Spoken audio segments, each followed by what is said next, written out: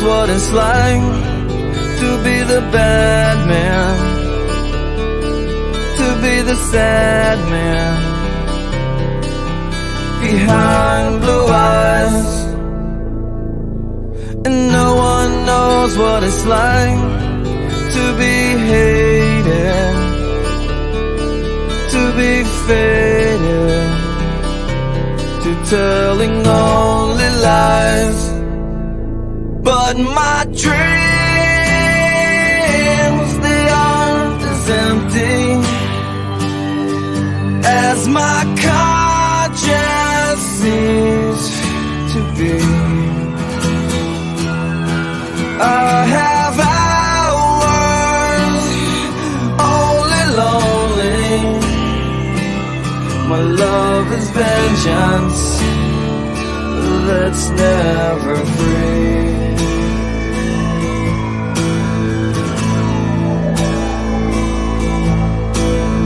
No one knows what it's like to feel these feelings like I do. And I blame you. No one bites back his heart on their anger. None of my pain and woe can show through. But my dreams, they aren't as empty as my conscience seems to be. I have hours only lonely. My love is vengeance that's never free.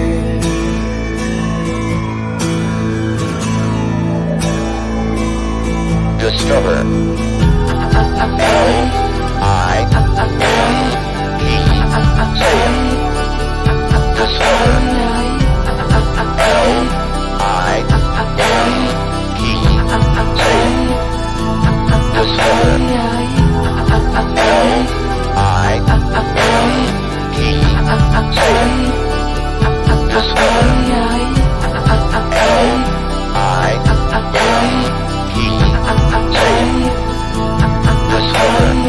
No one knows what it's like to be mistreated, to be defeated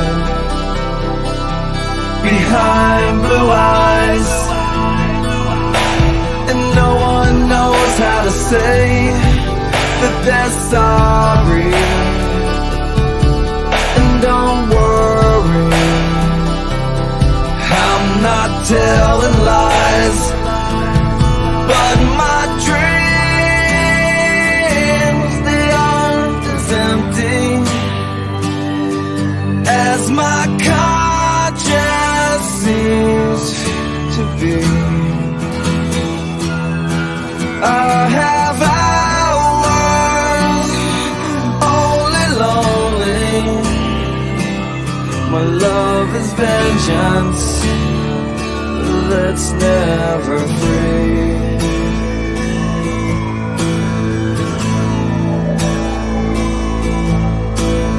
No one knows what it's like to be the bad man, to be the sad man behind blue eyes.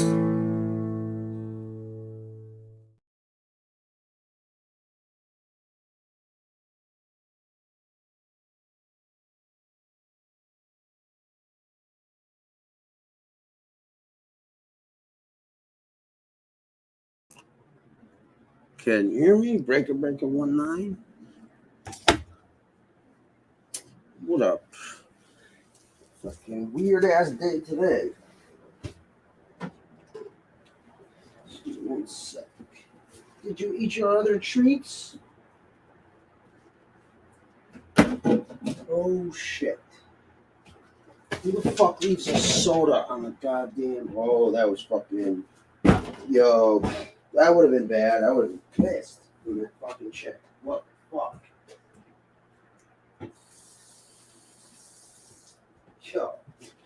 some chick leaves a fucking half a fucking can of Dr. Pepper on like the mini fridge hinge on the corner.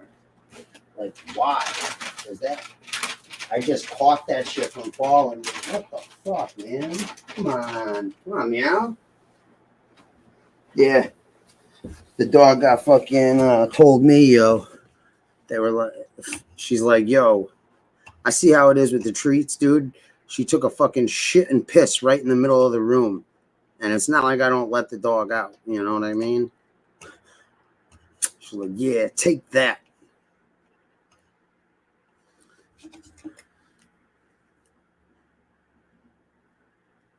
Take that. Take that. Take that. Oh, shit. Thought I deleted you.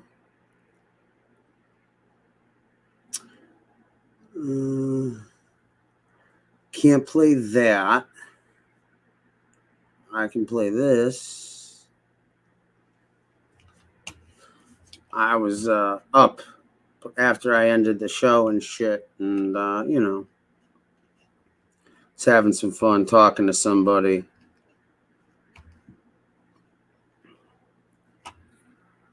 Yeah, fuck it. Yeah, fuck it. I mean, what happened to this gang? We used to own this city. I go away 20 years, and all of a sudden now there's friggin' Mexicans controlling the neighborhood? Okay. What? What, I say something wrong? No disrespect on Paulie. We all get your point. I just think it's a little weird that you made it so, I don't know, racial. Yes, thank you. I can't post that one, unfortunately. I posted it, and 30 seconds later, they're like, nope, SNL's no fun. SNL is no fun.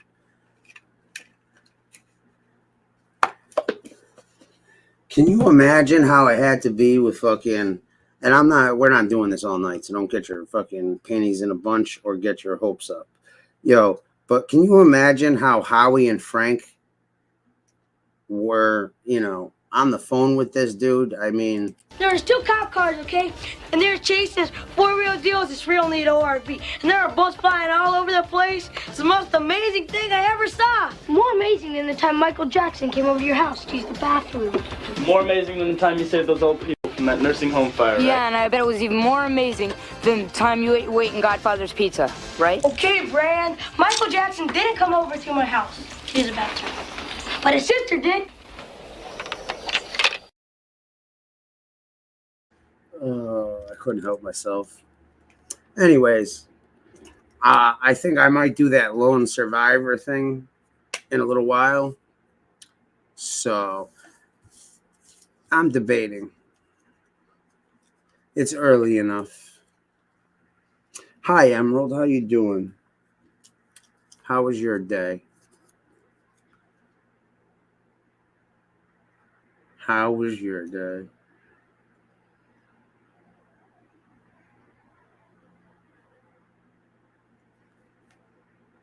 The pimp guy next door to me died this morning.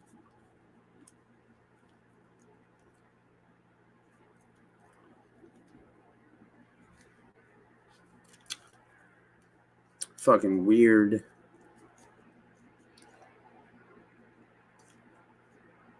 We guess someone fucking gave dude some shit, and it was either laced or whatever the fuck, who the hell knows, and took all his shit. Dude, I was like half asleep. I was still on the chair because I was doing some computer and some work on some other things, and like I fell asleep, and I heard like a thud next door, like a you know, and that shit woke me up. I was like half asleep, but then that shit woke me up. So then, you know, I'm looking on my phone for, you know, maybe 5-10 minutes, I don't know, and then I hear doof, doof, doof. it's the police, right? And I'm like, what the fuck? And I didn't know if they were knocking on my door or this dude's door. And, turns out it was this dude's door. And I look outside, there's like a fire truck, 2 cops, fucking, and I can hear one of, I guess his bitches crying. But I guess that's the one. I got the scoop from when people were outside. I guess that's the one that probably, Interesting stuff, huh? Interesting stuff. Anything been popping today?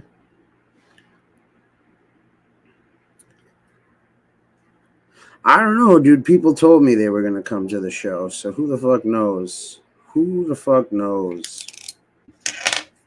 But people were asking, so I was like, okay. Okay.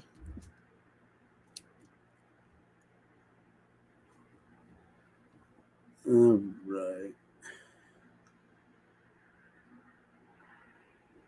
Oh, wait. The short is still up. Yo, what up, Shines? What up, Shines?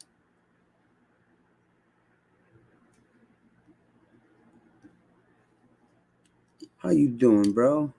How you living?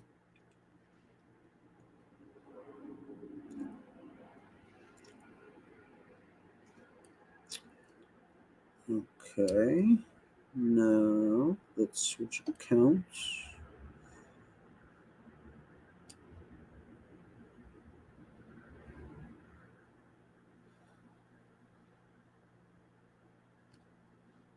Where's my page? Do do do do do do do. Okay. Yeah. See, I thought I did. I thought so.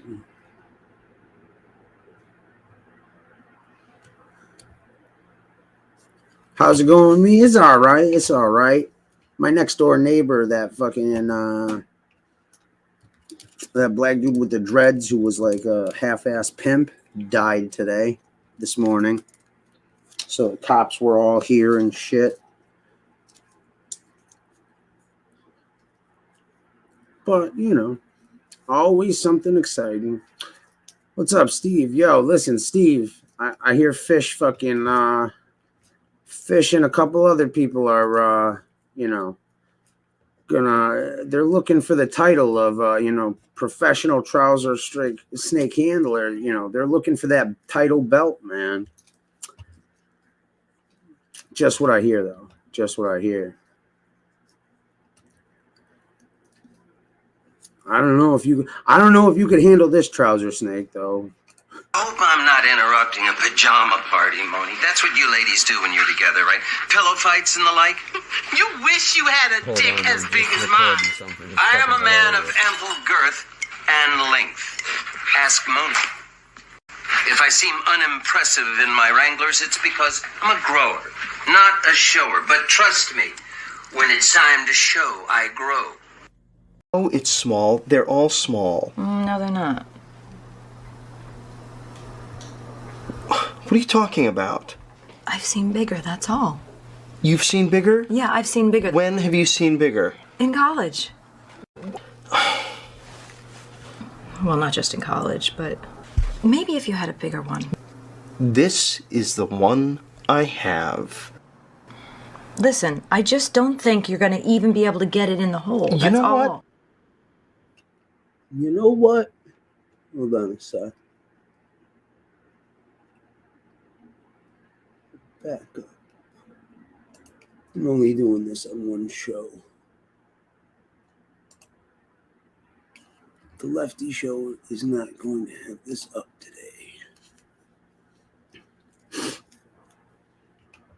Yeah, apparently, man. Dude, listen. Apparently, I don't know who you are, but I mean, if you've seen someone change one of your relatives, or a baby little brother diaper or something, you've seen bigger.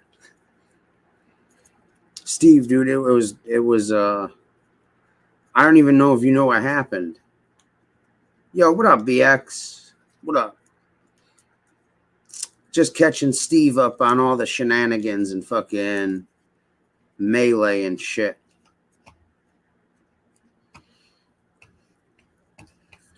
Oh, dude, Steve, it was a brutal one. You know your boy William Brooklyn that you kept asking me to unblock in the chat, and he used to beg you and Duchess and all those other motherfuckers? Here's a slight clip of fucking, this dude. And enjoy it, William, because this is your fucking 2 minutes of fame. Ask me, anybody? No, I stabbed somebody. Okay, you stabbed. No, I stabbed somebody. Okay. And matter of factly, it's I got the video, but when I got beat up on the fucking train a few fucking goddamn days ago, when somebody beat me up on the fucking train, so I smacked him with a fucking bomb. Hey man, you're already Lefty. Let me tell you something, Lefty. Lefty, I was in the fucking hood. Lefty, let me tell you something. I was in the hood with niggas, bro. Think I'm scared of a white boy like you? I'll fucking kill you, today, and your fucking mother. No. Yeah, you will. Oh. Up to a black man and say that to his face? No, because he'll fucking Oh, you were here for that show. That's why I got stabbed. What the fuck are you should've. talking about? Okay, so Oh wait, I thought you stabbed somebody, but no. Wait. Oh, sorry, you got wait, stabbed. you said you stabbed somebody. Fucking retard. I got stabbed. What's the last grade you? Now, if that asshole comments, if he can, because I forgot which one I timed him out and which one I blocked him, but I think he maybe he has a new account because he came in here yesterday like, hey, I put a video of me with an erection on my YouTube page, and they took it down.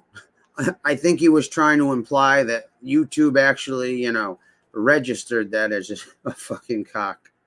But dude, no, honestly, the last few shows have definitely, brought me back and, some good memories for the most part. Like and like I said, man, I give credit where credit's due, dude. Fucking JC's welcome here any fucking time. The way he fucking took that ball busting like a champ. Because I can think of like 5 other content creators that would have fucking, that would have, had a hissy fit. Sorry, I'm trying to correct myself from swearing so much. Ugh. Anyways, what up, Jump Capella? Oh shit, out to dinner. What you munching on?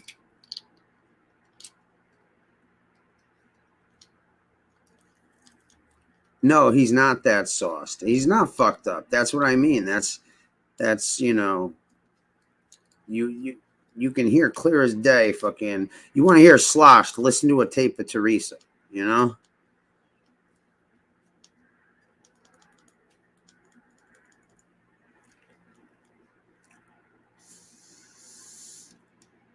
Yo, listen. You knew that was going to happen? What comments? The good ones? Because I seen a shitload of good comments. Yo, listen, though, but Steve, it was supposed to come out a couple weeks later, and JC came on and gave us the inside scoop early. So I think this dude rushed and fucking put that shit out 6 hours fucking later. I was fucking dying. I didn't see the bad ones. But I saw a lot of positive comments and,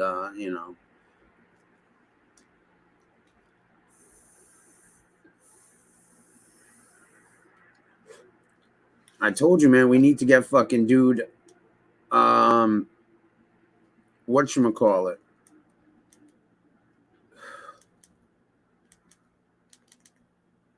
On we need to petition for Vlad.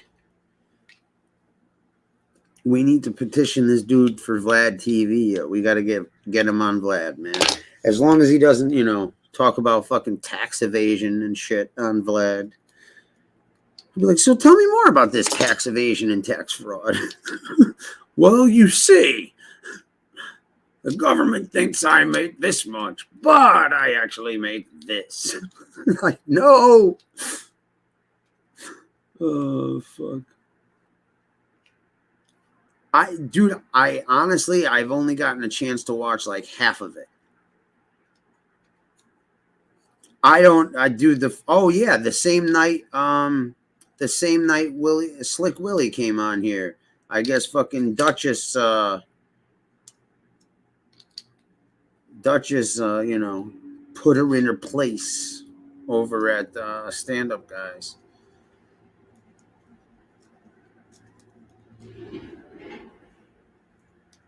I do, you know, I fucking don't follow who and what and when this shit happens and all that, you know, but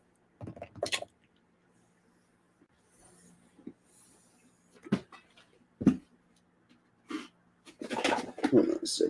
Just want to wipe down my table here. What's up, Dragon? You fucking degenerate.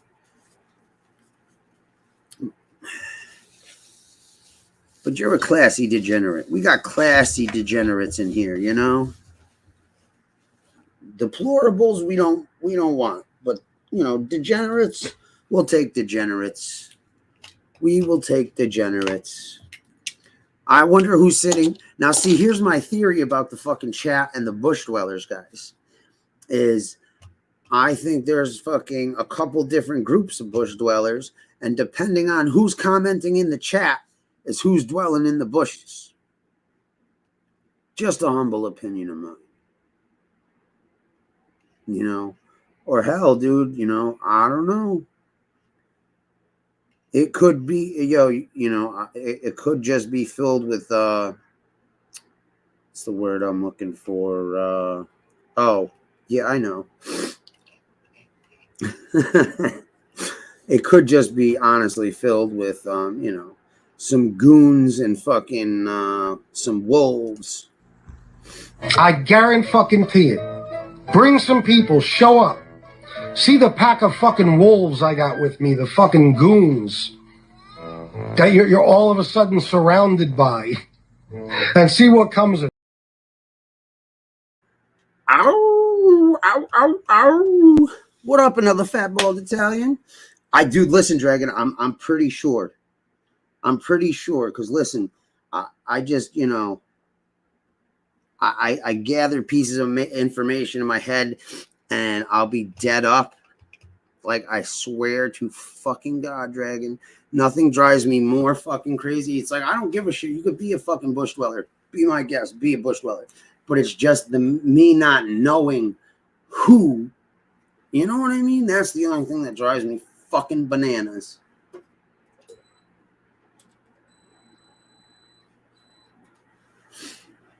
I just listened to 5 minutes of Harry. That shit is so fucking hilarious. He really believes in the kid. Please, please, please, please send me some pictures. Or not, I don't need pictures.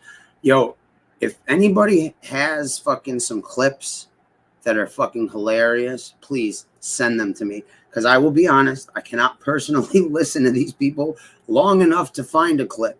I can't. I just cannot fucking do it.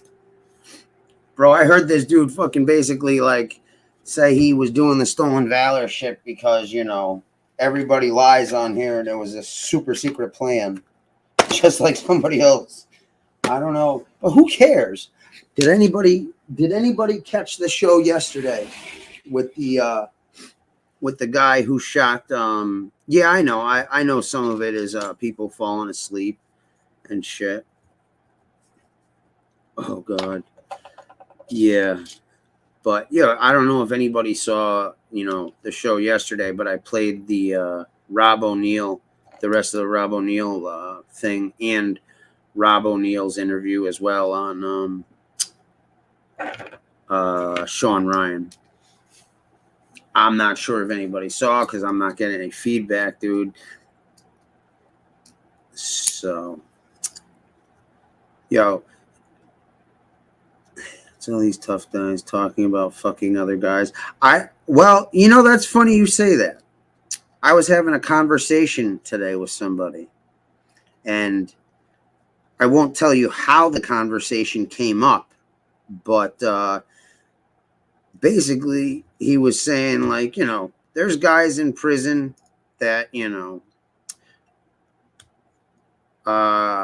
get off on fucking basically taking someone's, the way he used it was soul. And it's like, you know, basically you're taking that dude's fucking manhood and fucking, and you own him. So it's a, you know, it's a power trip too. Listen, I wouldn't be surprised if there were a few people around these parts that wore Kool-Aid lipstick when they were inside. I would not be surprised at all. It's not crazy though, BX. Come on, dude. Yo, you know how fucking crazy these people are and how much crazy shit they say? Like, it's fucking insane. I mean, we got Fish talking about being a made guy. Well, we got a bunch of people talking a bunch of crazy shit. So, I mean, I don't know. Oh. Raised an arch fucking criminal, bro. Yes, you did. And a gangster. You kidding me? I could have been a made guy if I wanted to. Agnostic, you still got his back? Oh, yeah. Oh, fuck off. Yeah, I was. He was raised an arch criminal. The Fish, I believe the story because I got caught. I was a kid and I got caught with 136 pounds in a backpack.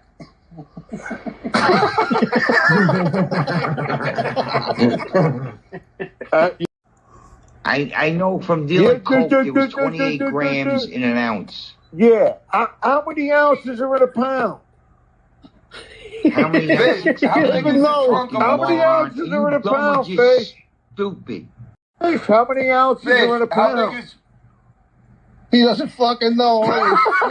What do you know is 28 grams are in an ounce? How about this? Fish, you keep burying yourself.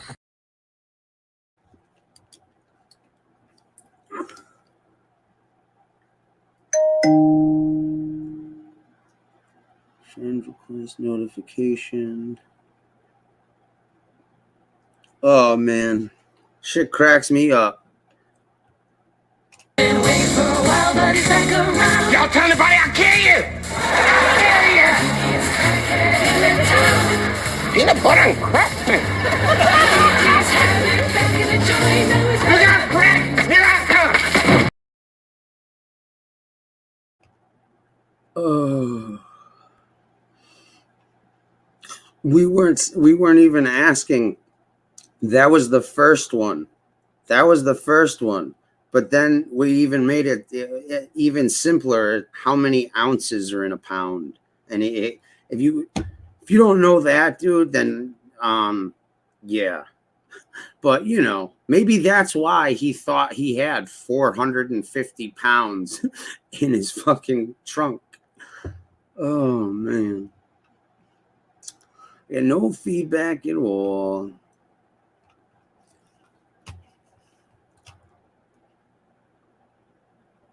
You know, I make some funny ass memes, dude. Listen, I got one that I was gonna make with the beginning of this one, but this one was just too good, and I had to. There's 2 cop cars, okay? And they're chasing 4-wheel deals. This real neat ORV. And there are bullets flying all over the place. It's the most amazing thing I ever saw. More amazing than the time Michael Jackson came over to your house to use the bathroom. More amazing than the time you saved those old people from that nursing home fire, right? Yeah, and I bet it was even more amazing than the time you ate in Godfather's Pizza, right? Okay, Brand. Michael Jackson didn't come over to my house to use the bathroom. But his sister did.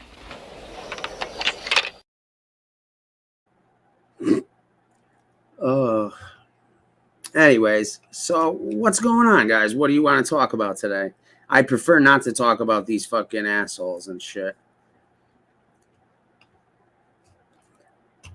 Yeah. Did he say that shit? Did Fish say that shit?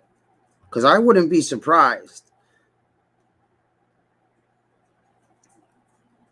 What fucking scares me is this dude's got a fucking, you know, a sex doll, and he's fucking, oh, dude, oh my God. That that shit worries me that this dude might be ordering a fucking one of those, you know, like sex doll, like those $5,000 ones. And he's like, yeah, but can you make the face look like this? And he's got a fucking picture of me, dude. Oh my God. He's still bothering that chick Barbara for fucking some imaginary video. What up, iFarmer? The Goonies? Yeah. So, all right. So, you know, the fucking right before that scene, and like, dude, just to prove like it's not all, you know, just asshole shit. And actually, I'll just make it right now. Hold on. I thought it was hilarious when I came up with this idea. Give me 30 seconds. That's all I need.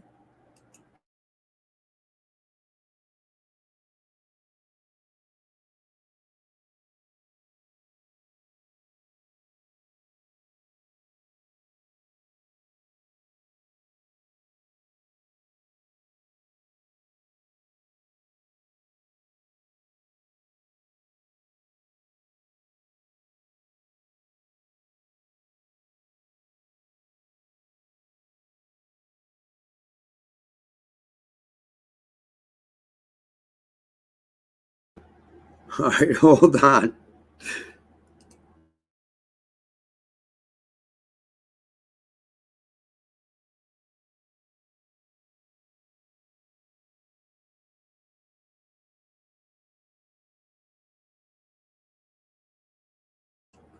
Don't even start with that shit. Don't even start with that shit with the haircut and shit. Yeah, I was looking at that shit today. I'll be honest, Steve, dude. I was looking at that shit today, and I was like, it is getting a little bit long. It's Chum.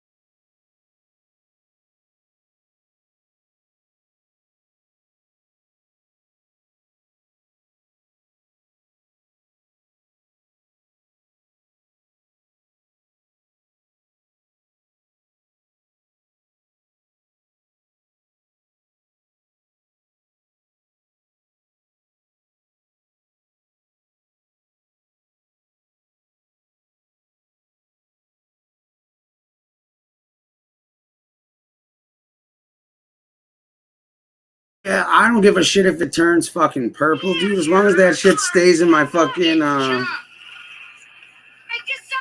long as it fucking stays in my head, I'm cool. I just saw the most amazing thing in my entire life. First, you gotta do the truffle shuffle.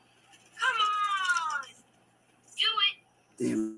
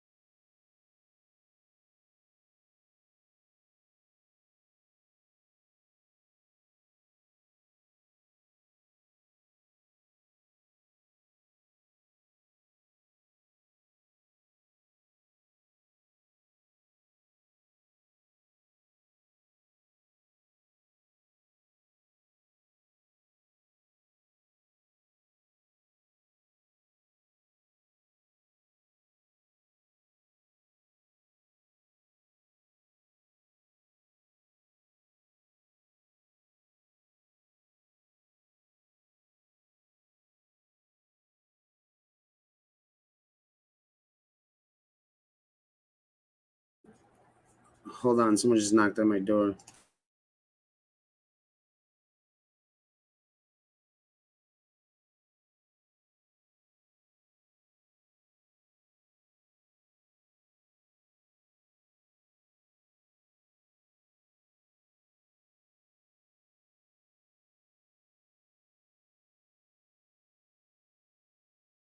And I'm sorry, since I got up, the dog's got to go out, so I'll be right back.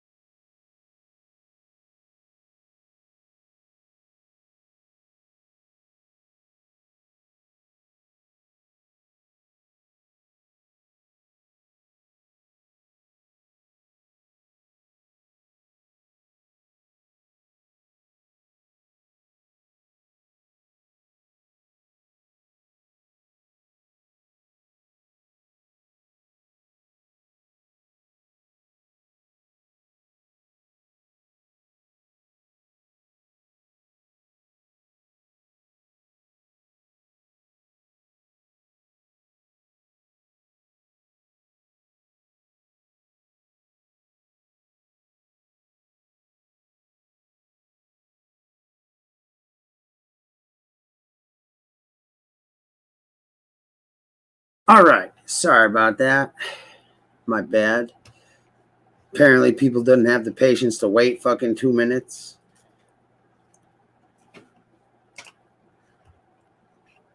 Yo, you want to know what fucking it's like when Lee Cole wants to get on Gunsmoke show? Jerk alert! It's Chump. I just saw the most amazing thing in my entire life. First, you gotta do the truffle shuffle. Come on. Do it. Come on.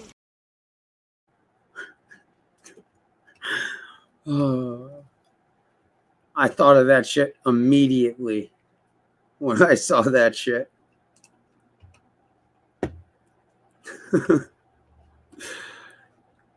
Oh, man.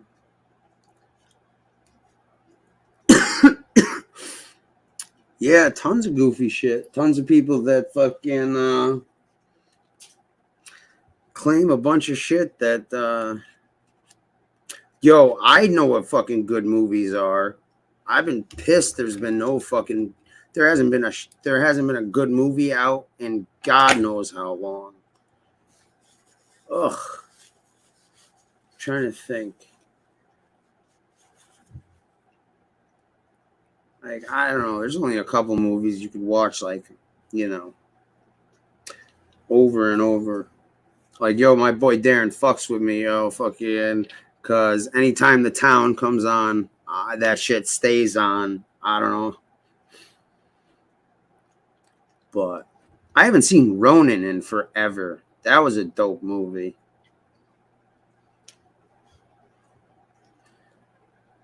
But yo, who got disappointed when they were hearing like Pacino and De Niro were coming back for that Righteous Kill movie? And like, you know, before you seen any previews or you know, obviously before you seen the movie, how many people were fucking psyched? I was fucking psyched. I was like, oh shit, this will be good. Yeah, Goonies is one of those movies too. Saving Private Ryan, Tombstone.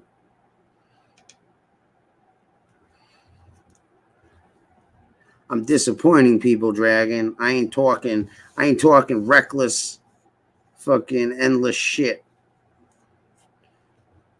Told you people, get it out of your fucking system, man. Get it out of your fucking system before. I gave you fucking 4 or 5 hours of it. Now, if there's something new, that's different. But I heard he was making fun of JC, dude. Anyways. Remember, is a computer expert who doesn't know how to use a camera on the computer. Yeah, dude. Who's old school enough to remember fucking this dude when BK told him to come grab the link and he's like, I don't have a microphone. But he builds computers.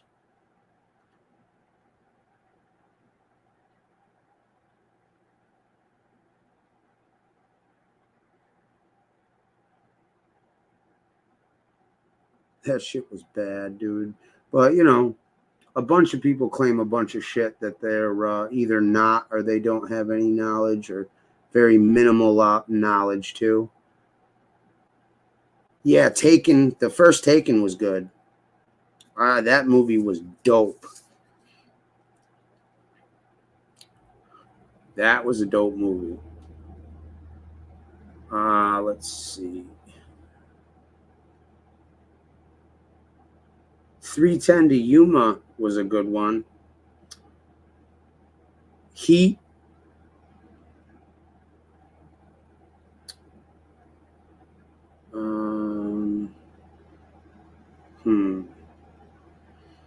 Then there's like Snatch, Lock, Stock, Two Smoking Barrels. Like the Guy Ritchie films are almost always never disappoint. Like I like that movie Rock and Rolla.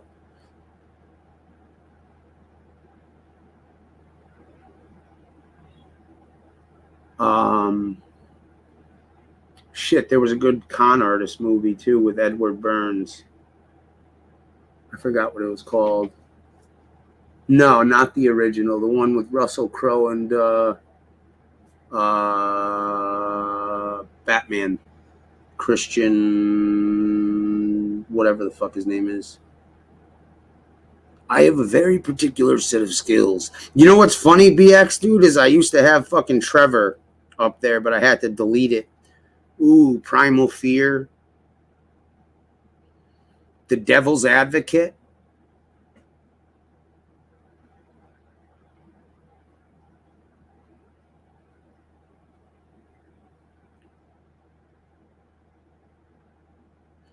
Not a big Tom Cruise fan, and I heard they might be remaking it, but The Firm. The Game, yeah, The Game was good.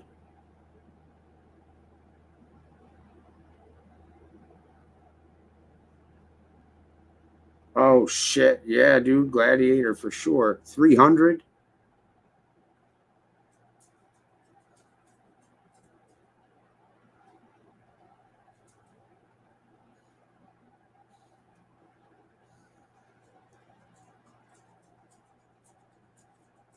I thought Gone in 60 Seconds was good. I like Face Off too. For like 90s type movies.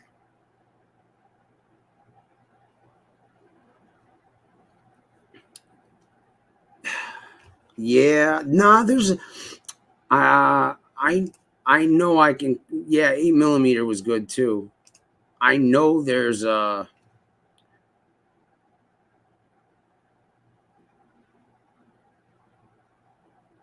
whatchamacallit, damn, dude, I know there was a couple where there was like a remake that it was good.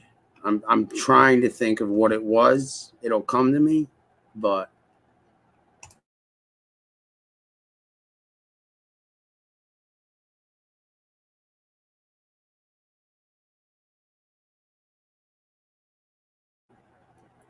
so glad everyone stopped in to say hello and then bounce. Come here, dog. I got you food. I got your new food. Yeah.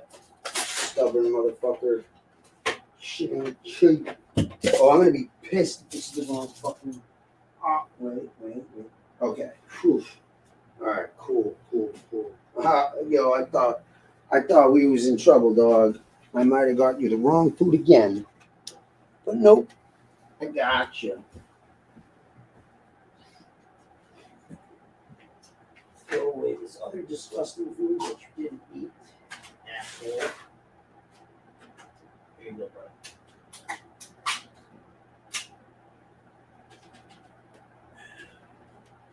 There you go. Eat.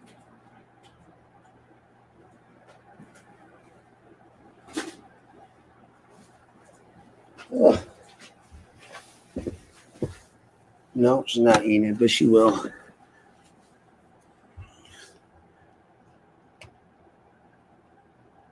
Because he could. It is. We were talking about that too.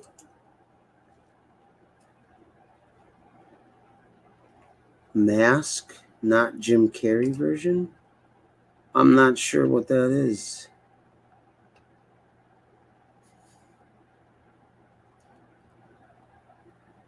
See, I didn't think that was good, but I thought Basketball was funny. What was those Porky's movies? Those shits used to be on Comedy Central all the time when I was a kid. And the Police Academy. Damn, yo, I just can't fucking win.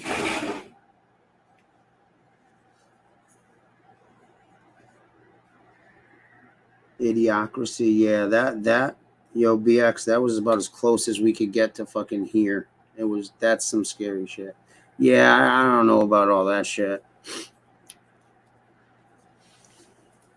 What was the one, not the Land Before Time, what was the one with the fucking, creepy dragon and the rock men and the fucking, the fuck was that? It's like some sci-fi shit. It is, though, dude. Like, it's scary, BX. Porky's, yeah. That was, Kim Cattrall was in that shit as a whore. She was a whore from the start.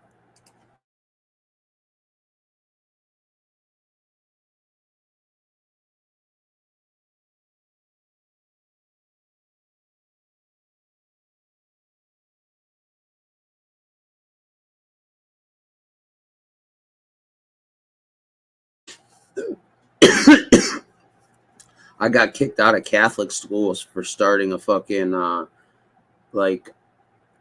I'm not exaggerating, a food fight like, what's his face in, God damn it, what's that movie I just had in my head? John Belushi. Yeah, that's the one I was talking about before. But no, damn it, it's school. Oh, fuck, what dude? Wow, I gotta take some memory pills, dude.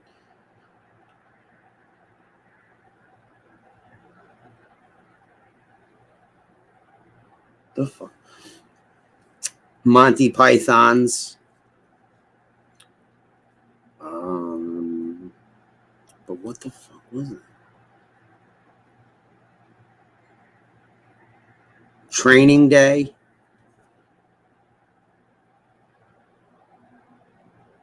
Yeah.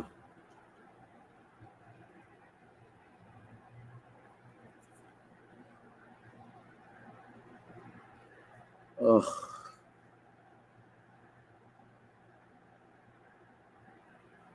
Don't remind me, BK.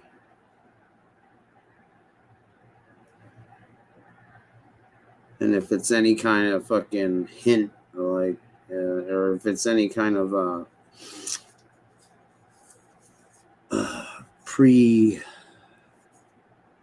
don't know, you see the way people act on here with the mob mentality and the fucking idiocy and shit like that.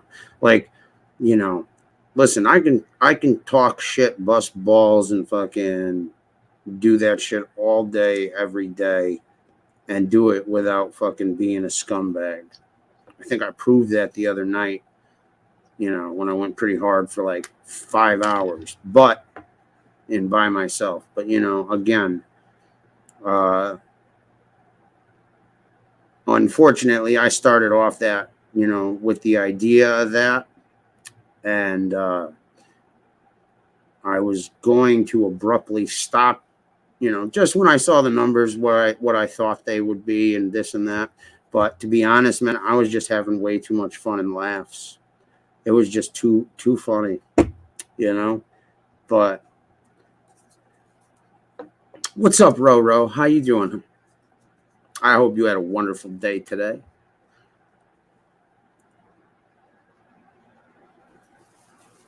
Like I said, I woke up to the pimp next door fucking dying and the cops here. So that was fun.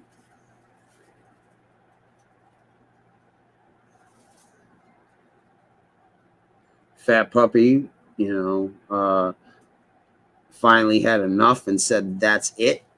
And fucking pooped and peed right in the middle of the fucking floor. At least she peed on a plastic bag. Like, yo, she's smart enough to do that. But like, yo, I'm like, wait a minute. What the fuck?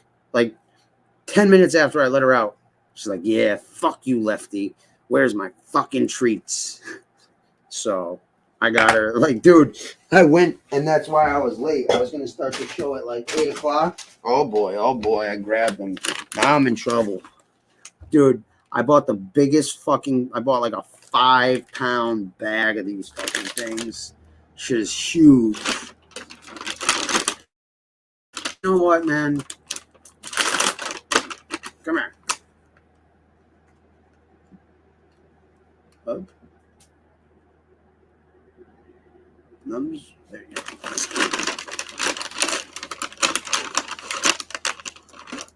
Yeah, but I guess, dude, either you have it or you. People can be scumbags, but why be a scumbag all day, every day?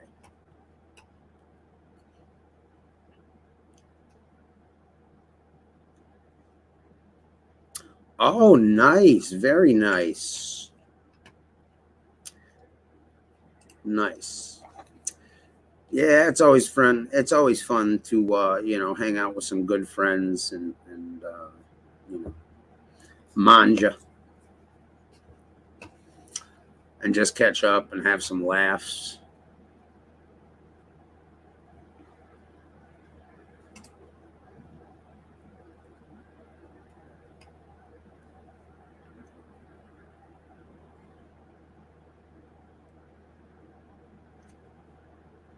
Ugh.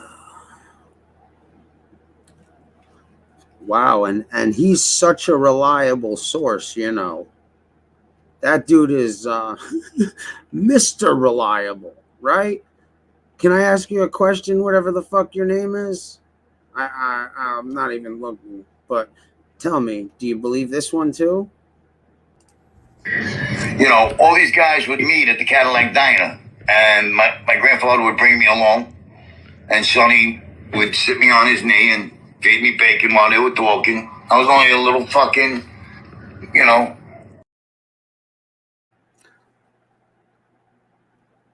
I don't know. But I mean, I don't know. He is mysterious. And I'm Batman.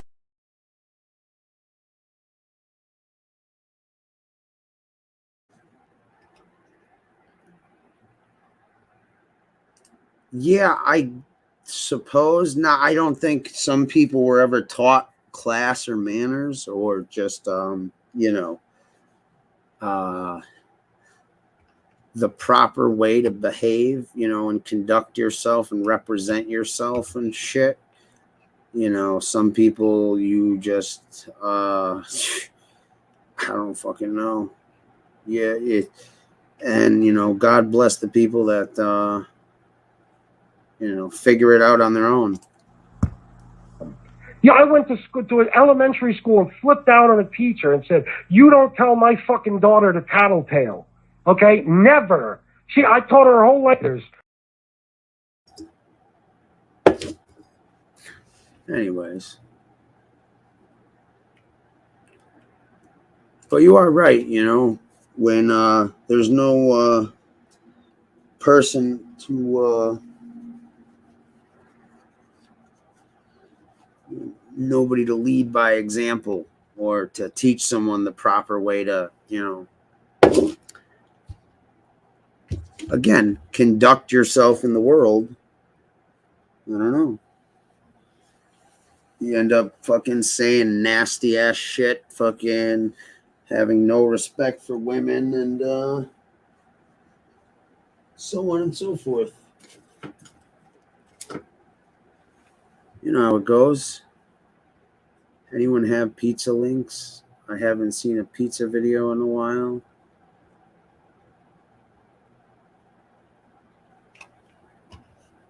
Oh yeah, dude, BX, bro.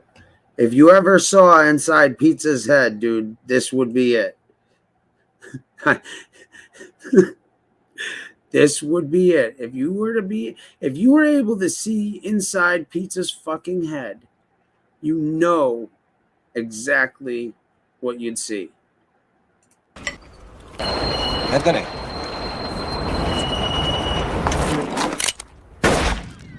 I could hear the ocean.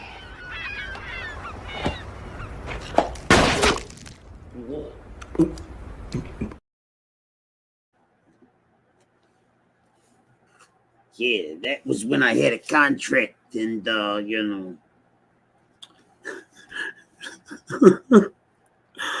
oh shit.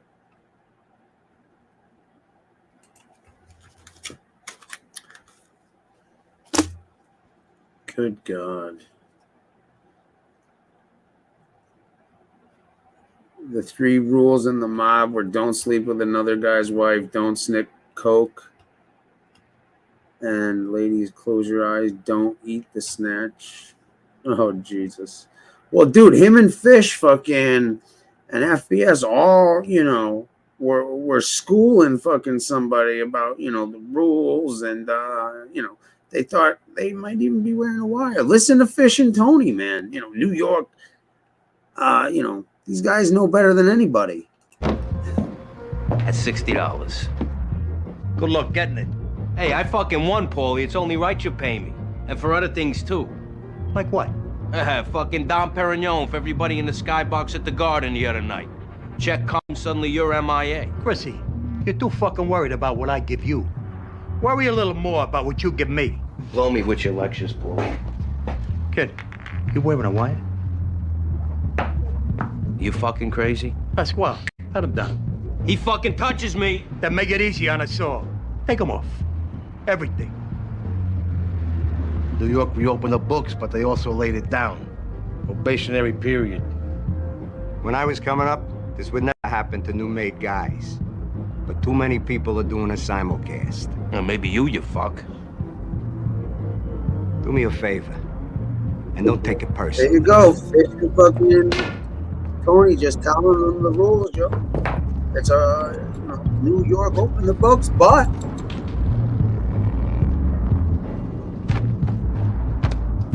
I said everything. Go fuck yourself. Before I was breaking balls. Now you're beginning.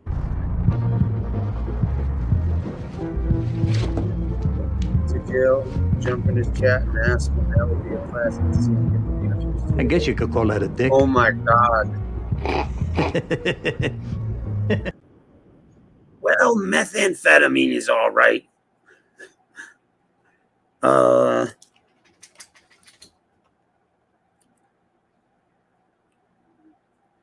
Oh, Jesus, dude.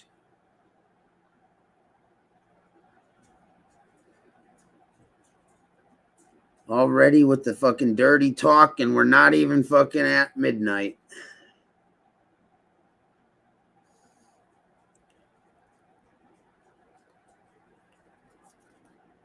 I don't think anybody's gonna fucking argue your point there. I don't think anybody's here to argue your point with that one, pal.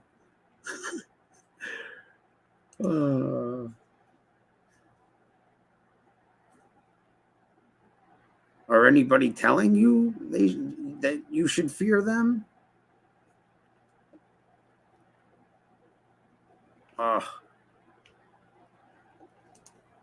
That would be. What do you think how do you think he'd answer?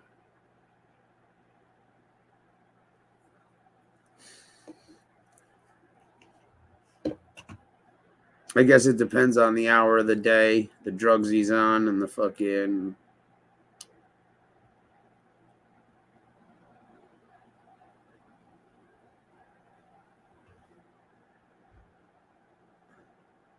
Well, yo, BX, I thought that might be how he knew Sammy. Don't fear the Reaper. Oh, the Reaper came next door yesterday, or this morning.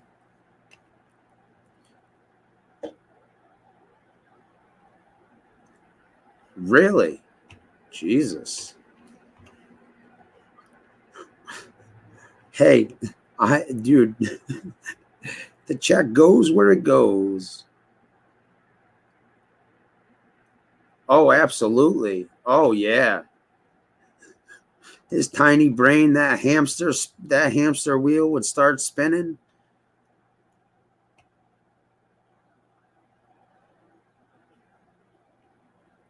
Hmm?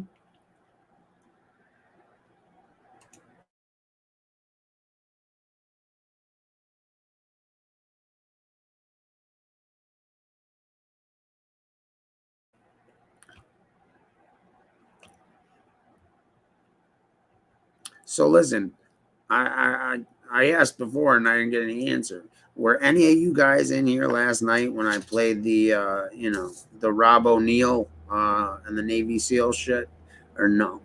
Because I finished that off, and I'm just curious, because there were 18 people, but no one commented, so it seemed like people were interested in it. But I'm just curious, what people thought, because there is another video that I haven't decided when I'm going to play, maybe tonight, maybe some other day, but it's about the lone survivor, the guy Marcus Luttrell that movie was about, and it's sort of sad and disgusting. More cowbell. I need more cowbell. No, more cowbell. I mean, whoa, a nickel bag in the park gets sold. I want a piece of it. You've been getting fat while we starved.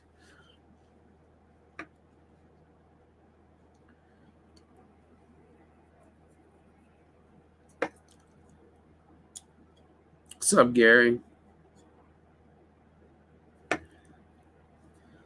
Oh, God, yo. What are the odds fucking talking about fucking blowjobs and shit like that, and Gary fucking shows up? What are the odds? CEO BX, man, I can't watch that shit. Like, out of all of them, out of all the ones that fucking, oh my God, dude, yeah. Well, listen, Roro, I want you to listen to this. This is fucking just yo, this shit fucking, and I mean, dude, ugh. So I just want you to listen to this, the literally all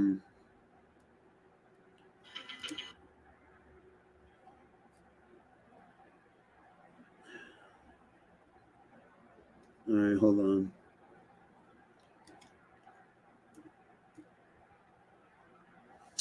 Hold on, I gotta make sure fucking my Bluetooth is not turned on somewhere else.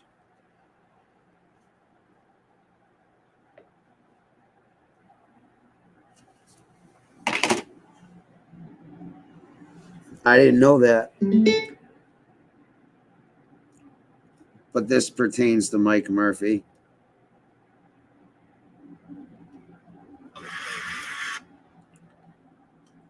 All right.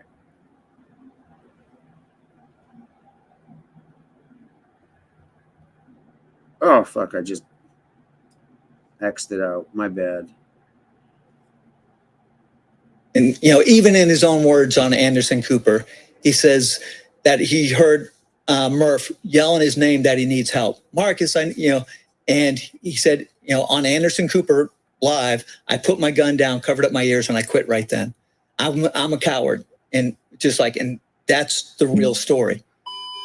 No comment. So if that gives you any kind of hint or idea of what that shows, it's I can't watch him speaking. Everyone is gay, jerk off, blowjob. Yeah, there's a lot of vile people in here, and it's just I guess certain people like that kind of thing. Yeah, but that's the thing. You know what, Emerald? You wouldn't even have to troll. You could just ask straight up questions and hear hilarious answers to those normal questions. But anyways, what time is it, dude? 9:45. Excuse me. So happy everyone came in to say hello. Yo. Oh my God, dude. You want to hear what's so fucked up about that dude? About that dude, Axelson? Is when Marcus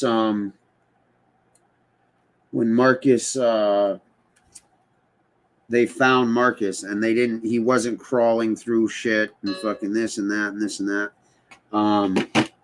He told them every one of the other teammates were dead, so they didn't they were looking for the bodies, but they didn't do a search like someone might have been alive. And when one of the guys who was there said they found Matt Axelson up against a tree, it looked like he died maybe like a day before that. So they, by him telling them that they were all dead, that could have, they possibly could have saved Axel's life there, which is fucked up. Yeah, dude, it's dude, this story is it's a fucking doozy. It's a fucking doozy. Like, you heard that, I put down I heard him calling for my help. I put down my gun, I covered my ears, and I quit.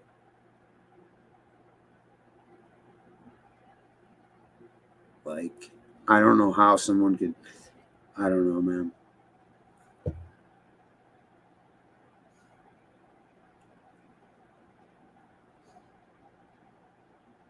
Anyways, yeah, it's unfortunate, but it's so you saw Emerald, you were listening to the Rob O'Neill shit last night. What was your take on it? What do you think? Do you think it's plausible this guy took that shot? Yeah, no, it was, but that's the other thing. Is they said it was done by an RPG, and there's no way. They had they had knowledge that they had heat seeking like a rocket launcher type thing, because it hit the engine of the chopper, and I believe I forgot exactly how many, but yeah, there was a whole bunch of SEALs and those special helicopters. No, like, that's the thing, though. You're thinking of the movie, man. It's not the movie. Like, the movie is complete and utter bullshit. If I have some participation in the shit, I'll play this shit, because, I find this shit interesting and a better topic than fucking, any one of these numbnuts.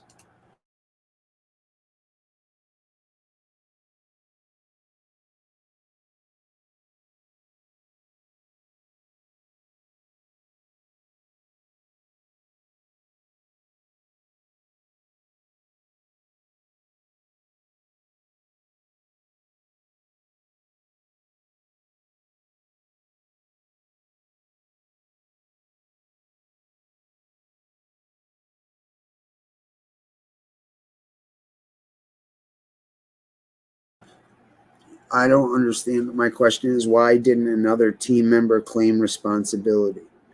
Oh, okay. Okay.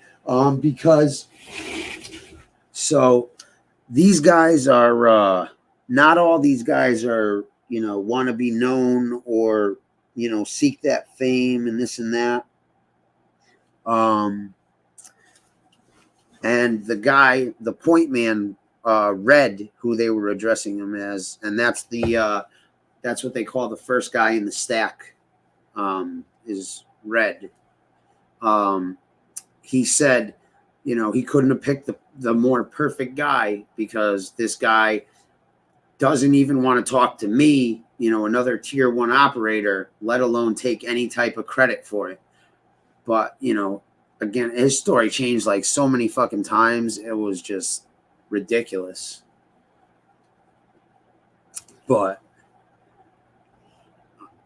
oh, and that's the other thing is like that. What we watched right there was he was the first person. And that was basically a couple episodes before that. He called the dude out about not being the one. And then it created such an uproar that he said, fuck it, I'll do a show and, break it down.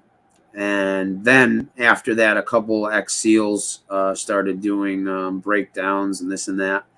But basically the SEALs won't come out publicly and denounce him because, again, he's one of their brothers no matter what, even if he's taking credit for some other shit that's like in-house shit, not, for public consumption. Thanks for the feedback, Roro. Much appreciated. Oh, it's sad. It's sad. I gotta fucking talk a bunch of shitty nonsense and, that's what I mean is like, that's the shit that did just like, it's like, all right, right now, if I so chose, I could start banging out some memes and busting balls about certain people. And, certain people will trickle in and, then a whole bunch of other people will hang out in the bushes and shit. And it is just sad that many people have like that much animosity and hatred towards other people that they let that control fucking. Oh, dude, Roro, I do that shit all the time. I am very good at breaking down body language statements, voice, tone of voice, like I said, and again, I'm not trying to be full of myself, dude. I just think, I'm pretty good at that. So, anyways, fuck it. Let's play it. Why not, right? Or we'll play half of it.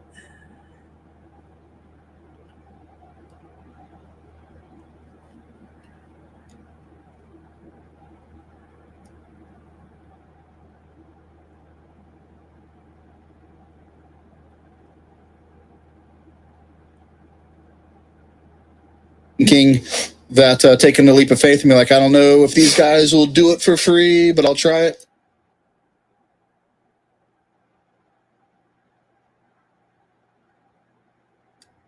No. Save that for the Patreon. Yes. Yeah, Brent's back, by the way. So if you want to know where he was and what he was doing, check out the Patreon. We'll finally reveal it on the Patreon. Yeah. That will do. All right. But can you fucking really call it fighting? Because none of these motherfuckers have fought, and all they do is talk tough. I mean, I guess FBS is back to being a murderer and a fucking, I don't know, dude, fucking cool.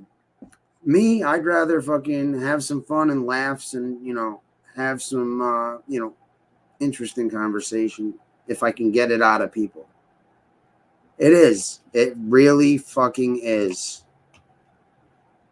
And it's just amazing. Like, dude, I literally, all right, so my plan that day when I did bust balls for like hours and hours and hours, dude, I was only going to do it for a little while just to prove a point, But again, I just rolled with it. But yeah, it's just insane. Like, people would be happy if I did that every night. Every night, the fucking thing would be fucking flooded.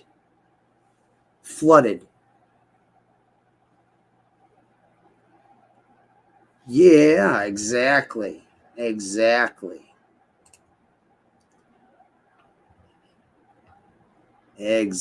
All right. So here we go. We're gonna listen to an hour of this. There's 2 hours of this show. I'm breaking it up into 2 pieces. With that, I'd like to introduce our guest, and he has an extensive background. I'd like to say the backgrounds off the top of my head as if I did my research, and give you the 3 or 4 things that they did. But every now and again, you have a guest that did, I don't know, a dozen things. Yeah, that was a big list. And I think they're all 27 years. You get to do a lot of. Yeah, 27 years. You may have done a few jobs, and I'm gonna hit them all up. With us, we have Eric. Hold on. I before they get started, I would like to sincerely thank you guys for hanging out, commenting, and not bringing your pitchforks and torches or tar and feathers. Oh man, who knows? Who knows, man? Maybe we'll save that for later. Deming, thank you so much for coming on. In 1987, he enlisted in the U.S. Navy. 88 to 91, he was on the USS Nimitz, helping send aircraft out to the Gulf War to drop bombs on foreheads. In 91, first Gulf War, that's right. In 91, he graduated second class deep sea diver as a combat diver. I can't wait to talk to him a little bit about the dangers of that job and its uniqueness to combat diving and how it's different. And 91 to 94, worked as a Navy diver off the USS Holland, EOD MOB Unit 6. 94 to 97, EOD MOB Unit Mobile Unit 12. 97, rejoined active Navy, went to BUDS, February 98, graduated BUDS. In October 99, he gets to his first SEAL team, first of about 3 SEAL teams you work for. SA2, he works for SEAL Team 2. He works for SEAL Team 4. He's in Advanced Training Command as an instructor. Works for SEAL Team 10, does special activities too. And then he's even part of Group 2, continue to do ASOT level stuff. He retired in 2016 as an E8. I can't wait to talk to you about all those experiences and Red Wings. I mean, they'll know by the title that we're here to talk about Red Wings. Yeah, you will have to patiently wait and hear what we have to say about that, because there's more important stuff. I want you to get to know the man, how he came about, why he's someone that you should listen to, and get into his story. Eric, thank you so much for coming on. Well, thanks for having me, and I appreciate the opportunity. Okay, I will give you guys the option. Would you like to hear about this guy, or would you just like to hear about the Red Wings, Operation Red Wings? It's entirely up to you people. I'll fast forward it. He's an ex-Navy SEAL with lots of experience. So, up to you guys.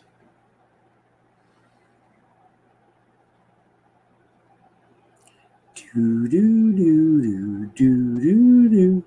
Do, do, do, do, do. Oh man, up to you guys.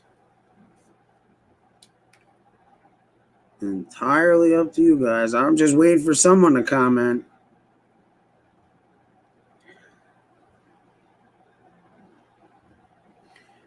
Anyone?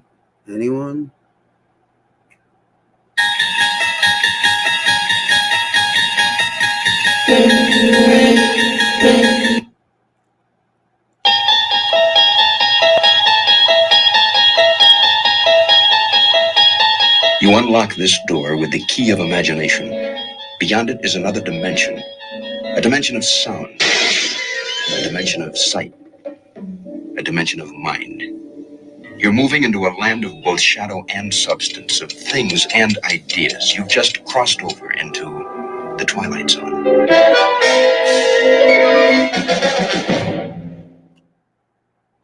No, actually, BX, believe it or not, they do and would let females in the SEALs now.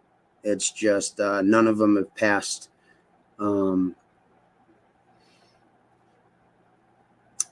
the Hujumawat, Hell Week.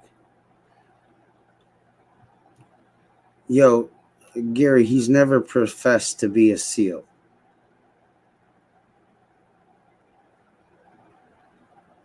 Just a Navy guy. Appreciate the opportunity to kind of shed some light on. Gotcha.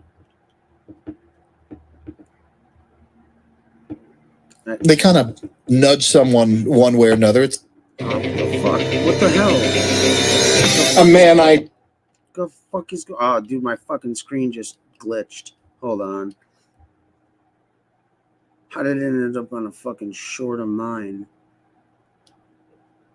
Nudge some. All right, here we go. Bring to go for. So I went to SEAL Team 2, not as a SEAL yet. You're just. Or I don't mind people coming out and telling their stories. I think they should. It's right around here. Special operations, SEAL community, everything was about to change. Oh yeah. This pre 9/11 this year, but Bosnia, which was the big thing at the time, was going to be nothing compared to what you guys are about to get called. And honestly, up until that time, SEALs weren't really being utilized in too many real world operations, and we started cutting our teeth on some snatches that we did in Bosnia. We had great success, and we kind of like, okay, these guys aren't, they can handle themselves on land and in the water a little bit. And so we kind of started proving ourselves worthy. And then, before 9/11, you can hear him get all touchy. All right. The truth is within that community. Yeah, it's definitely within the community, and the higher ups know it. And why they are choosing not to expose it baffles me. There's got to be something else that happened on that target that they're hiding more so than who shot Osama bin Laden. And I'll tell you right now, those guys knew way in advance. As far as there was guys that knew way in advance, and they were already prepping with a book. They were already prepping with video games, and they were all basically, marketing themselves as far as how they're going to profit off of this situation. And it's the branding part of the SEAL community that's taking and corrupted our good name is something that all good SEALs need to stand up and call out and start fighting. Because if they don't do that, the public doesn't have any confidence in us. You guys don't have any confidence in us. If we can't clean our own house, then how could you guys even trust us to do anything outside our house? I heard it was part of a story that you were in. It was the news special I saw where they talked about it, but you didn't really give your input, or they didn't air it, or I didn't see it. Yeah. But the SEALs contributing to Call of Duty as liaisons, and I guess where they put the suit on and they actually get their movements, is that as detrimental as they made it sound? Well, whenever you expose your tactics, techniques, and procedures, and there's too many guys that are SEALs that are on YouTube showing how we enter rooms and how we do this and how we do. When you expose those, techniques out to everybody, the bad guys are going to utilize those against other good guys, your cops. As far as there's like, okay, this is this is going to, if I'm going to get raided, this is how I'm going to counter it, because I get to watch this YouTube video of these Navy SEALs show me how I did this stuff. So these guys that are out on podcasts or on YouTube exposing our techniques, tactics, and procedures are killing team guys and killing Green Berets and killing Rangers and killing cops. So it is detrimental as far as it really hurts, and it exposes. And why are they doing it? They're doing it for a monetary gain, which is fucking sad. And no different. You said it, but I'm gonna make sure everyone understands this. It's all right. It's a little different, but these guys go train.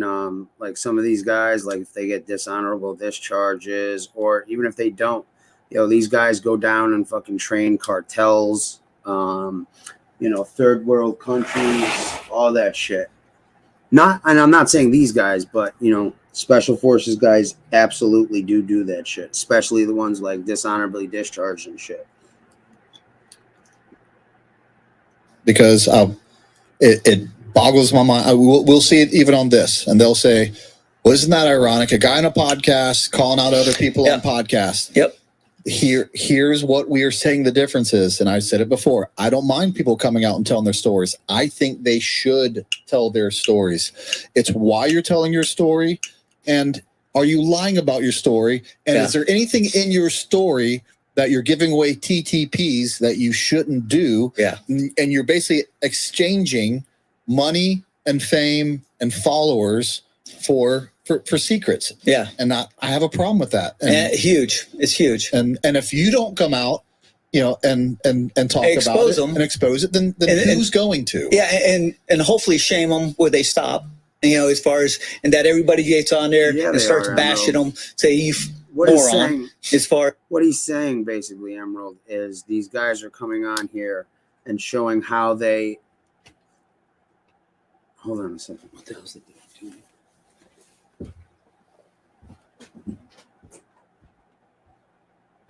Oh, you're eating. Good girl. Sorry. Anyways, what he's saying is basically the way they would tactically storm a house or clear rooms or whatever else. You can look at that and then prepare for that, or, if you wanted to, or you would know what they were going to do next, or how, it is sort of. But I mean, it's a bit of a stretch, but it like if people really wanted to, stop doing what you're doing. You're not bettering yourself. You're not bettering the community. You're doing nothing but hurting the United States. So right on the heels of that, let's get into Operation Red Wings. Yeah. I think that's what better time, Yeah. And get your refreshments. Hit pause. Get your refreshments. Yeah. We've, since the Rob O'Neill episode, we get a lot of requests, call out this guy, call out this guy. Yeah. One, that's really not why we started this, it's become something that we're okay with doing because, if you're not going to police your own, I sure as hell don't want someone else, calling out our community. Yeah. I believe it's our job to do it. That's why I'm on here, as far as kind of representing that, hey, there are guys in the teams that are trying to do the right thing, trying to call out their guys, but the level of corruption and the level of guys that are basically in charge are squashing basically that from happening. So it's at the highest. Anybody that's an E8, enlisted and above, or an 05 or above, know about these systemic, problems that we're having within the teams. And if they don't start calling it out and dealing with it in-house, the teams are going to keep deteriorating to where you got multiple people saying they shot Osama bin Laden and multiple guys that are leaking our tactics, techniques, and procedures on the open internet. And I'll find, what's... Again, are you speaking on something you don't know about? Because they absolutely had bounties on certain people. Him, I highly doubt. Again, like I've talked to, he sent me some shit and he sent some other people some shit. And those other people, asked some people and, have a bit to know about it as well. And again, did he, was he in the green zone probably sniffing for bombs and shit? Yeah. But again, there's no reason they would take a Navy officer or a Navy, dog guy when these guys have their own dog guys. But that's another fucking story. It's not ironic because it's but exactly what I would do suspect. Have bounties on certain whether it's people. The UBL raid or Roberts Ridge, it's never the snipers, the SEALs, the team guys, or any other special operations teams that are coming out to us and be like, hey, that's not true. You shouldn't have done that. They're always behind us going, yep, that's how we understood it as well. So glad you did that. It's these people who have put these everybody left liars I wasn't up on a talking pedestal, shit. and when they hear something different, they're like, wait, how dare you do that? Yeah. how dare I not do that? How dare I know the truth or know what happened and allow it down without saying anything? Yeah, especially when there's lives were lost and the Gold Star families are wondering, just like, wait a minute, you guys are supposed to be tip of the spear, the most elite, and things along those lines. And when they finally get the real story, like Robert's Ridge, where obviously, as far as once they were able to work, from the Pred feed and know who was who, Brett Slab basically lied to our community, lied to, the world, saying that he did all these great things when actually it was Chapman. Yeah. And we wouldn't have known that if the Air Force didn't try to push to get them the recognition that they needed, because even in our community, we were lied to for that long. And it took so long for the truth to come out. And then you got to look at, who pushed them to, look at all the things that went wrong with Roberts Ridge. First thing, as a recce team, you never land on the X. Landing on the X, as far as you only do that hostage rescue when you had, a limited amount of time and you don't have, you need to basically just very time sensitive. Very time sensitive. So as a recce team, you basically do a lot of false inserts. Well, this SDV team, when they came into country, and the in brief with the Team 10 guys, was, hey, don't be a bunch of pussies like the last SDV group or whatever. If you get compromised by some goat hunters, don't call for a QRF. So that was in the back of their mind, as far as just like, okay, I don't want to make, a bigger deal than what it is. So they let the, according to Marcus, which is the only one. This is the beginning of it. Take us from there. And that's how the SEALs get involved. Okay. So they get the mission. It's an SDV team, as far as which are really good at recce, and it's the terrain is so rough that they have to fast rope in. So they do. I hope that they did a couple of false insertions, but when they finally do the insertion, as far as they fast rope down to get to the location, but for some reason the fast rope got cut, dropped onto the ground. So now they got to deal with fast rope on the ground as far as dealing with that. I don't know what they did to cache it or buried or what they did. I don't know if that helped compromise them or not. It's definitely not what you want. It's just not what should happen on the ground. So that's the first kind of mistake that kind of happens. They get on target. They're on target. They're making comm checks. They're doing what they need to do, and they're watching the target. And not long on being on the ground is when the goat herders up and compromise them. They've already been making comm checks, and they got. Now this is where it turns into Marcus's story. And Marcus's story changes. It's not, first, it changes and the book is wrong and the movie is wrong. But, when he's talking to us after a couple of days of getting out of there, we're trying to figure out, what the truth is. And now that they're on the ground, they're compromised. They basically hold, our SOPs is basically zip time, hold them there, make comms, say, hey, compromise, when's the extract going to happen, as far as, and you even leave them zip tied, because they can basically, if they're zip tied to a tree, they can rub it up and down and get to break those zip ties at 10 minutes max. It's easy to get out of that stuff once you got some time to work on them, right? And then extract out of there and say, that happens. Well, this SDV team, when they came into country, and the in brief with the Team 10 guys, was, hey, don't be a bunch of pussies like the last SDV group or whatever. If you get compromised by some goat hunters, don't call for a QRF. So that was in the back of their mind, as far as just like, okay, I don't want to make, a bigger deal than what it is. So they let the, according to Marcus, which is the only one, the lone survivor that, we got to go off of, they get compromised. They let the, the goat herders go. And of course they're trying to make comms. For some reason, they're not making comms. They've been making comms up to this point, no problem at all. But now they're not making comms. Why, aren't they making comms? He's getting a good bounce back, more likely. He was a solid friggin' communicator. And so when you're doing SATCOM, if you're not reaching your command, you can basically bounce it back to yourself to make sure you're hitting the satellite and it's coming back to yourself. So you're getting to the satellite.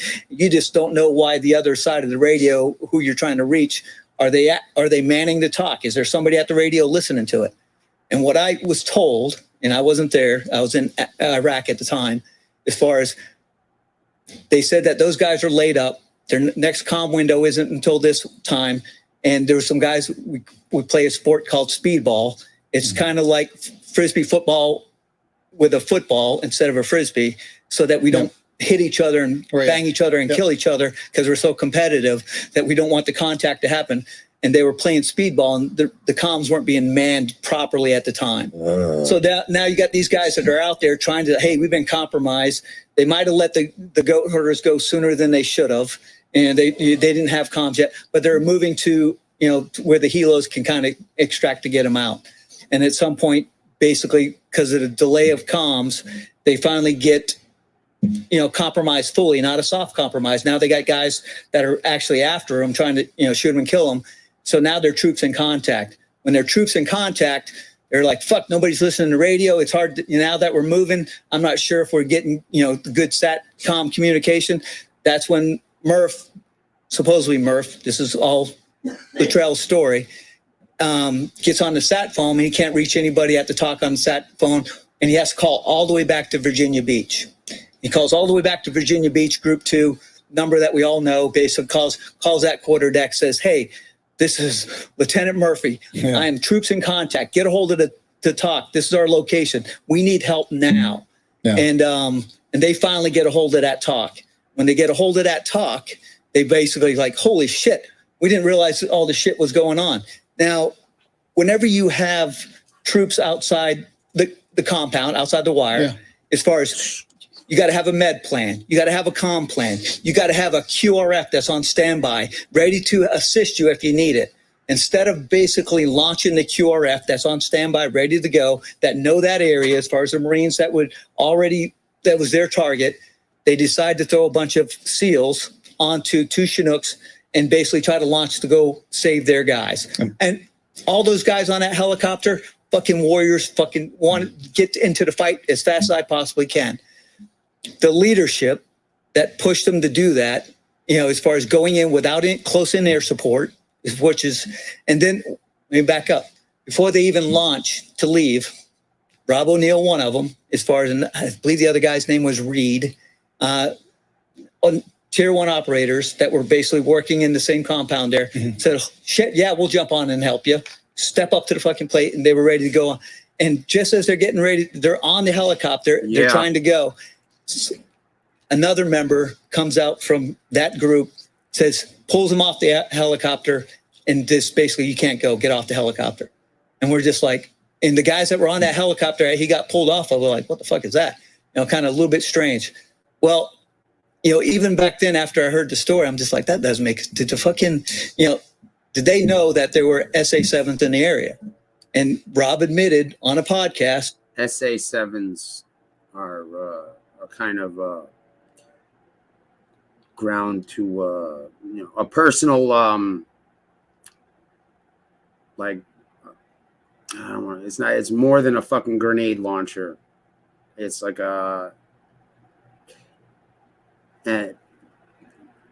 again, it's more than an RPG, and it has heat-seeking capability.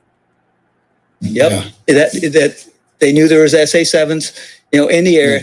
Now, did they tell the SEALs that were on the 2 Chinooks that there were SA-7s in the area, and that this is not, we should not be launching, you know, to this? I don't know if they told them or did not tell them. Either way, somebody, you know, some head needs to roll there for that decision. Say, hey, these guys can't die, but these guys can. I mean, I'm boiling it down to its simplest form. Essentially, that's what it is. But so there's a lot to unpack there. Let's roll back for just a second. Okay. As a commo guy and someone in Recce that I did for a long time in my career, both those jobs, here's the 2 things that don't make sense to me. You always have a compromise plan. It's one of the it's all the way back from the Gulf War with the SAS. It says, is a lightweight shoulder-fired surface-to-air missile system. It is designed to target aircraft at low altitudes with passive infrared homing guidance and destroy them with a high explosive warhead. So yeah, it's a rocket launcher, but it's, you know, to SF missions, getting compromised has been your number one problem, and for them not to have a solid plan, and you just briefed a solid plan on that. Why they if it's true, why they let him go baffles me. Yeah, absolutely baffles me. And this isn't me, second guessing Deadman, but this, I have questions, and there's nothing wrong with having questions. Yeah. When you say let him go, he's talking about letting the goat herders go. Yes. Yeah, that's we don't know what. Unfortunately, I can't trust what Marcus says because we're going to know why you don't trust what Marcus says, but we'll leave it there for now. So I don't know what exactly happened with the goat herders, or even if that even The second thing, the Soviet the combo plan, shoulder to launch air missile. I do remember in the book him talking about they didn't want to go to cell phone because it was unsecured, and they were having SATCOM issues, and SATCOM secure, and they didn't want to go to an unsecured form of communication. Yeah. As a Green Beret in Afghanistan, I whipped out a Roshan cell phone all the time when I couldn't make communication. Oh, yeah. And you a have lot of that shit is either Soviet or Chinese copy of Soviet shit. code words, so you don't have to talk in the open. Yeah, they're sending text with no, with a And the other thing that I've never worried about, execution plan. I don't worry about unsecured comms for, and this is, you wouldn't know this unless you did the job. Yeah. We have teams whose job it is to intercept communications. Yep. And when you know what those teams are and you know the gear that it takes to do real-time intercepted communications, it is at a national level. Yeah. The Taliban do not have this. Agreed. And even if you want to argue, yes, well, the Russians were deeply embedded into the cell phone network, that's fine. Yeah. By the time they get that communication, get it back, assess it, push the information back forward towards like tangible, intel. Yeah. You're talking days. Yeah. Like it's not something you have to worry about during this operation. I agree 100%. So I will whip out a cell phone in a heartbeat. Yep. And so that's just something else that just it doesn't add up. So I have questions. Yeah. And I agree with you as far as it doesn't add up. So this, and that's the book. And so what you got to know is that Marcus didn't write that book. That book was basically something that was pushed. So Marcus is on his first deployment as a new guy and trying to do the best job he can. And he gets in his first firefight and gets overwhelmed. And there's a pred feed of him running the whole time. This is before the helicopters come in to rescue him. This is the operation. This is the operation when they get contacted. And first they get compromised, soft compromise, supposed about the goat herders. Then they get into a full-on fight and that they're running for their lives. And they're trying to make comms back to the talk to get a QRF to come rescue them. Now, Marcus says this is an overwhelming force that they just cannot. There's no evidence of it. I've heard different numbers. What numbers have you heard of this overwhelming force? Well, Marcus's story was 100 plus. I've heard smaller. Yeah, I've heard 8. I've heard as many as 15. I've heard 8. I will take 8. I will double those numbers to 15 or 16. Yeah, give them the benefit of the doubt. And I will still take a small SEAL team against guys who got superior weapons, can shoot should be able to shoot pretty accurately, have good optics on their stuff. And the only thing is supposedly they had the higher ground and they had the higher ground counts for a lot. It does. And surprise counts for a lot. And it does. And Marcus, to be overwhelmed is, in his first firefight, I can't fault the guy, for that. As far as the, him running and, even in his own words on Anderson Cooper, he says that he heard Murph yelling his name that he needs help. Marcus, and he said, on Anderson Cooper Live, I put my gun down, covered up my ears, and I quit right then. I'm a coward, and that's the real story. He left his buddies and quit and ran. And unfortunately, that's the real. I wish it wasn't true. I wish Marcus, and that's the story that he told us when he first got out. That we debriefed him, he wasn't. He was walking around on crutches. He walked himself onto the helo. So when the helo came in to extract him out, he walked himself on there. So he wasn't in this dire straits, and he wasn't crawling for 7 miles like in the book, in the movie. This book was written for him to change the narrative because it was embarrassing for us. He was given an ultimatum just like, do you want to be known as a SEAL who quit running away and left his buddies, or do you want to be a millionaire? And he chose that I'm going to be a millionaire.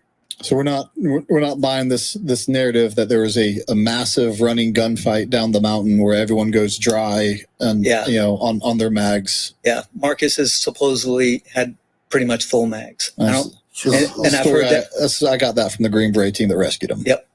And even so, you got the Green Beret team that Green Beret team and Rangers basically they hit the crash site, and they're the first ones to the crash site where Red Wings, as far as which shouldn't have launched, they went in without close air support. A lot of things went wrong with doing that. Trying to cover up our mistake of our guys getting contacted and us not extracting them before they got into this big firefight. So they're up there trying to pick up the bodies, as far as of my comrades, trying to do the best, just like, holy shit, it's rough terrain, scattered all over the place. And then they get word that somebody's keying an embedder, down at this village. So they strip off their stuff, they get as light as they possibly can. And Green Beret and a couple of Rangers, they hightail it down there, exposing themselves to a lot of dangers because, there were bad guys in the area. And they get all the way down to the village. They start clearing the village, and the villagers bring them out. And there's Marcus. And the Green Beret goes up to Marcus like, okay, where's the rest of your guys? And Marcus tells them they're all dead. Just like they're all, all of them dead. And there's like, they're all dead. This shit's where are they at? Where do we find them? I don't know, but up on the mountain somewhere. So he's not being as helpful as he can. He just says they're all dead. So that information now gets pushed up to higher command. If they're all dead, then let's not risk our force like these Green Berets and Rangers that ran down to rescue Marcus. Right. Let's do a little bit more slow, methodical, get more assets in there, during day. Basically, let's slow roll this to recover the bodies so we don't lose any more lives senselessly. Yeah.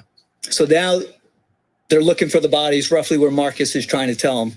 It takes them a couple of days before they find Murph and they find Deeds, but they can't find Axel anywhere around that whole thing. Mm-hmm. And the whole time the Green Berets and Rangers say, hey, where's your rally point? Which we all know, as far as if shit hits the fan, you lose all your shit, you strip down to nothing. That's right. Get to this point here. It's part of your plan. It's part of the plan as far as where's your rally point, and put out this marker, let us know that you're there. And, and so they don't find Axel until like day 10. And they finally brought in some SEALs, other SEALs from Germany. They're trying to, get, as many bodies on it, trying to find this stuff. When they finally find Axel, and they finally, it's like day 8, they finally tell the Green Berets and Rangers where the Sardot is, and rally point, and they get, and they tell the SEALs that are there, because there's, a lot of my buddies were on that thing that told me the story. And they come up on Axel leaning against a tree. And at that time, it's day 10, and it looked like he'd only been dead a day and a half max. Wow. So Marcus saying that he was dead caused it to slow roll where Axel maybe could have been saved. So that's the real story. And it's sad. Really? And the only reason I got to expose it and tell it is because the Gold Star families and the families that want to know what actually happened. And then you got all these other SEALs that are changed the narrative, that are making millions of dollars off of this false story. And there's a pred feed of Marcus running the whole time. And the reason why the story was written for him or told for him is because the higher leadership said this would be bad for recruiting and this is going to embarrass us. No. And well, the problem with that, just like with Roberts Ridge, and here's a connection with Roberts Ridge. And when they call back to Group 2, guess who's the deputy at Group 2? When they call back there, who's going to basically get this communication and say, get a hold of the talk and do what we need to do. Tim Szymanski. Tim Szymanski. His name comes up. His name does come up a lot. The same guy that basically has been covering up Roberts Ridge of what actually happened there for probably at that point 10 years, however long it is. I don't quote me on the, for sure. But who's a pro at covering shit up, and that's when the cover up starts. With the Gold Star families, obviously they go through a roller coaster with something like this. That whole operation, all the fallen SEALs, and they have to have to digest. I hate saying the first story, but what they thought happened. Are they shunned to just stay quiet, or do they have a voice? Like, I want to know, once and for all, what happened to my loved one? Yeah. So what happens is they surround them with as many team guys, and if they're solid team guys, they're going to tell them the truth. And that's why the story is going to get out there eventually. It's because there's good team guys in there, just like, this is bullshit, this isn't true. So let's back up to the guys that were in the second helicopter. So you got the two Chinooks that took off without a close-in air support package. Didn't know, the helicopters didn't know exactly what they're getting into, or, as far as trying to get to the location. They're getting close to being where they think the recce team is located when an SA-7 gets shot. And the guys because they're coming in close to land, as far as to fast rope their guys down to try to find Marcus and the rest of them. And all of a sudden this SA-7 and the second helicopter flies through the smoke trail, as far as you see the spiraling, smoke trail, and the gunner and, two Hueys have caught up by this time and basically kind of witnessed what's going on. So now they see this surface to air missile basically take down the helicopter. The second helicopter, sets down at a peak saying, fuck it, we saw it. We saw it hit. We saw it lurch at 45 degrees. We saw some of the guys dump out it, but there's a chance that some of them are alive. So they sit down on the peak that's safe for a little bit further away. They come up with a plan how they're going to patrol and check for their guys. As they come up with this plan, right before they launch to start walking down there, they're ordered to come back to base and leave those guys behind. I don't even know you follow that order. So to some degree, it's tough. But then, so then you got, the close-in air support that finally shows up. You got the Pred that's overhead that's kind of watching, what's happening on the ground. They report, looks like there's a gunfight on the ground. They report there's somebody with a VS-17 panel, waving a VS-17 panel, which if, the public doesn't know what that is, it's a red and orange flag that basically for aircraft that are flying over that you can say, hey, here I am. This is my location. Oh, fuck. Sorry. My bad. Here I am. This is my location. And all SEALs are carrying it, either in their shoulder or somewhere on them, in case if they shit hits the fan, they got a way to kind of like, hey, I'm friendly. Don't shoot me for one. But also here, this is where I'm at. And all that stuff gets reported up, and when that second helicopter comes back and they talk to the intel, hey, this is what we saw. We saw a spiraling thing. It went straight into the engine. And when the senior leadership show up, basically there, they said, no, it wasn't an SA-7, even though the intel that you guys have all just dissected and basically come up with, yeah, that's it. That's the picture. That's exactly what we saw. Multiple people seeing it. And so the senior leadership there said, no, it was a RPG lucky shot. Do you understand what I'm saying? Yeah. So let's talk about why the SA-7 matters. Yeah. So one, we've already pulled people off the helicopter because of an SA-7. Yep. That's what Rob says. Yep. Well, back up even before that. Why didn't this? We talked about this was a Marine mission. Yeah. The main element of the main force in this was a Marine mission. The Marines had a QRF specifically for this. Yep. Guys who knew the area, guys who were physically conditioned into this area. They'd been here for a little bit. Yeah. Why didn't they call them knew the safe roads, however they were going to get there. They knew a lot about the AOs because they were operating in it the whole time. Why don't you think they called in the Marine? If it's on your it's on your it's on your operation. Why didn't they call in the Marines as a QRF? Yeah, great question. I don't have a solid answer. The only thing I can come up with, it was embarrassing, and so we were trying to bury that we made so many mistakes up to this point, and we didn't want the rest of everybody else to know how incompetent we were on that one particular day, on that one particular mission, and those particular guys that were making the leadership decisions. So we're walking down something here. So if that's the reason you didn't call in the Marines, and I can't think of another reason why you wouldn't call in the Marines, it was part of your plan. Yep. And because we're talking about a cover-up, and if you're not going to admit that it was an SA-7 and it hitting the engine, which you talked about, which is exactly what I heard, that's important because RPGs aren't heat-seeking. Nope. They just randomly go where they go. Not very accurate. Not very accurate. They don't go very far. Yeah, they don't go very far either. Yeah. And for this to hit the engine, the main heat source is a telltale sign that more than likely, just that alone, that this is an SA-7. I got a good point.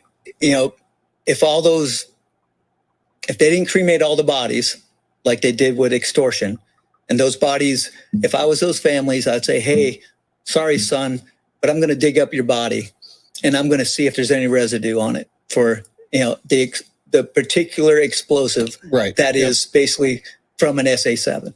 And if that residue is there, then I want some fucking heads to roll. Yeah.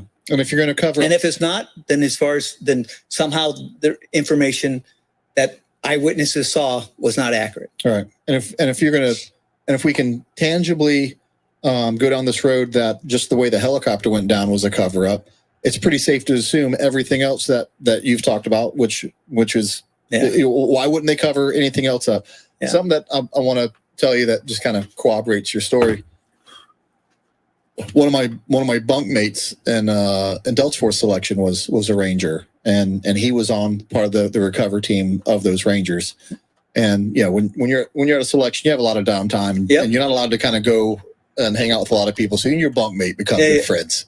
Yeah. And so this operation comes up, and he's telling me everything you just said. He's like, I was there. I even got to see some of the first reports that came up from Marcus Luttrell. He goes, we believe there was, about a dozen people that overwhelmed him. We believe that it was a pretty quick firefight. The guys that we saw were all fell relatively close to each other. All of them had full mags. And Marcus Luttrell's first story account that he wrote up, because as soon as you get back, you're going to have to tell that story. Yep. Was the story that you just gave, not the story that's part of that book. And that was my first experience of going, oh, really? Because I read that. Man, I love that movie. Book. I love that book. Yeah. He's like, sorry to tell you, it's really not how it happened. Yeah. And it's sad that it was sold as the truth. And that, the American public was duped. And basically thinking that he's made millions. He does, lots of speaking engagements. He was at the Republican convention, and it was all over false story that he's been over the blood of his teammates, his brothers. Right. You said something. I know it's sad. You're not a conspiracy guy. I'm not. You'd rather just not deal with it. I know you wait for I love conspiracies just like everybody else. Yeah. But I hate it when it involves the conspiracy theory is basically true and it embarrasses my community. But is there anything or any merit to Rob being pulled off the bird? Because every time it comes up, there's so much more important, tangible things to talk about. There isn't a lot of time to talk about conspiracies on why Rob was spared. But is there anything to that? Well, he was pulled off because his leadership at the tier 1 level knew that there was a high probability of SA-7s in the area. And he admitted this on a podcast. And, he's told me this on the phone. Oh, so he was tier 1 already. He had just finished up Green Team, or was actually maybe even deployed he was just transitioning into the, and a lot of those guys that were on the helicopter that he was on were basically, some of them didn't, get through Green Team or whatever. So he was an asset. So he was willing to step up to the plate. He didn't know what he was getting himself in. Just like those heroes that were in that helicopter that got shot down. They weren't told that there was a high probability of this. As far as, for some reason, that information doesn't make it to the ground force commander who's basically on that helicopter to basically willing to put his life on the line. And if it did, I'd like to see, where he was told and if he made that decision. But it's easy to blame a dead guy for all the mistakes. Yeah. So Rob, and I'm talking about Eric Christensen, who was the commander that was on that helicopter. Yeah. But Rob was pulled because of his status as a tier 1. He was pulled because they knew something. They knew that there was a high probability of an SA. Like, you're not going. They just said they pulled their own guys off. Okay. And I don't know if that information got to the vanilla team or not. And so I'd like to know that. I say this all the time, and I said it during the Rob O'Neill podcast. I think Rob O'Neill's a hero. I think he's done hundreds and hundreds of missions the right way, and he's done amazing things. Yeah. And the fact that he was willing to get on that helicopter, to go save teammates with little no information says a lot about Rob. And I will give him credit for that. Yeah. And the day doesn't give him a pass for the rest of his career, but I will give him credit for that. Yep. I got a couple questions for you. Okay. Some of them we've kind of touched on, but I'll give you an opportunity if you want to expound on them anymore. We've talked a little bit about and forum podcast about the brand. You know, the SEAL Trident. Really, the Navy SEALs is a brand. Yeah. You know, it really is. And I already said that before, and I don't necessarily mean that as a bad thing. There's good things about a brand. There's bad things. It can be bad things about a brand. I agree. Why is branding the SEAL Trident a bad thing? So, hold on. We're going to watch something real quick.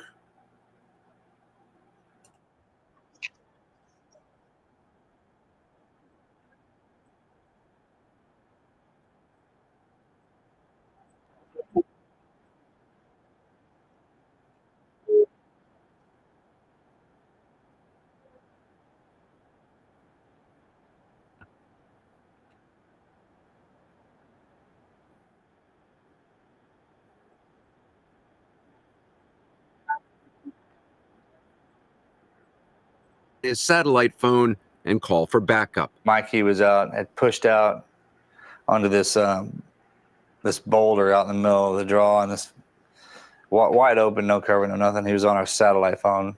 Luttrell saw his lieutenant make the call, a call Mike Murphy knew would likely cost him his life. He took 2 rounds to the chest because he spun like a top, and it dropped him.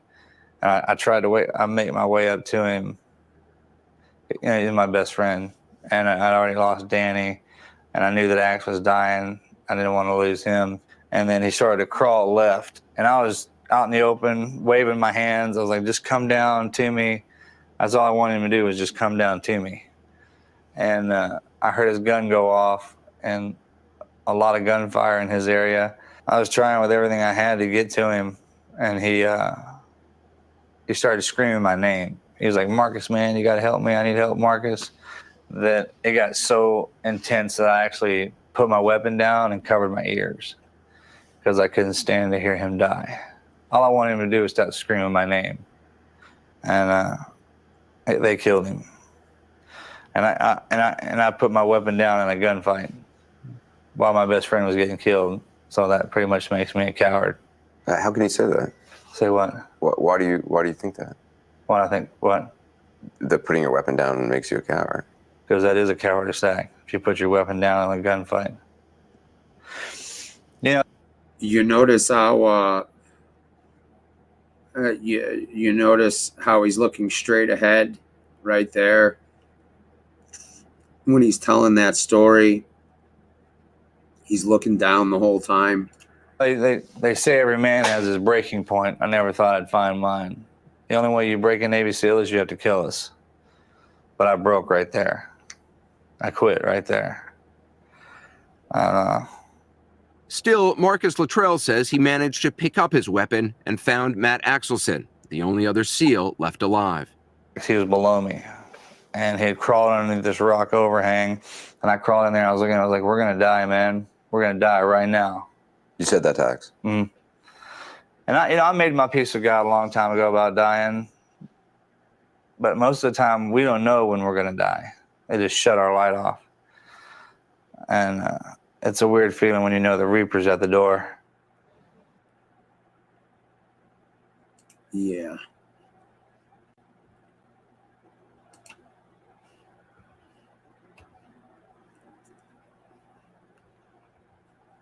Damn. So, like you said, there's nothing wrong with having a good brand as long as it's earned honestly and that it doesn't overtake basically good operational procedures as far as following SOPs. And so if you got guys that are trying to make a name for themselves, basically put their guys out in harm's way so that they can basically get notoriety for what happens with their guys out on the battlefield. Those guys are pushing their guys into situations that... Well, that's not always true. That's not always true.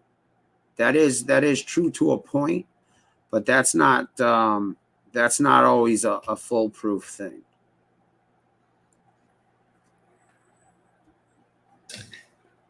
in harm's way that they're not willing to put themselves into, but they want to capitalize monetarily as far as from their deeds and their actions. So when you have somebody, taking that as like, I want to brand myself and the SEAL community with this false narrative over the lives of your brethren, as far as that's when it comes. And so what I started seeing and I started hearing is protect the brand. I'm just like, you don't protect the brand by covering something up. You don't protect the brand by not exposing these lessons learned, that these mistakes, these lives were lost. Let's make sure we don't make these mistakes again. And by making this false narrative of the story, because the brand is more important than your brother, your brethren. And when that overtakes that, there's a problem with the brand. And that's what's, a lot of these guys, Tim Szymanski, as far as, and other ones are more worried about the brand and how they can capitalize monetarily from these deeds and pushing their guys out to do stuff they shouldn't have. He pushed Slab to land on top of that mountain. Slab wanted to roll it 24. Slab lands on the X, gets guys killed, gets another helicopter in there, gets guys killed, leaves Chapman behind. And they lie to us because they're trying to protect the brand. So there's no lessons learned from that. Absolutely. And we talk about this, on the first responder side as well as the military side. The reason we talk about things that went wrong is we have to, or else we'll relive them. We'll make the same mistakes. And by turning this into a cover up and a profiteering, that's a problem all by itself. Yeah. But not Red being Wings able... turns into Extortion 17 because same exact thing happens. Absolutely. We should have learned so much. The truth would have allowed us to learn so much more and become better. Yeah. And those, that the air crew that in the area, as far as if they have that information, they prepare for it. They prep for it. They understand it. They know it's a threat. Right. And if you don't know, there's a chance that you get shot down in a big, slow moving, Chinook. Right. And I hated being on them. Right. I hated being on helicopters, as far as you're just vulnerable. And my hat's off to those guys that do it day in and it depends. Depends how much participation and shit I get. Why? What's up?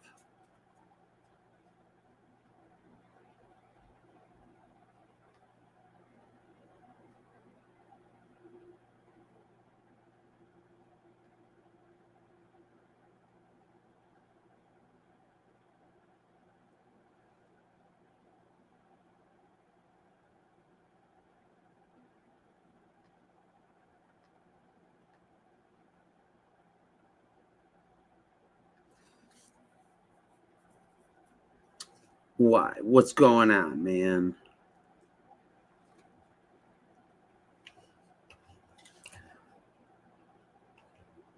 If you're looking for stories that are far-fetched and fucking, full of shit, it's not here. Jerk alert! It's Chump. I just saw the most amazing thing in my entire life. First, you gotta do the truffle shuffle. Come on! Do it! Come on! Okay, I played the wrong one. That's Lee fucking, trying to get on Gunsmoke's show. He's like, nope, you got to do the truffle shuffle first. There's 2 cop cars, okay?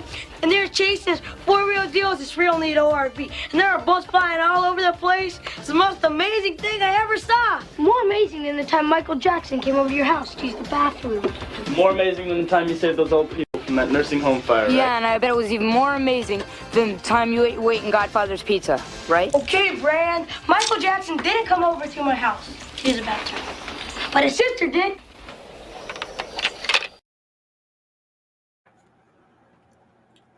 Anyways, so what's up, guys? What's going on? What'd you guys think of that? What I just played? Oh, dude. Yo, what the fuck is with all this Aaron Hernandez shit coming out?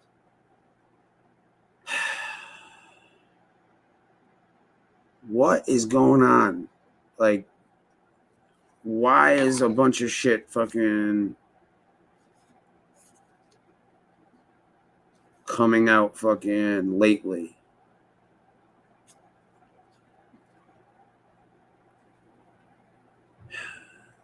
Yo, listen. This dude was fucking a good dude.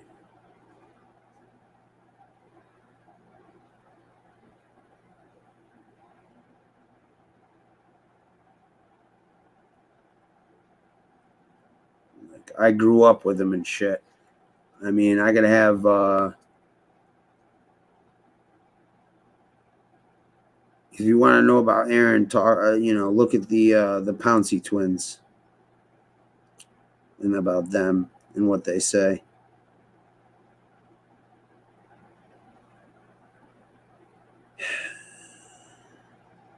It's sad, dude. It really is sad. Because that dude's brain was like worse than a 65-year-old with fucking CTE.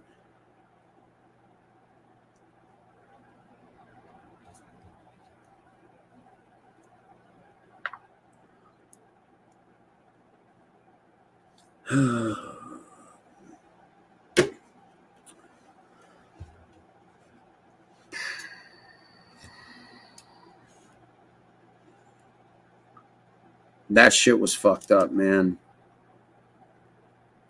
You know, I could fucking tell you some shit.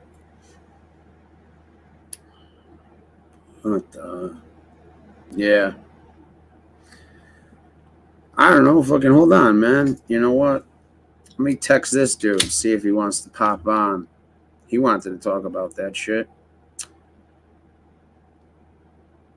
Hold on. Probably not, but I'll see if dude, because someone else knows him too. But they're not going to speak on that shit.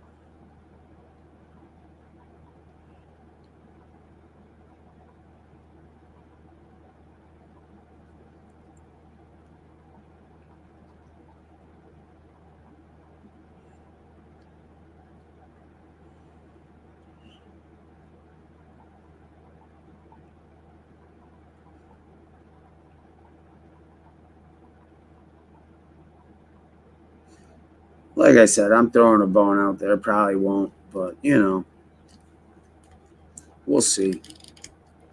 We'll see. What's up, Tony? Yeah, I had to go back out and get a giant box of dog treats, or bag of dog treats. I bought like a 5-pound bag.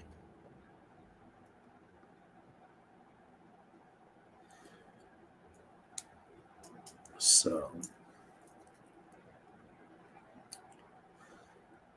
I think Tony Pizza's on the fucking Angels or something like that, which would explain where everybody went.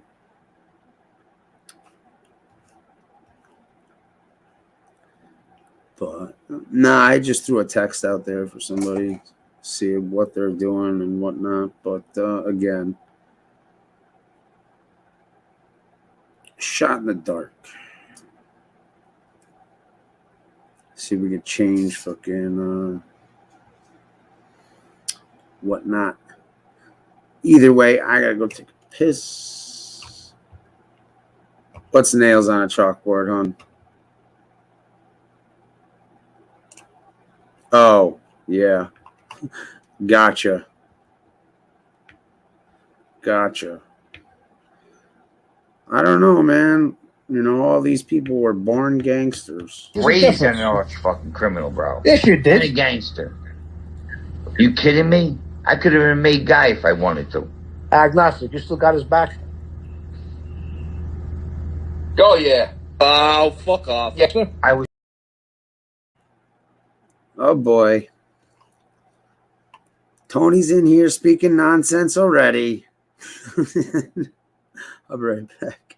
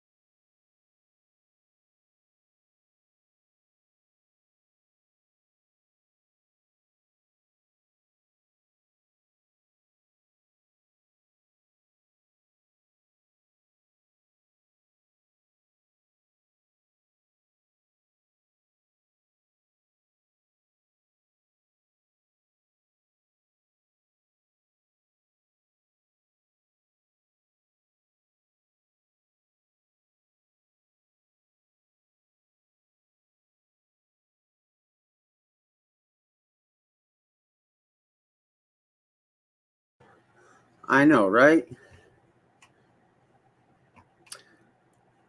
How was your day, Tony? My next door neighbor, I woke up to my next door neighbor being dead and the fucking cops being here and shit. Thought they were knocking on my door.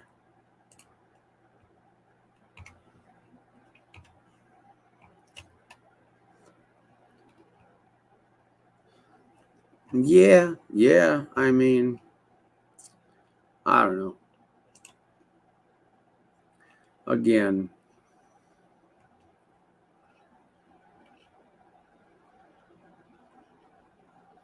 you want me to be honest? I got a couple favorites. And I ain't even, trying to be biased. I just think they're the funniest ones. Well, because of certain reasons. But most definitely this one. The reason I say the baggy clothes should always be the choice is because chances are if you're wearing a decent outfit with some baggy jeans or shorts and a nice shirt, some nice sneakers, you're going to look good, okay? Some that's baggy jeans with some construction pins. And then these two played in succession.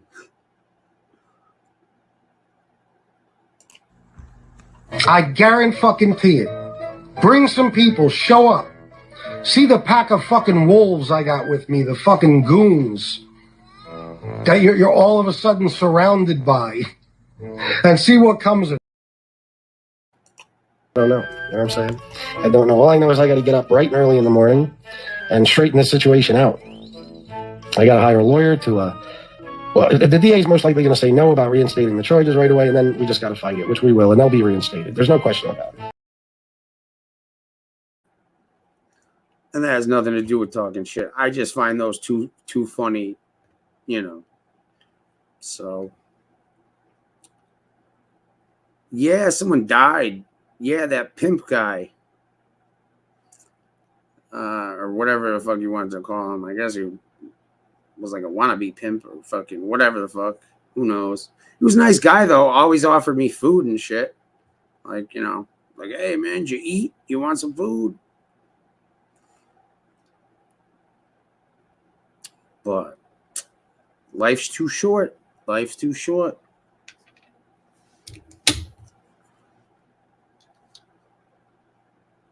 Saw the dude at like 5:30 in the morning when I went out to the car. He fucking poked his head out the door.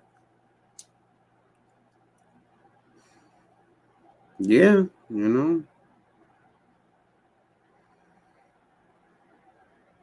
What are you gonna do?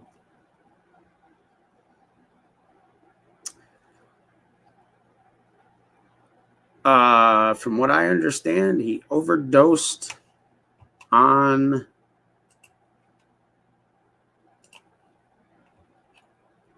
this. Oh! Yeah, and these people would like to talk to you about your... Y'all tell anybody I'll kill you! I'll kill you! What on crack me? You got crack? Here I come. Apparently, you know, from the people I saw outside that knew what to know, said some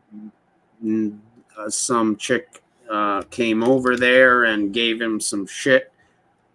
They said, well, that's the thing with an OD is depending on, you know, what it is, you know, that's pretty much your heart dies. And especially from like coke, I think your heart explodes or some shit. Do not know. But yeah. Cause like, yo, I heard a fucking, like, it woke me the fuck up. Like, I heard like, you know, like someone like falling to the ground and shit. And like 10, 15 minutes later, I heard the police knocking. So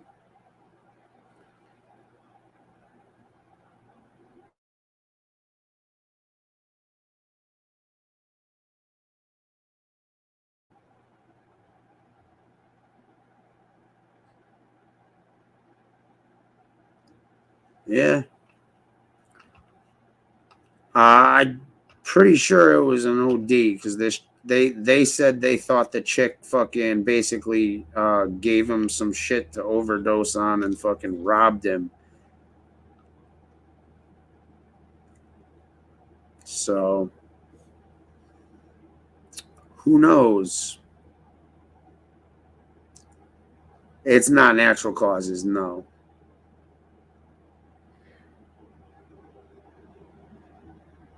Anthony, nice to see you, pal. Nice to see you. How you doing?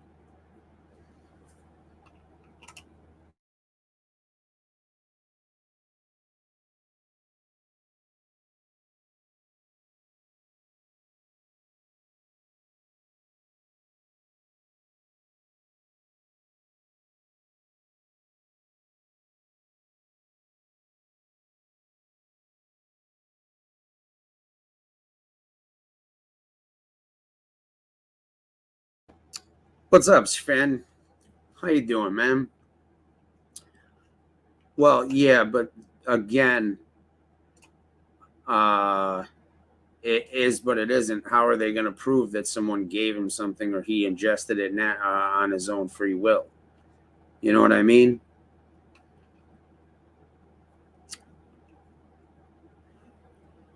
But shit, man. Just woke up from a little siesta. Dude, nothing wrong with a nap, dude. Naps are fucking great. Naps are fucking great.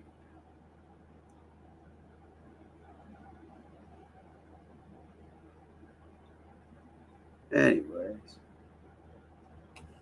Anthony, man, like I said, you know, we just can't compete with some of these guys.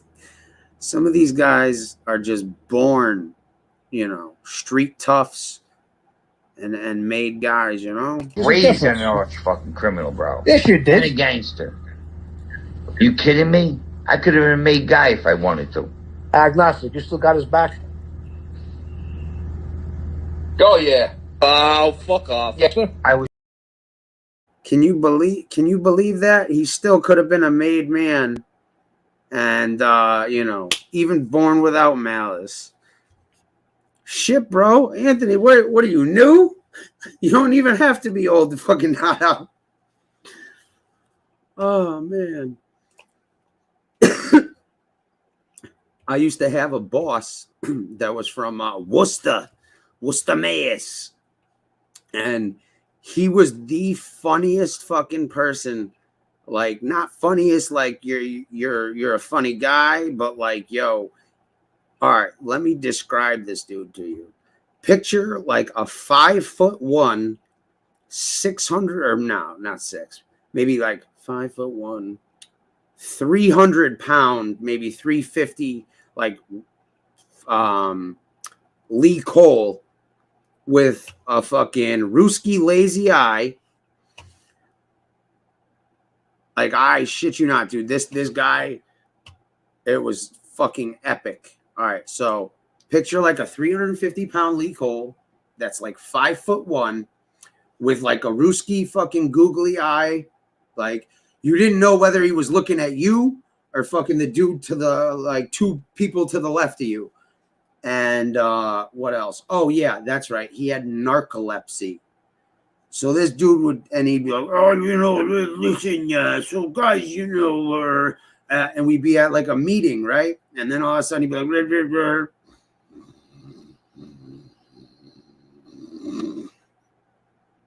And it would look like this dude was like struggling to breathe, but it was like there's like 4 people like sitting there like, do we wake him up? We're like, nah. And then like just goes right up where right where he left off, man.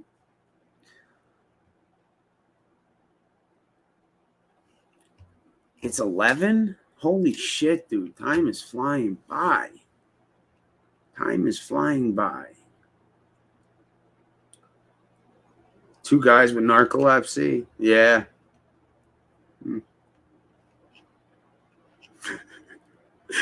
I could have said I had narcolepsy.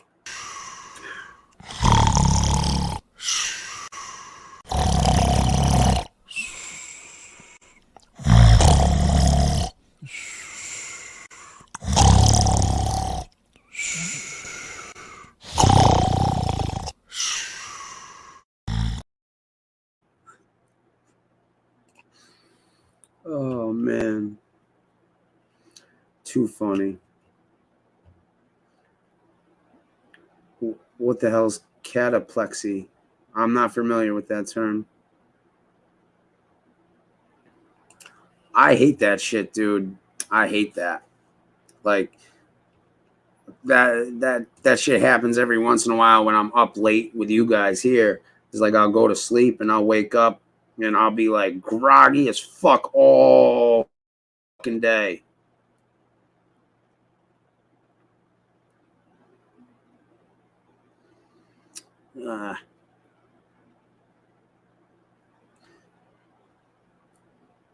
Listen, yo, taking naps is a healthy thing to do.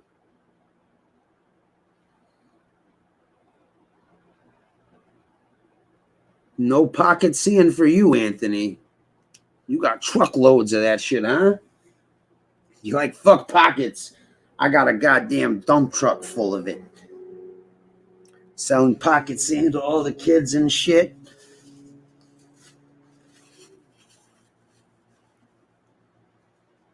Oh, man. Why? What do you do?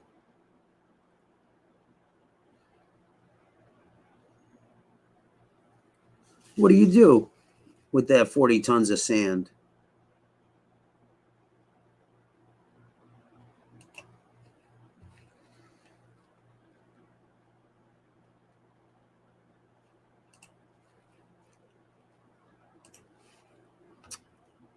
No shit, huh?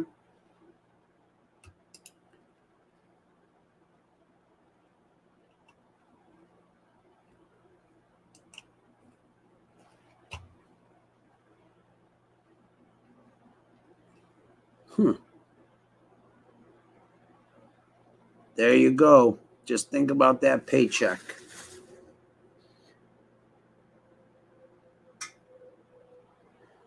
Are you doing roads? Or what? Because that's like the only thing I can think of is the sand and the stone and then asphalt. Or driveways or some shit. Yo, Anthony, if you're doing driveways, do I have the worker for you? His name is Lucio. Ah, gotcha.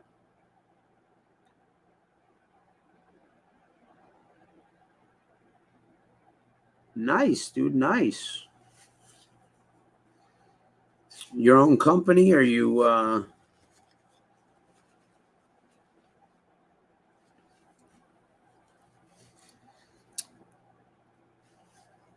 my great uncle, who he insisted on everybody, including family, call him Mr. C. Don't ask. Anyways, he used to have a pretty large construction company until whatchamacallit, he got charged with some pretty serious charges and this and that. And it was funny, dude. I guess it was sort of funny. Like, one of my best friends, like that I grew up with, his dad's a lawyer, and like I said, like I'm like a second kid to him. Like, he's known me since I've been 5 years old. He's my lawyer and shit. So, anyways, when my dad passed away, right? He showed my boy, his son was with me in the car and drove with me to the church, and his dad showed up and was walking up, right? And he goes, "Oh, Kyle, man, I'm so sorry for your loss." And now my grandmother and her sister and the fam were like hopping out of the limo or whatever car they were in coming up to the church. And my grandmother's sister, like, I see my boy's dad go pale fucking white, just like, and he goes, "Listen, I can't stay. I haven't been feeling good, but I'm so sorry. I just wanted to, and I'm like, "Yeah, dude, no, I appreciate that, And later on, my grandmother's sister is not a quiet person. She's a very loud, just a loud person in general. Oh my God, now Mr. C was her husband, right? Oh my God, Kyle, do you know what that guy did? He almost put your Mr. C in jail. Because like, I guess, what charges were there? Fucking shit. Dude, there's like serious charges, like racketeering and some other shit having to do with like whatever the fuck. They basically because of his shit, like they blamed him for almost like getting like fucking 15, 20 years in jail. And he ended up getting off, like somehow he had to give up his control of the construction company and yada, yada, yada, and sell to his partner or whatever. No, his wife called him Clint. But everybody else, all the kids, everybody else, everybody but his wife called him Mr. C. It was just Mr. C. I swear. Like, that's just the way what he went by.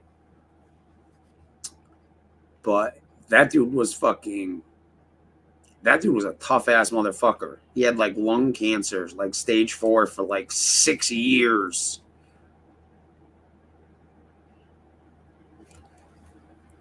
So, but, oh yeah. Well, if you listen to JC, man, tax evasion's no problem.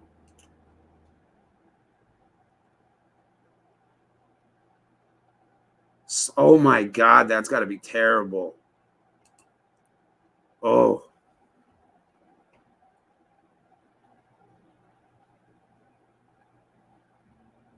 Yup. Exactly. This dude was pissed.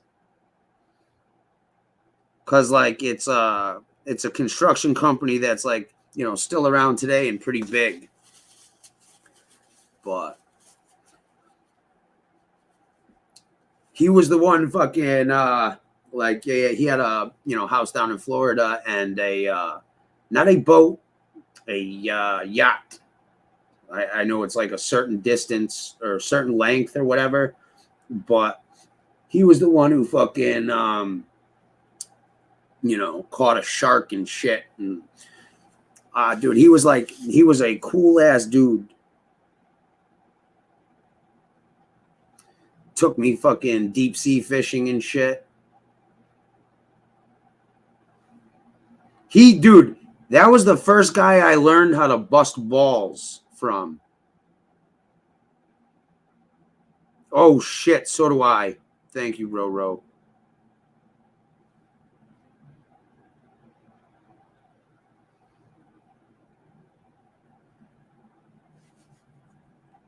Oh, man. Yeah, I didn't even fucking think about that, dude. That dude was like the first motherfucker who I had to be on my toes with busting balls and shit from a kid.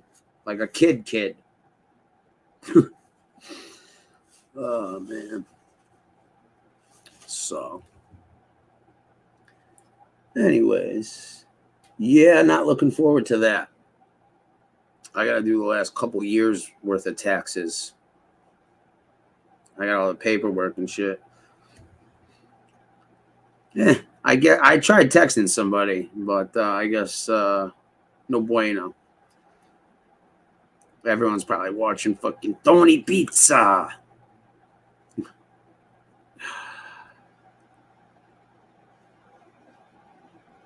Yeah. I'm trying not to be such a procrastinator. You know? Yeah.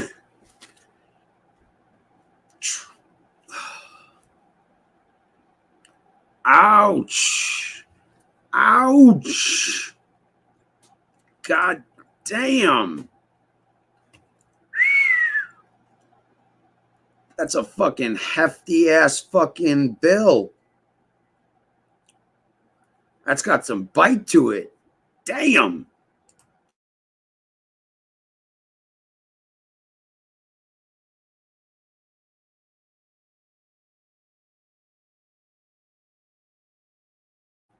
Still doesn't beat my boys last year.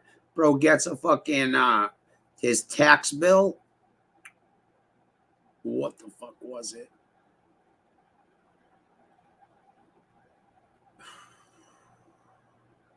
I think it was 25 or 30,000.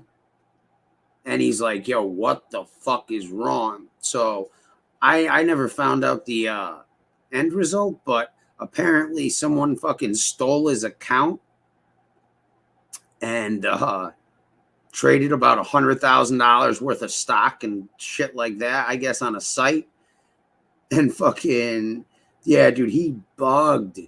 Like, I was with him. I was actually at his house when he got the tax bill, and he's like, he thought he was getting some money back, dude. And he opens up a bill for like 25, 30K, and he's like, what the fuck?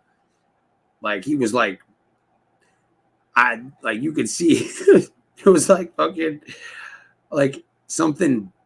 No, dude, he got hacked. That's what it was. Cause like, he's like, bro, he's like, I lost fucking 20,000, you know, but if I heard right and Bitcoin's back up to 70 something thousand, then this dude fucking is sitting comfy now.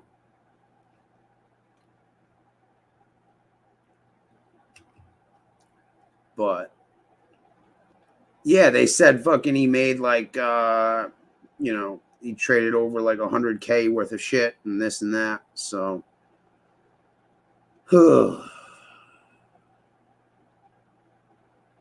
they are. My great uncle worked for fucking the IRS and shit.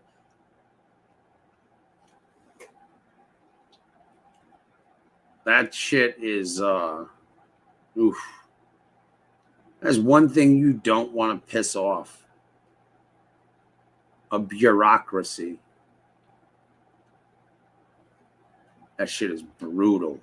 And like, yo, what is it now with fucking, oh my God, yo, who else gets fucking driven crazy by those automated callers? Like the automated like answering and shit, like no live person. Anywhere.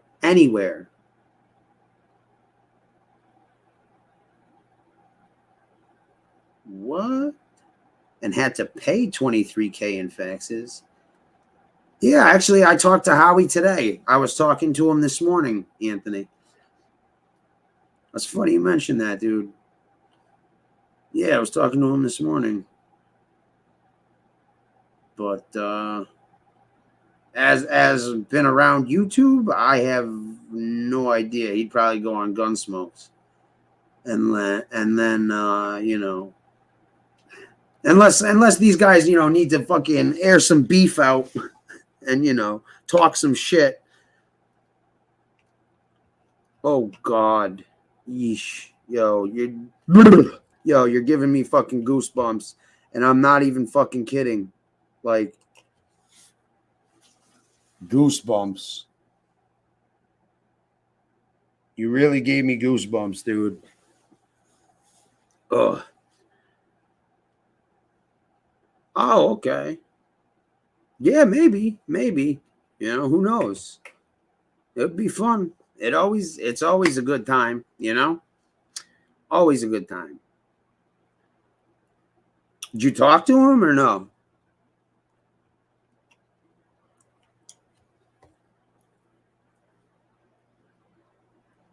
He sent me the fucking funniest shit, dude. I just can't fucking use it. Sucks. But. Oh, okay. All right. Networking. Damn it. That's the word we were fucking thinking of today, yo. Neither me or this dude, yeah, from SNL. Yo, neither me or this dude could fucking figure out that word. We're like, he's like, yo, you need to get out there and network, but without the networking, because we're like, we couldn't think of the goddamn word. Yeah, it starts off like this.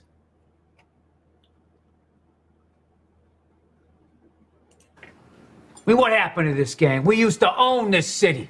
I go away 20 years, and all of a sudden now there's friggin' Mexicans controlling the neighborhood?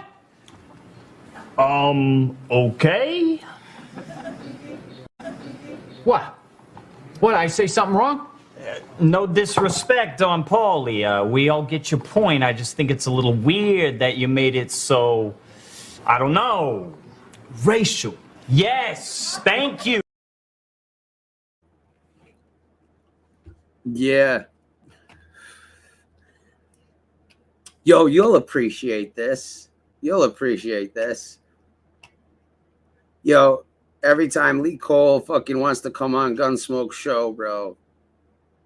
Oh, shit. One of them got deleted? No. Jerk alert. Not it's Chump. I just saw the most amazing thing in my entire life. First, you gotta do the truffle shuffle. Come on. Do it. Come on. Oh, shit. When I saw that shit, that's like instantly what I thought. Yeah, I don't blame you. But that guy's like vanilla ice cream compared to the rest of these people on here now.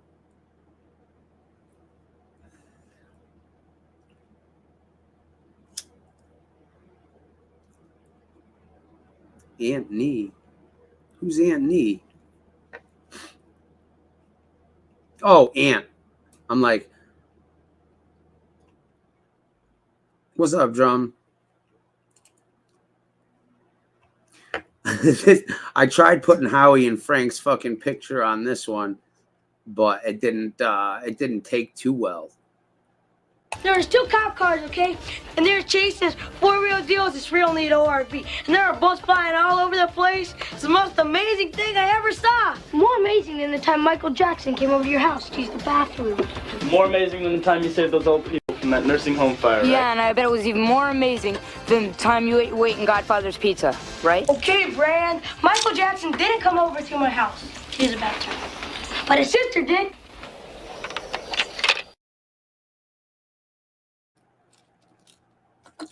But anyways. Oh, you're on your way home Ubering? Yo, I Ubered for a while, man. I met some pretty cool Uber people.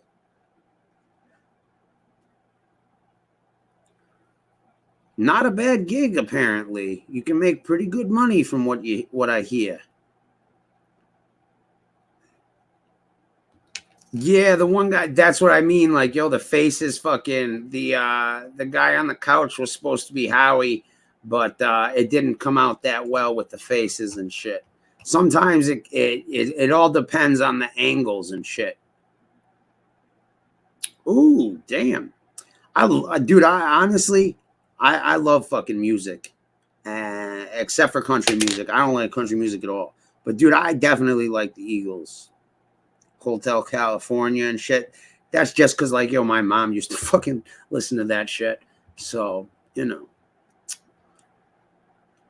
I remember I was a little kid rocking out in her, she had an IROC Z, or a Camaro IROC Z with a blue with T-tops and shit.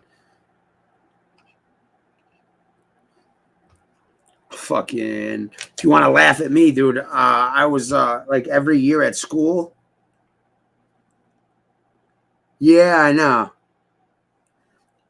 So like when we were younger, right? There used to be like this field trip to like this like camp every year where, like, you know, the whole school would go and there'd be like, you know, pool, all this other shit to do.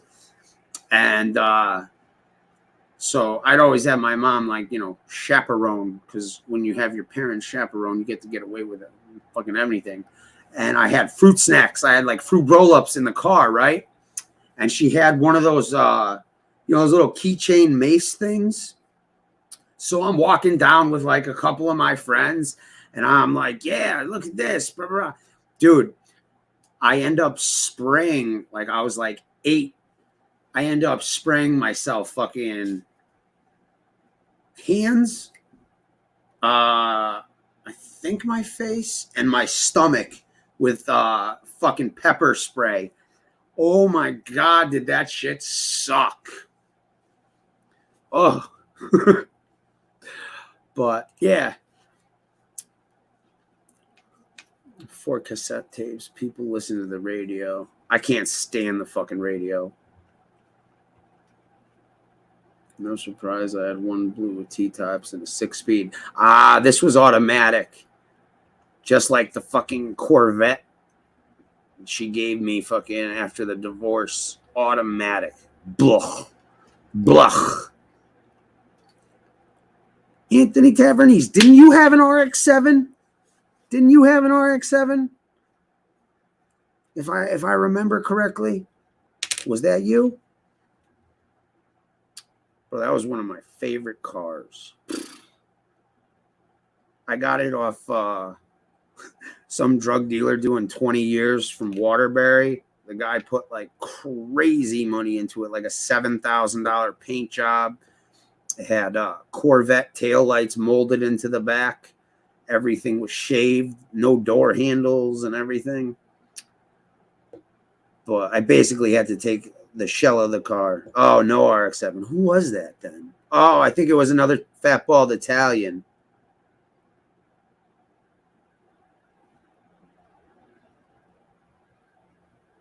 How? How'd they see your Eagles tribute video? They don't let anybody fucking play that, or like the Beatles and shit.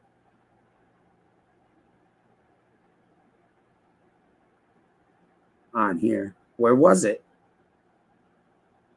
When are we going to get a live performance on here? I like the Rolling Stones. Please allow me to introduce myself. I'm a man of wealth and taste. Been around a long, long time. Oh, yeah. Dude, you have Pandora? I always have like Pandora running in my car.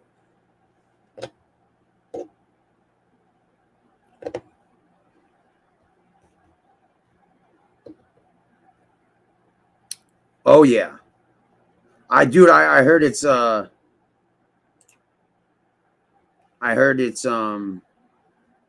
know, they have it sucks.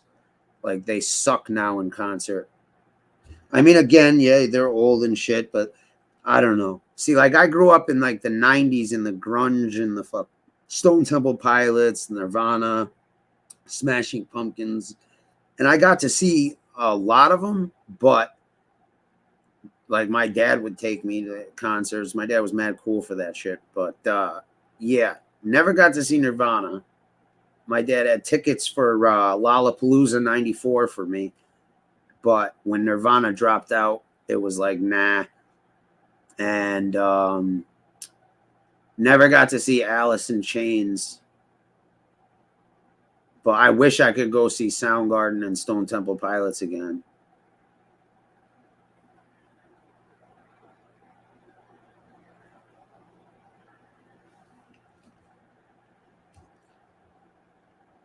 Well, you could. You all you need is Bluetooth.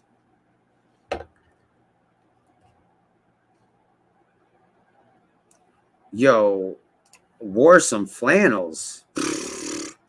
I still got flannels. I was wearing a flannel fucking last night. But yeah. Yo, I had my chain wallet and shit in like 6th grade. Oh man, I remember that shit.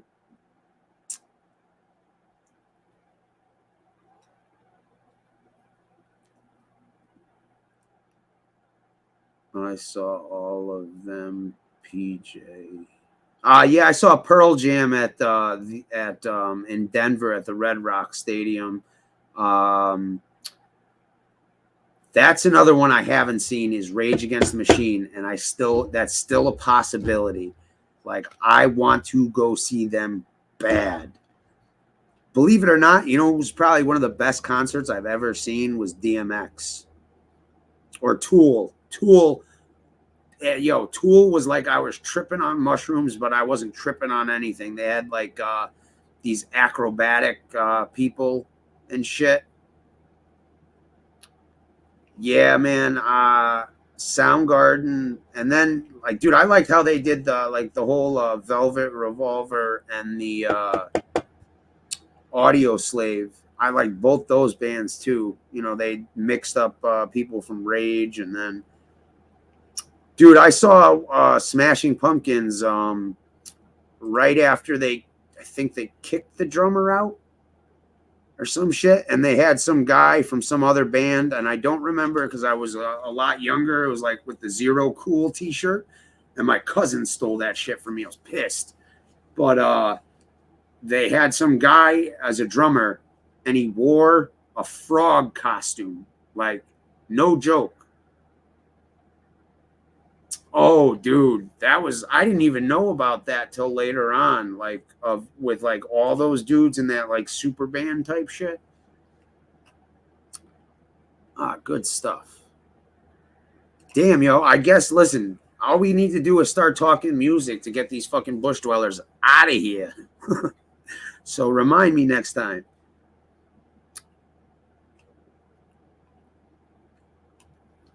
If there was one concert, I would, you know, if I could go to any concert, it'd either be Jimi Hendrix or Nirvana Unplugged.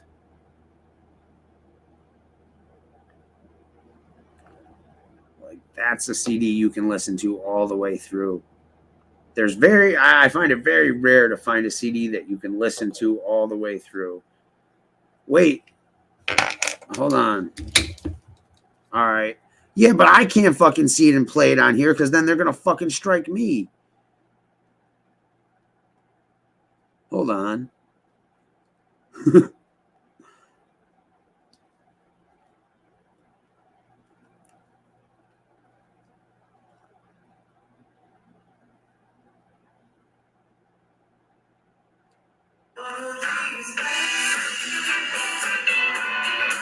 All right, give me a minute to check this out. I can't play this on here, otherwise you'll get a blank screen.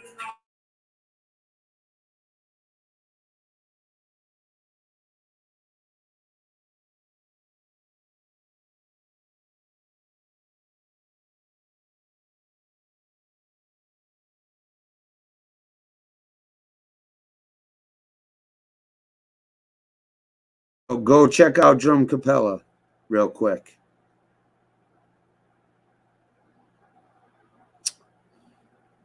Go check out Drum Capella.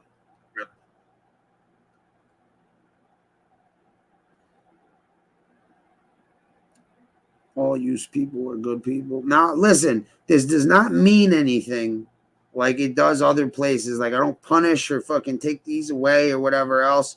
But like, you know, I see some decent people. I need people, you know, to keep the fucking deplorables out and just us classy degenerates. So, and I smoked a lot of other ones.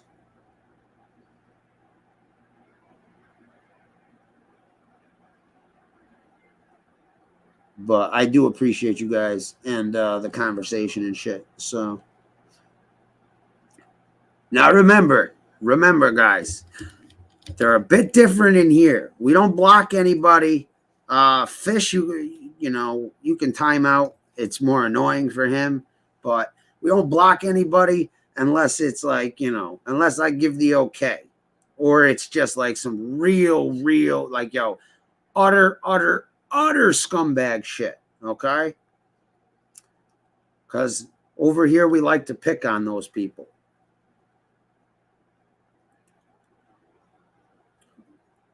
But just in case you guys want to drop any links for shit, you have the ability.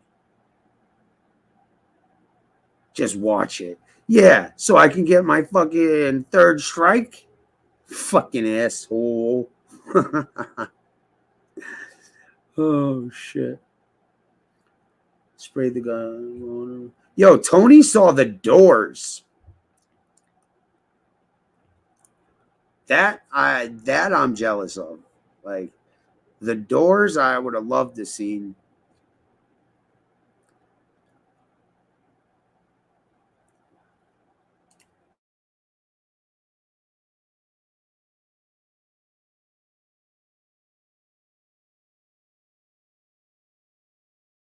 Mine too, yo. Yeah, Fat Puppy's fucking out like a light. Here, I'll show you. Hold on. I'm not moving that camera, but give me a second and I'll show you.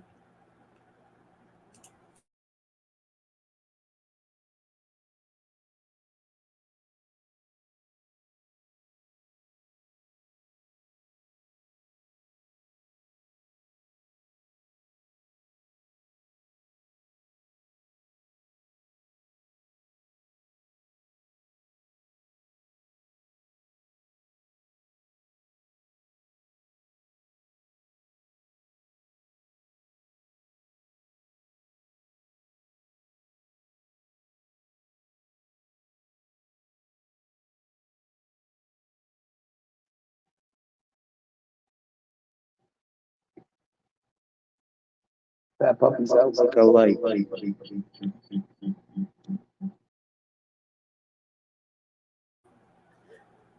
Fat Puppy's out like a light. She got a giant bag of treats. She fucking told me what's what. Fucking pooped and peed in the middle of the fucking floor. Like, yo, you better get me some treats, motherfucker. I was like, what the fuck? Never does that. Never does that.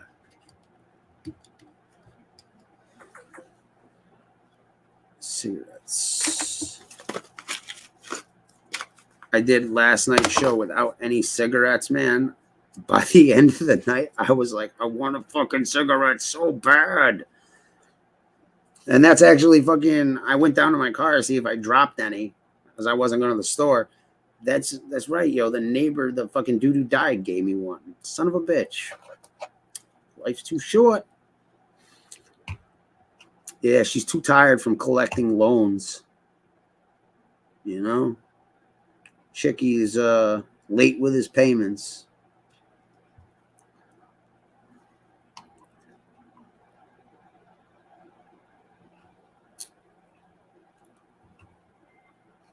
Anyways. I don't know, what concerts have you guys seen that were memorable?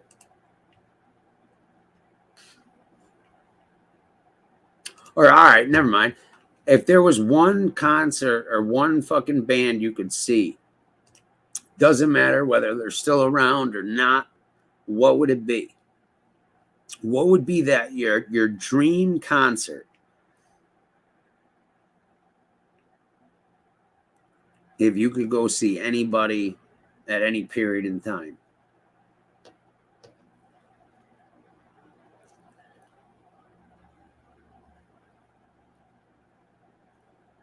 I don't expect that I'm going to hear any Beethoven, Bach, or Mozart or anything like that. Woodstock? Okay, but who in particular? That's a festival.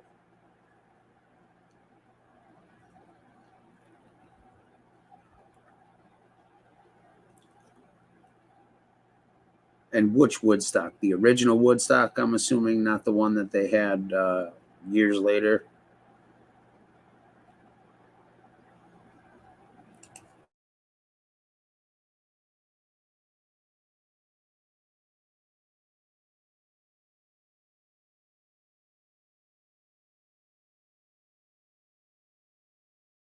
Okay, okay.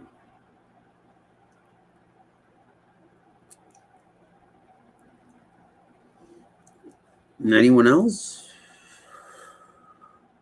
Or is that going to be the only participant?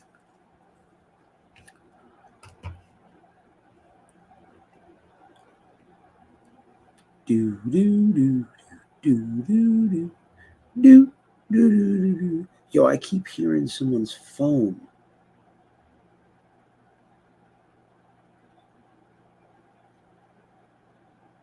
It's like a message.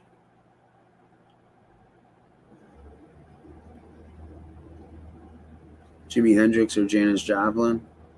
Oh. Oh. Ooh.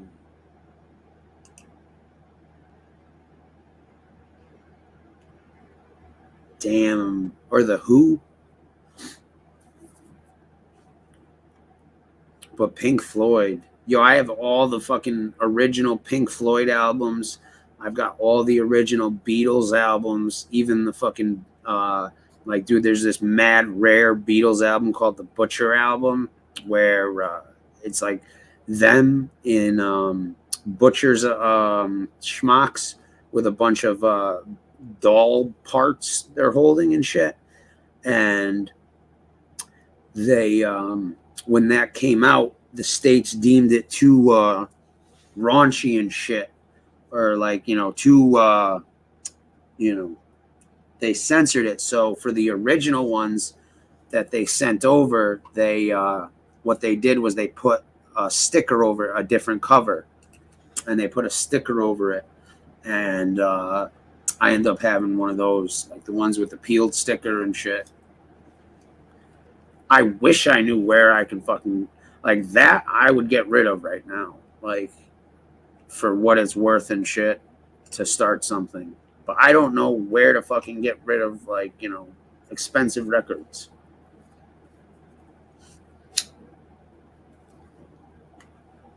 I used to have all the Jimi Hendrix and the Grateful Dead and shit and all that, but unfortunately I left those in my car in the summer and they fucking warped like a motherfucker. Ugh, so dumb.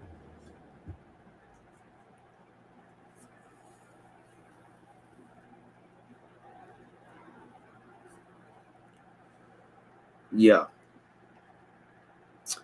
Eric Clapton, I've seen him multiple times. My license plate said Layla. Yeah, I like Eric Clapton, dude.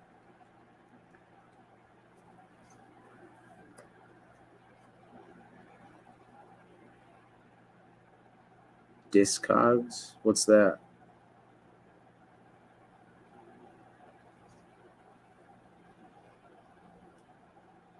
I know vinyl's in demand. Roro, that record's worth like 25 to 40K. Like, no joke. I got a couple other ones that are worth a couple thousand here, there, and everywhere. But that's like one of those real, like, one in a lot. I wish it was in better fucking shape. It's not in like terrible shape, but I know vinyl's in demand with the whole COVID shit. It jumped up. Hold on, let's see. I haven't checked in a while. Beatles.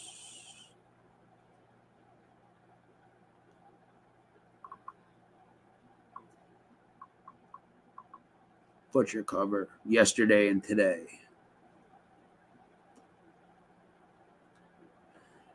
Wikipedia.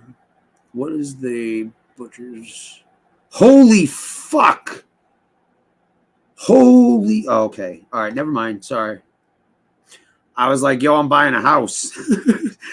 All right. After Capitol Records recalled the original Butcher record, the cover became a collector's item for rock fans. In April 2013, an original cover sold for $11,000.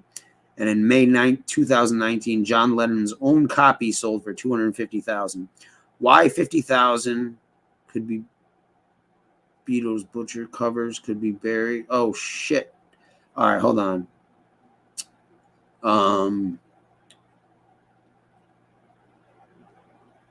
Let's see. Oh, Discogs.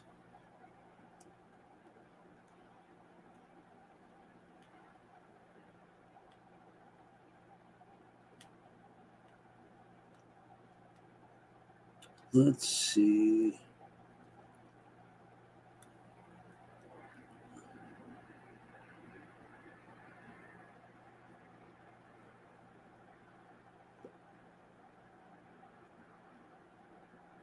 Only 3 copies are known to exist. What? How? Holy shit. I gotta see which copy this is.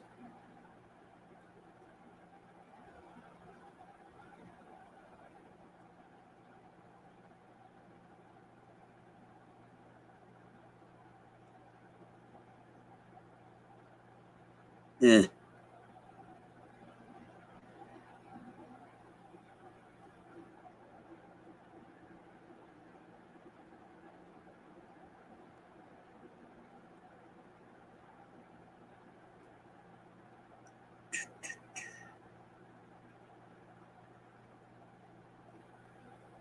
$1966. Yeah, 12,000. But that's sealed. Eh. Yeah, no. I wish.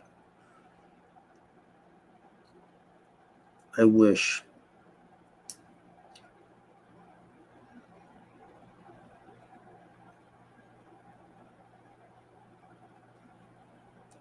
Paste over. Eh. Anyways.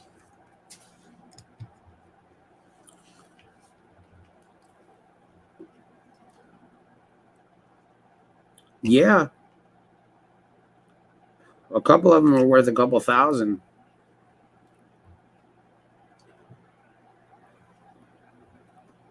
I just wish fucking it was in better shape than the fuck like the Pink Floyd ones I got. Those are like fucking tits.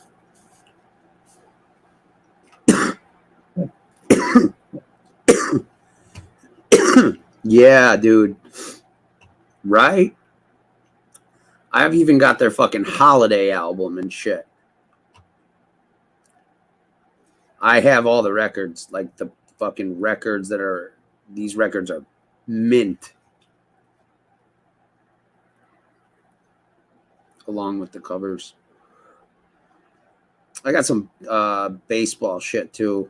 Like there was my dad's buddy lived downstairs or upstairs from this dude, this old ass dude who had a Babe Ruth autographed baseball, and when he died he gave it to that dude, and I ended up getting my hands on it.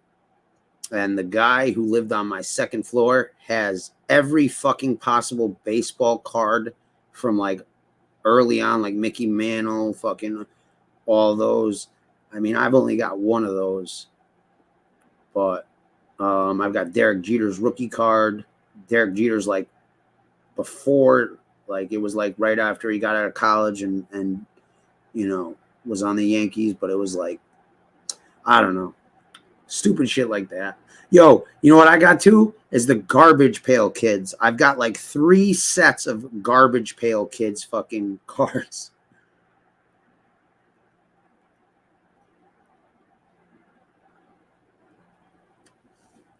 Yeah.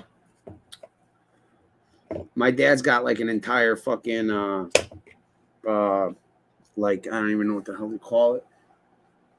almost like maybe like an 8-foot long, like 3 row like shelf thing filled with vinyl and shit. Yeah, there's nothing like listening to a vinyl. Nothing like it.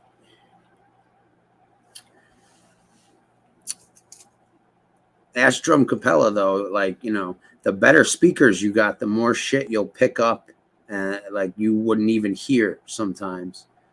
Bob Dylan, huh? Overrated, I believe, in my opinion. Oof. Ouch. Right? Dude, you know what pisses me off, though? Is like, yo, you look at like all these toys and shit that are worth bank. Like, yo, my mom had all those Beanie Baby Bears. And like I would, every time she'd move, I'd be like, yo, let me get those. Nah. And I think she threw them out. Like every single one. Like I'm like, oh my God. And then like the giant Lego pirate ship. And like all these things that are worth crazy money now. I'm like, motherfucker. You know? But what are you gonna do, you know? God knows how many you know, digital wallets are out there with fucking Bitcoin on them. Like, yo, I've heard horror stories with Bitcoin and shit. Like, yo, people have forgot their password. Dude, I lost a lot of money in Bitcoin, but it was still when it was like really low.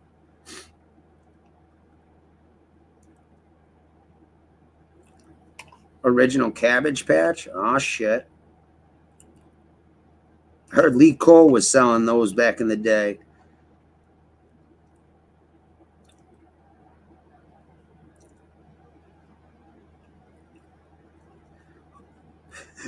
Fish is a Cabbage Patch Kid. Oh, shit. Yo, who remembers the Tickle Me Elmo fucking craze that Christmas and shit? When that shit was nuts.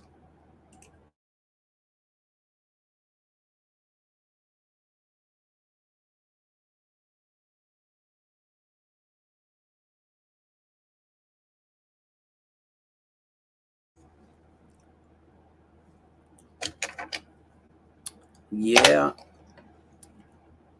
Those were big in the 80s, right? She didn't get it the first year they came out. I couldn't get one, so she got a fake one. Oh, no. Tony had a run-in with Lee Cole and his van. Oh, man. They were Lettuce Patch Kids. Just the same. It's the same thing. You know? Head of Lettuce Kids.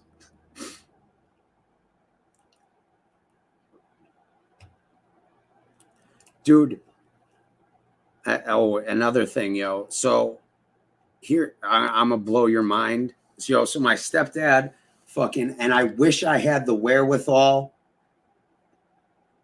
My stepdad was using a pair of original 1985 or whatever Jordan 1s as work, like work sneakers, like when we were painting apartments and shit.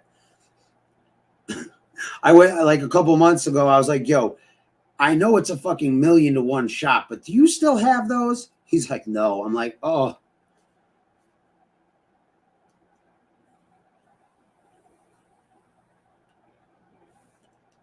Because believe it or not, you know, some sneakers are worth some money and shit. But they're the ones that are like when they partnered up with people.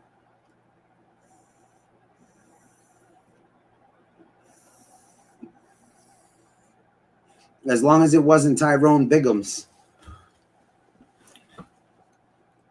As long as it wasn't Tyrone Biggums.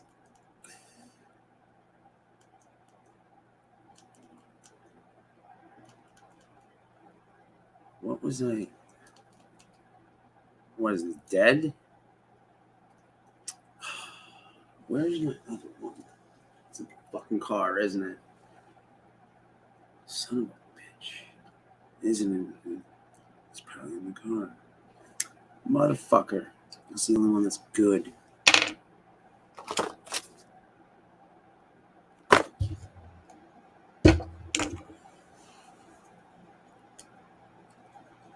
Yeah, I had every year for fucking basketball, I used to have Jordans and like the Penny Hardaways and shit. And I'd only use them like, you know, in the gym and shit. But yeah, I got a pair of see, I treat them like the regular sneakers though. My boy said he can redo them because I got a pair of like Air Dior ones. And then, yeah, dude, there's some, you know, I'm not going to put anybody out there, but, yo, there's somebody in the community that is fucking, you know, they know fucking shoes and sneakers, and goddamn do they have some fucking gems.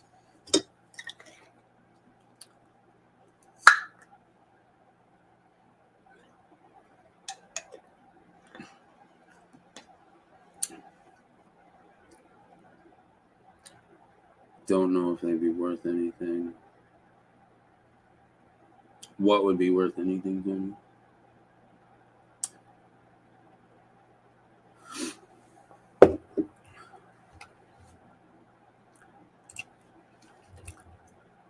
Memories.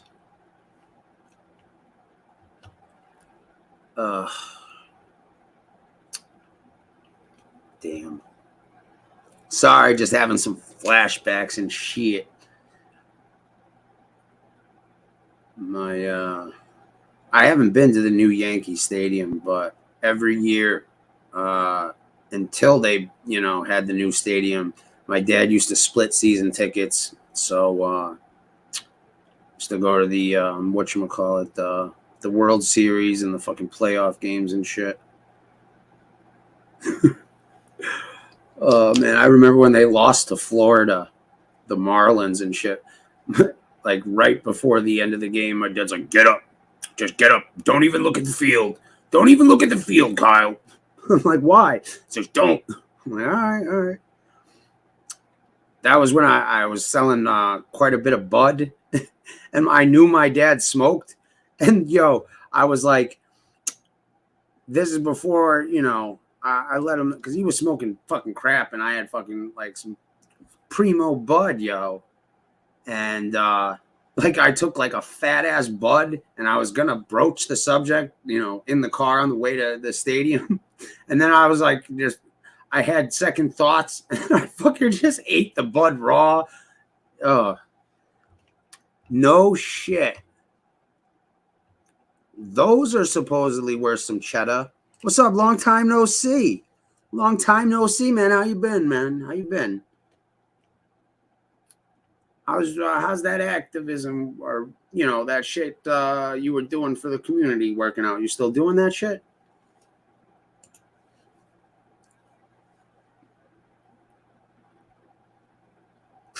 Yo, I still got clothes from the 8th grade that fit. I had to like get rid of clothes. Like I was like, yeah.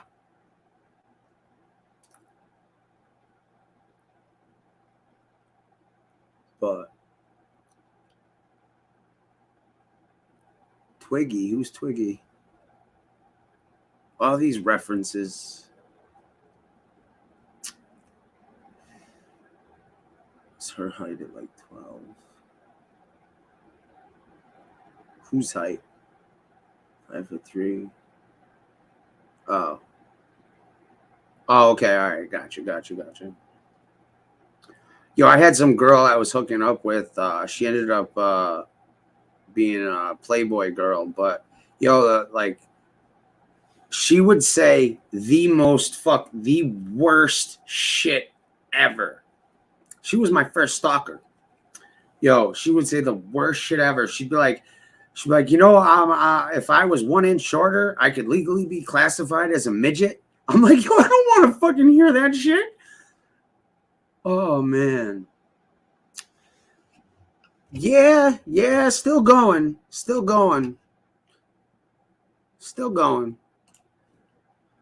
Contrary to fucking, almost everyone and anyone's wishes. Oh my fucking God, Lefty. Why don't you do one of two things?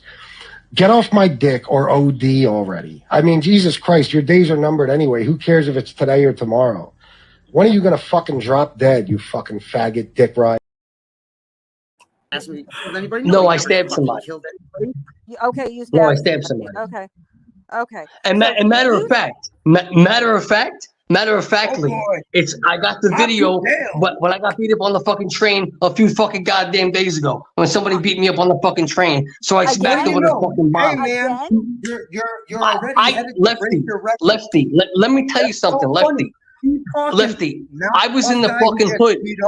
Lefty, let me tell you something. I was in the hood with niggas, bro. Think I'm scared of a white boy like you? I'll fucking kill you, cocksucker. And your fucking mother. No. Yeah, you will. Oh. Walk up to a black man and say that to his face? No, because he'll fucking kill you. That's why I got stabbed. What the fuck are you should've. talking about? Okay, so. Oh wait, I thought you stabbed somebody, but no, Wait. sorry, you got Wait, stabbed. you said you stabbed somebody. I got stabbed. What's the last grade you? Roro, it don't bother me at all. You know, all that tells me is fucking, I wish, shit. It just tells me fucking I'm on somebody's mind a little too much. If somebody's got that much fucking animosity and shit, oh well. Considering, all that. Dude. How? Yo, Fish and this dude are the only two motherfuckers I've ever heard brag about getting beat up.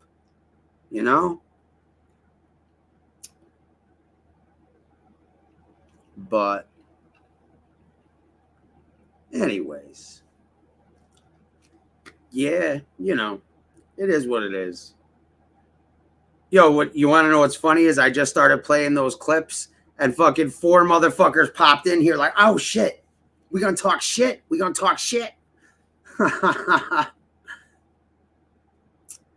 Oh man, cast of characters.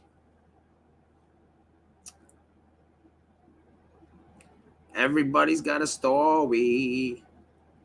Damn it, yo, you're just lining them up, and I'm really not even trying to go there. But fucking primo.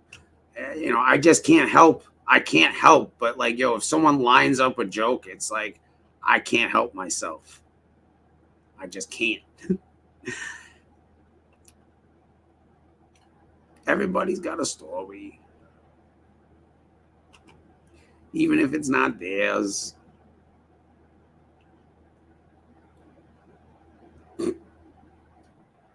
Sorry. Hated rats my whole fucking life. I taught my daughter. I went to fucking school and flipped out on a teacher because my daughter was the best student in her class, the most well-behaved. So her teacher decided to put her in charge of this group of kids in her class.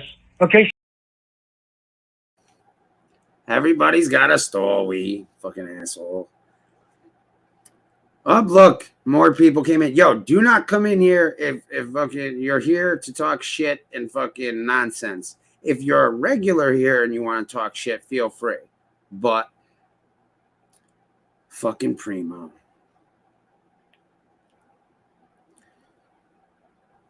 Fucking primo. Oh, man. Anyways. But I mean, listen, if you guys haven't seen the JC show, dude, go watch that shit. It's funny as fuck. And the dude took all that ball busting with he took it like a man, didn't raise his voice, didn't shout. No.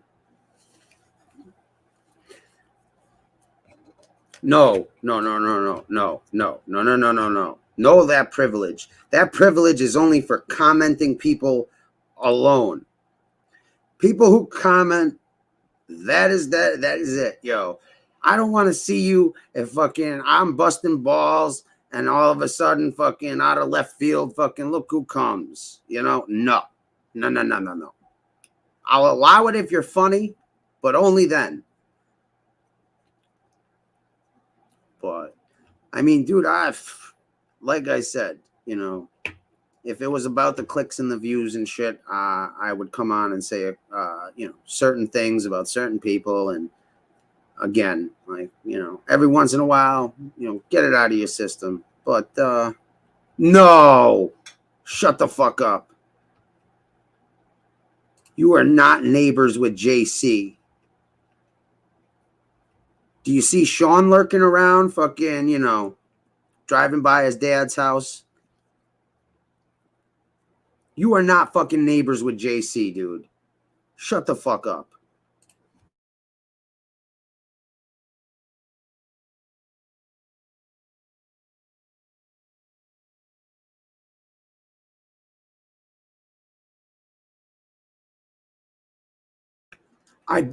I bet you get the mail in the middle of the night now, Primo.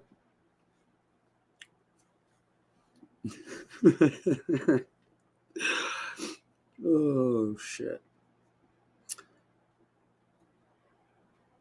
Nah, but anybody that can take, anybody that can take, you know, ball busting and, you know, that kind of shit, it's, you're okay with me, you know. Oh, boy. Can't win.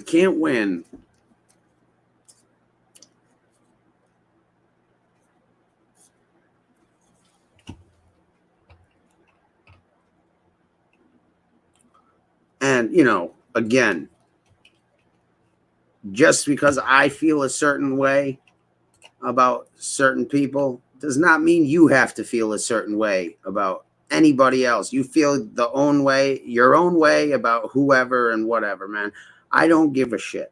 Like, I don't fucking put that shit on people, and I don't fucking guilt people for where they go, who they talk to, and whatever else, you know?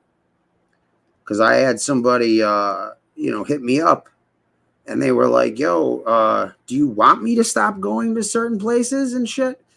You know, I don't mind because, you know, I'm like, no, dude, that shit don't bother me at all. I'm like, I don't give a fuck where you go. It's, you know, how you conduct yourself. And like I said, man, I don't like people who are full of shit. You know, or people that just can't be themselves. Oh, but that's the thing though, is like people on here usually match people's energy. Like, you see how JC was fucking, you know, busting his own balls and shit too. The chat was, you know, PG-13, you know, but, you know, when you get an asshole being obnoxious, dude, oh my God, dude. Whew, like blood in the water for sharks, dude. These people can get vicious. What up? What up, AJ? How you doing?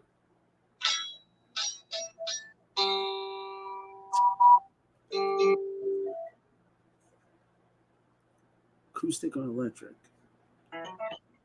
That's electric. Left. What up? I'm not sure if this is going to work, but I'm going to try to plug directly into the phone. Let me see what happens.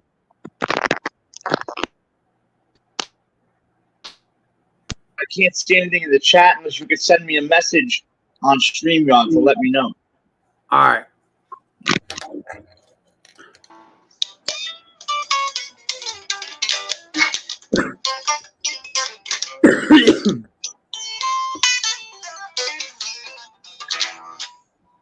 Can you? We can hear the guitar, but I don't think it's like amplified. You know what I mean? I think we can hear it from your mic. Okay, so this interface ain't working. I have an interface that goes to the phone. I can't find it. Oh, no shit. My house looks like a fucking right now. My house looks like an abandoned music store right now, so I can't even get to anything. Oh, Dude, my fucking whacked out uncle has like fucking his whole house is just basically a recording studio. He ended up buying a Wu-Tang Clan's soundboard, and what if I wrap my headphones around the phone? Hold on a second. Let me see. Fuck, it's a stretch, but let's see what happens. Oh, my phone is wearing headphones. An acoustic would, the mic would pick up the acoustic probably better.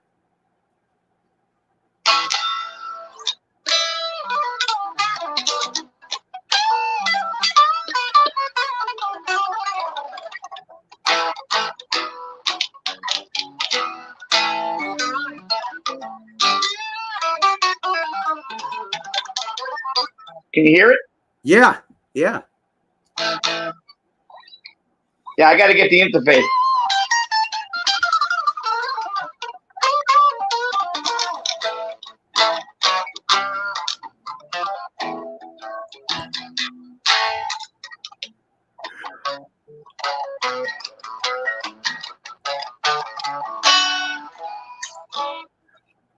I don't know. Delete that. Yeah, it's hard to hear it. Yeah. I gotta find the interface. I can't find the interface. I gotta find it. Because I know when I do it on. I think I got a video somewhere of me playing. I'll just fucking post it. Oh, I deleted it. Son of a bitch. I had fucking I was gonna say, as long as it's not this dude Tony Pizza singing lead vocals, and I had him fucking with some music behind him. He's like, "I'm your nightmare." But we know how you feel about that cocksucker. I got it. Nah, you know I'm fucking. I don't even give a shit. I really don't care that much. I'm fucking. I know. Over. That's the beauty of this room. Is a lot of these people in here don't care that much. You know. I wonder where my fucking interface is, motherfucker. Take your time. Look for it if you want. It's right here. Oh, I got it. Where is that? It? Come on, get with it, man. I got it. Hold on. I got it. Hold on a second. Hang on. Just give me 1 minute. No problem. I've been out since like fucking this morning. Yeah. I was on the phone with Tavernice, and I was going to my first gig, and then my friend called and said, they have a karaoke live band. Yeah.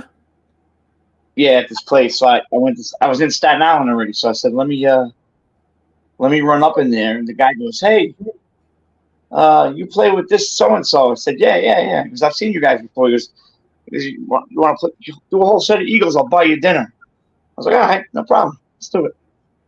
Right? What'd you end up getting? Chicken parm and fucking fries and onion rings. Shit I shouldn't be eating. Yep. Shit that's not conducive to diabetes. Ooh. Hold on a second. Let me see what I can do here. The fuck is that beeping? All right, let me see. I think this will work.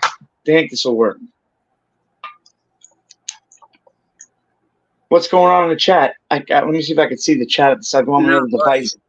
Primo's just hanging out. So's Tony. Those are pretty much the only people commenting for a while. How many channels do you have, bro? Primo's just hanging out. So's Tony. Those are pretty much the only people. Got an echo. No, that's my other device. I'll shut it down. I'll mute it. How many channels do you have? On right now, I have one channel up, but I have 3 channels. One on this one, the spare one, and then a third one that's I'm holding out for a lot more serious shit, like actual content and whatnot. Oh, let me see if I can tune this motherfucker real quick. I gotta go into a mixing board because I can't play for an amp right now. Yeah. For obvious reasons. Howie was trying to motivate me fucking this morning to go into something. All right, let me see. You're gonna lose me for a second, but I'm looking at the chat on the phone. Are you on the private chat or the regular chat? No, I'll leave on the other device, I can see the chat now. Okay, all right. So I'm gonna plug this in and type in the chat what you're hearing. Gotcha. All right, so hold on a second. All You hear me? Yep. All right, I gotta get off. Hold on, I gotta get off this thing. I gotta get off this phone for a second here. I gotta plug it in. I got so much shit going on. Dude, don't worry about it, man. No fucking no stress zone here, man. We're patient people. We're stoners. We can watch paint dry.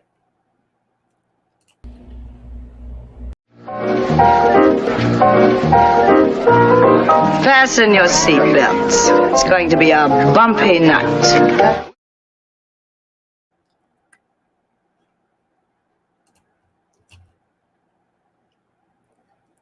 Oh, look who it is. If Primo jumps on and sings Money for Nothing, I'll throw in $50. Oh, shit. Well, that was the ending, Roro. I played the whole thing. I ended up playing the whole thing. Hold on, we got to let him know that we ain't hearing shite.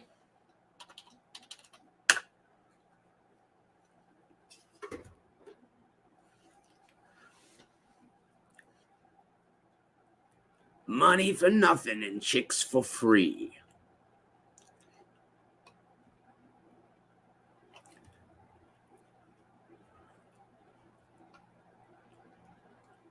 Oh, we're killing it tonight. 6-4.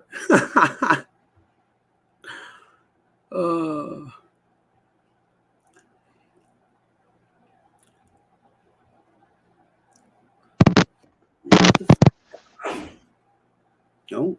Oh.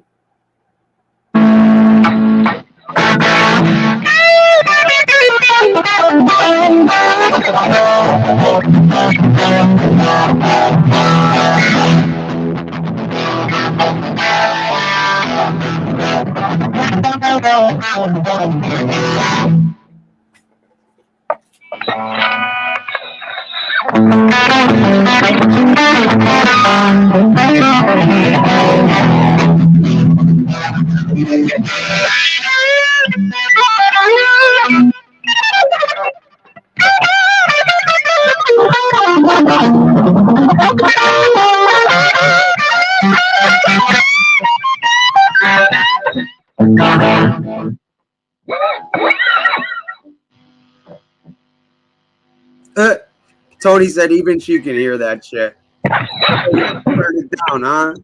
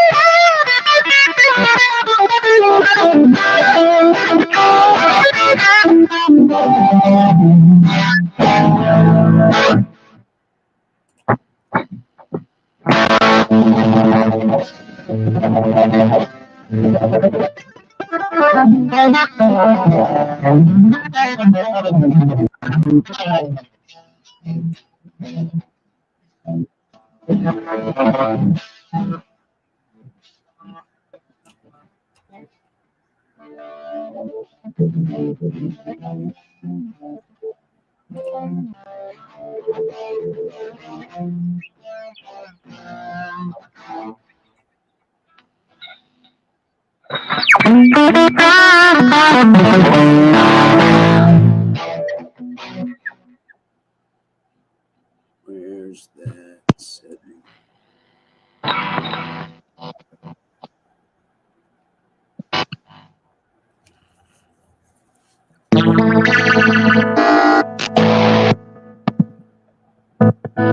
Karaoke night at the Alibi Room.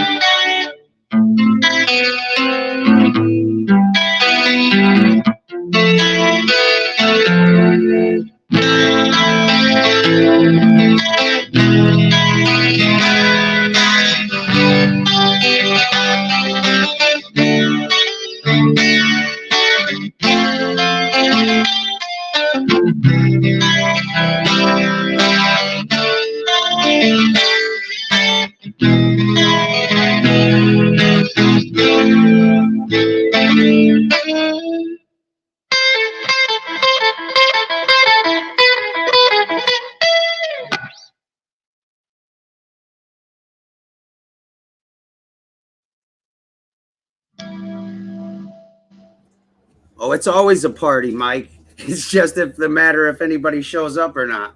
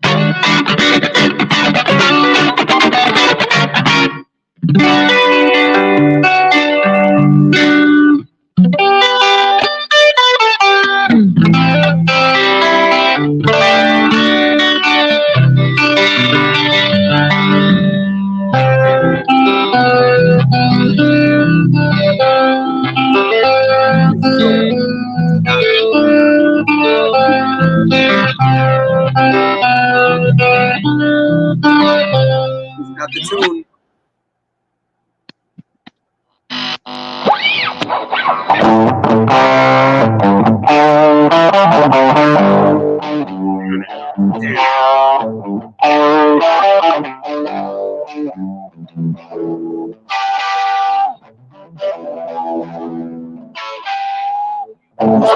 Get it.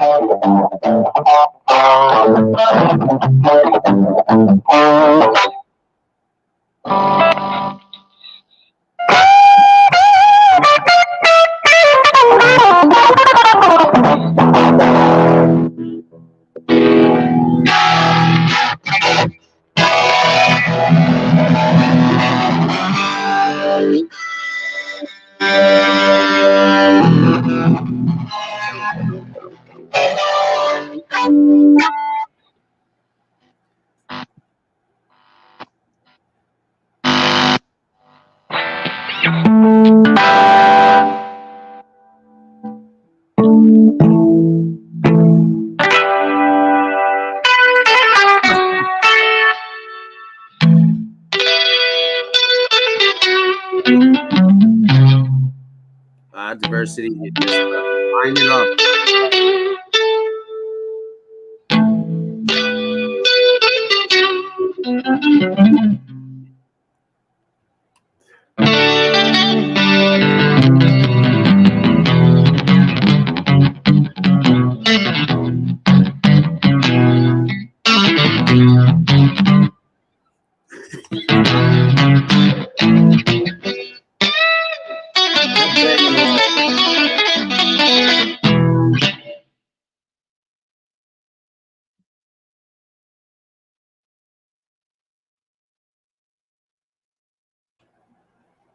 Good shit, man. Good shit.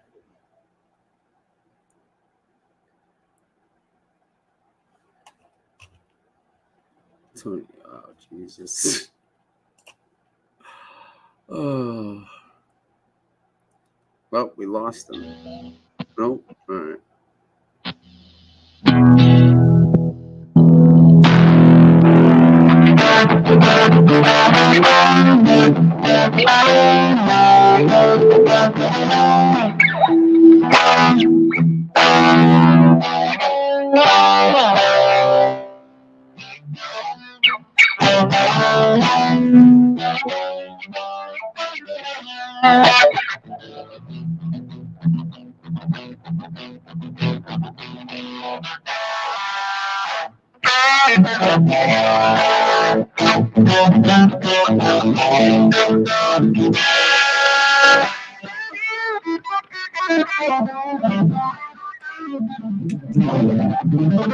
Get some Clapton cocaine. Oh shit.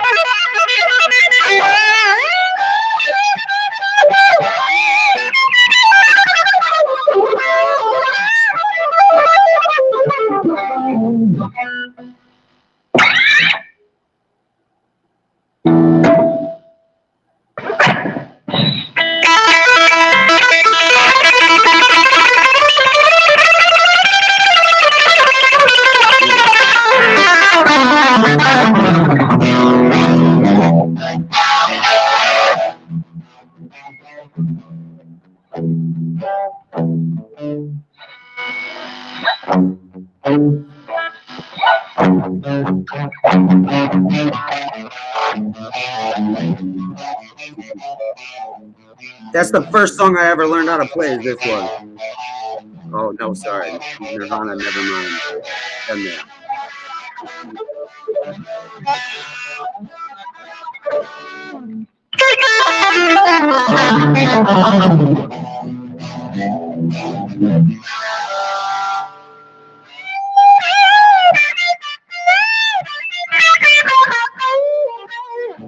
Yup. That was the first song I ever learned how to play. Pretty much. Besides, you know, the simple.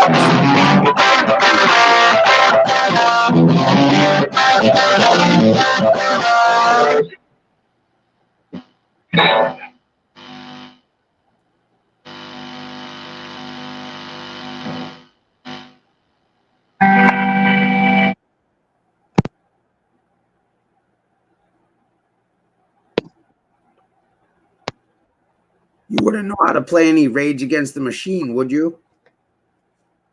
This fucking guitar won't stay in tune. I'm not using my good guitar right now. What do you use? I was actually going to ask you what you were using for a guitar. I wanted to pull something out quick. It's my X guitar. It's an Alesis. It's got the effects built into the guitar. I didn't want to be stuck. I didn't want to say if I set up pedals right now, it'll be great. But I don't feel like doing it. Yeah, yeah. What do you usually use? Oh wait, you know what? Now you're gonna make me plug it in. Hold on. Ah, shit. What do you usually use for a guitar? I got this guitar. It's called the Gitta Fish. It's got built-in effects, but I use a pedal. Yeah. I use this really fucking cool pedal that my friend gave me for my birthday. Shit. Hold on.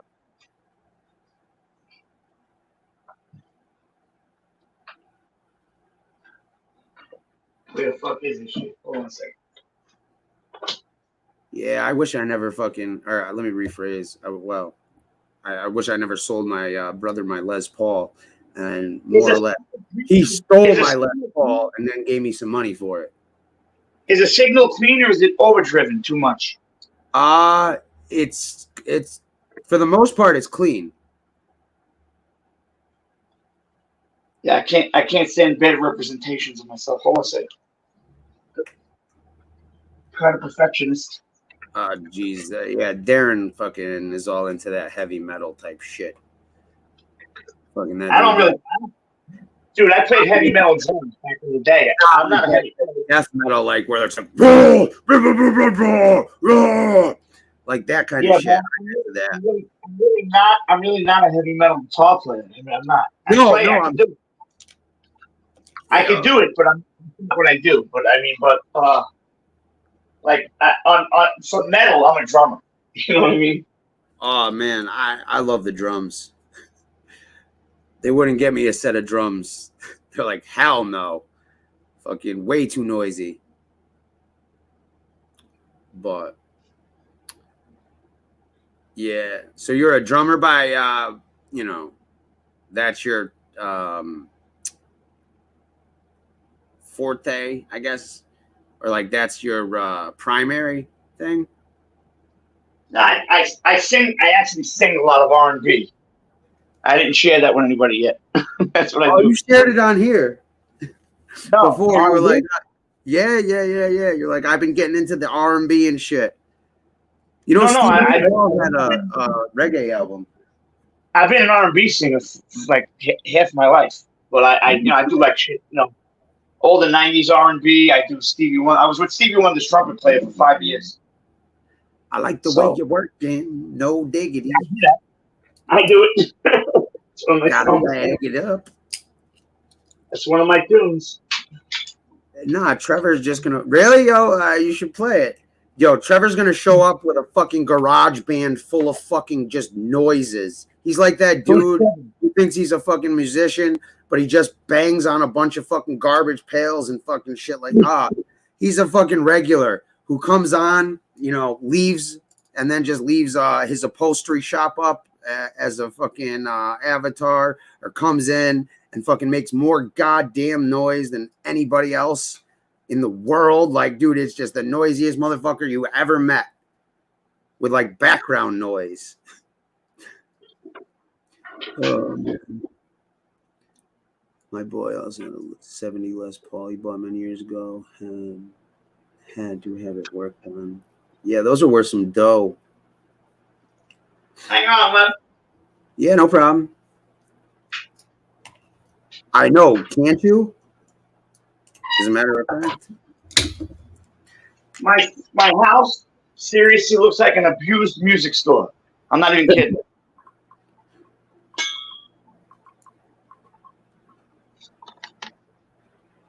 I'm trying to look at the chat at the same time. Let's see.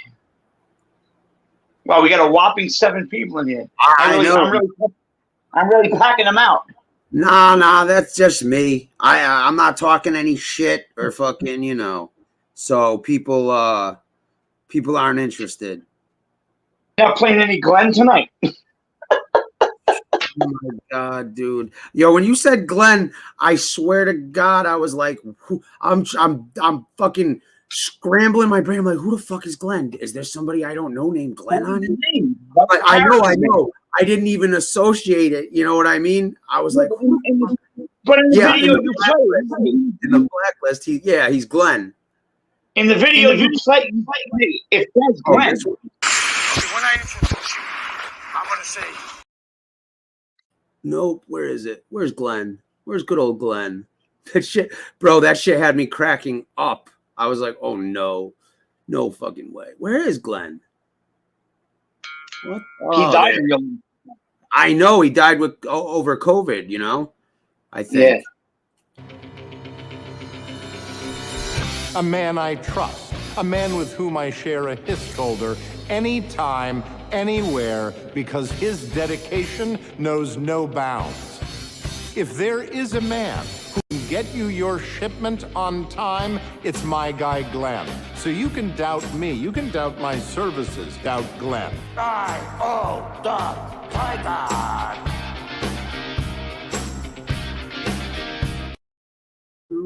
Brown, brown, brown.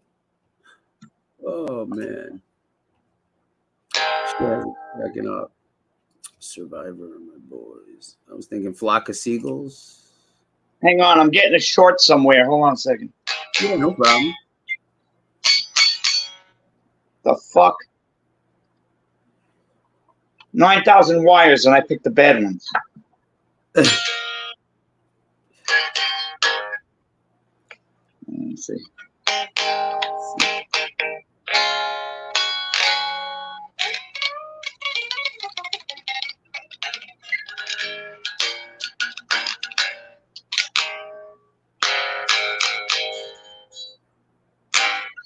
All right, now we're rocking. Hold on a second.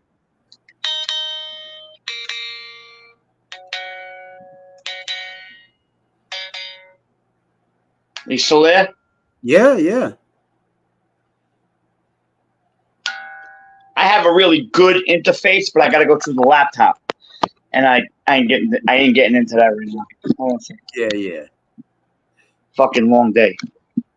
Yeah, this thing here, this pedal I'm about to play, you're gonna hear a little buzzing because it's not going through an amp, but it's gonna sound much better than what it just did. Hold on. Oh, fuck.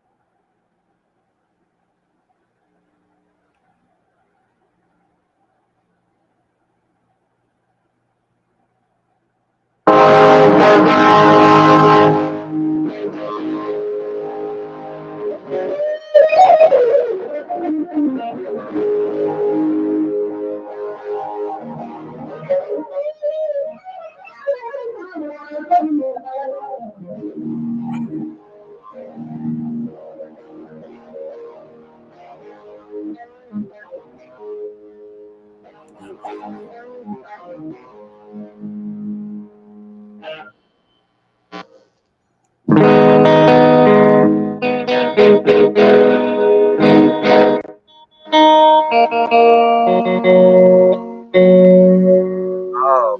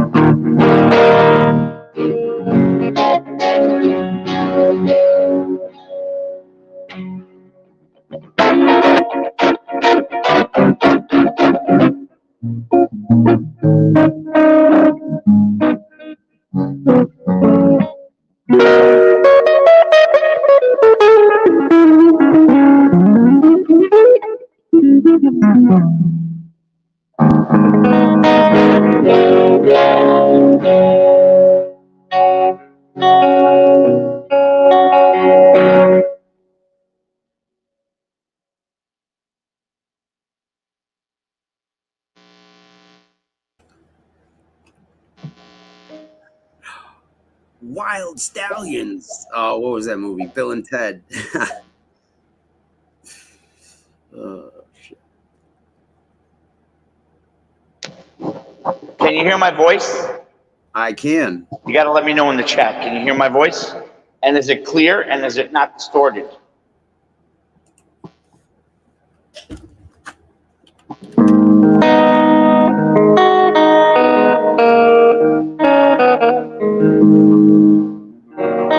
Is it distorted though?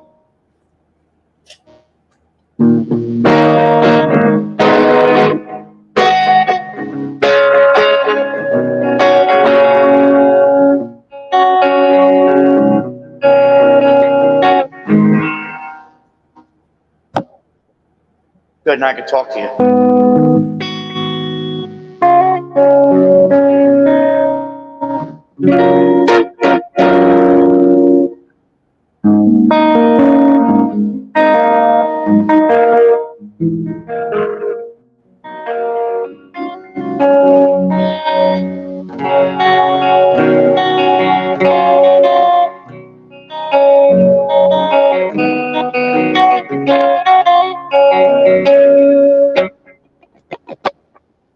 You asked who Trevor was?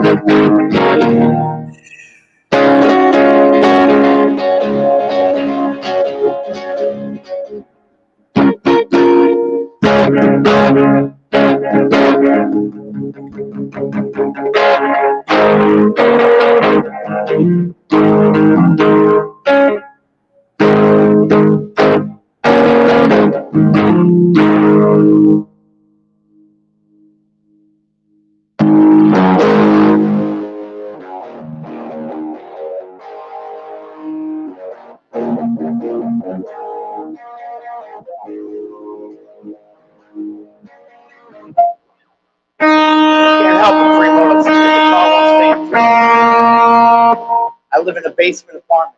Not my mother's basement, but a basement apartment. Very damp.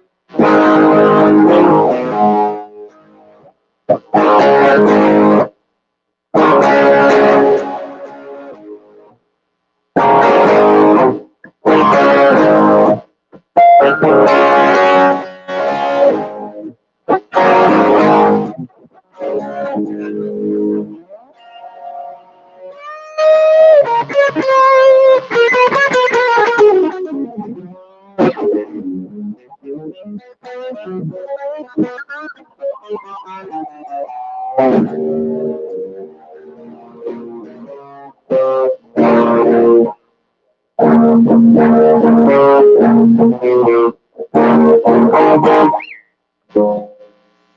don't know. I never know what to play.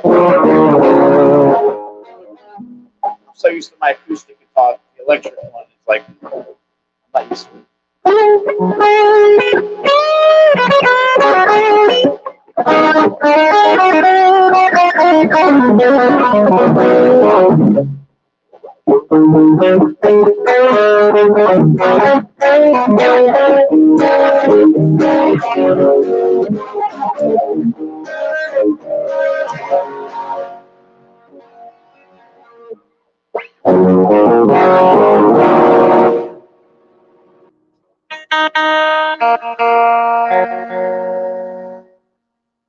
We've got out.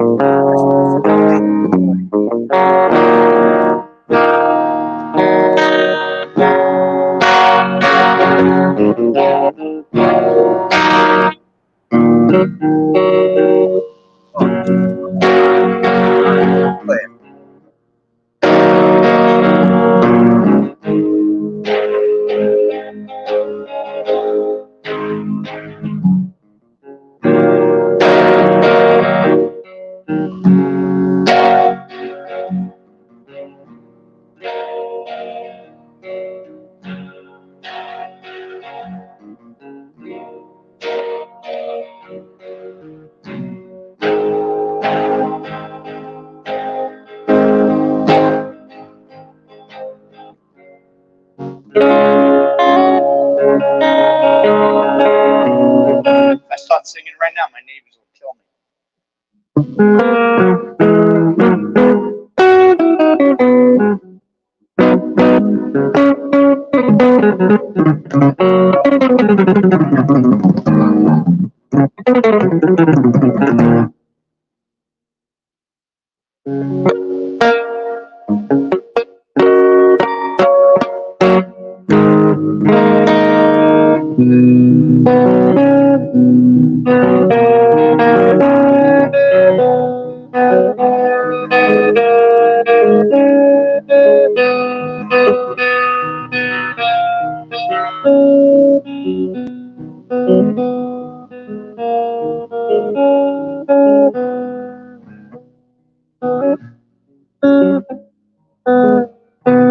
So my love took it down.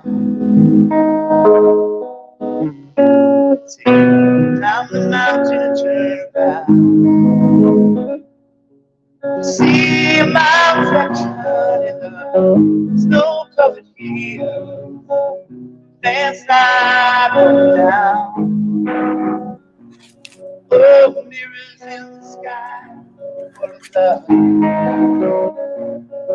The child in my heart, that's love.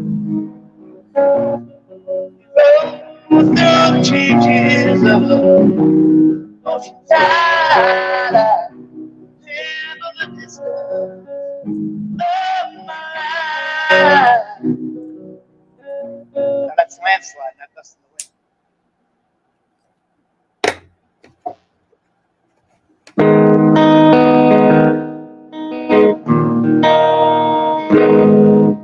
On the darkest highway, cool wind in my hair, won't smell of leaders, driving up through the air. Red in the distance, saw a ship green light. Every wavy in my sight, I could stop overnight. They stood in the doorway, heard the mission bells. I was thinking to myself, it's gonna be hell, it's gonna be hell.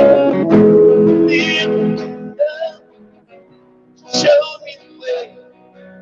Now I heard them say, welcome to the hotel, California. To love place, to love. Fuck you, Ursa gaze off. Damn. Take me down, bitch. Yeah, it's cutting out on me too.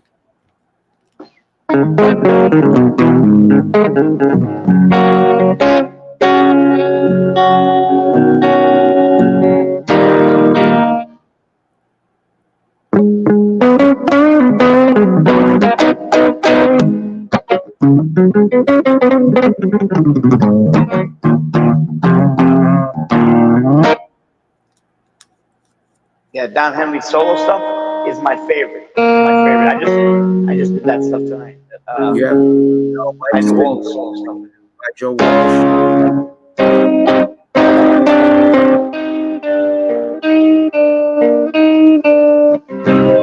Body on the road, body on the beach. You feel it in the air. Summer's average.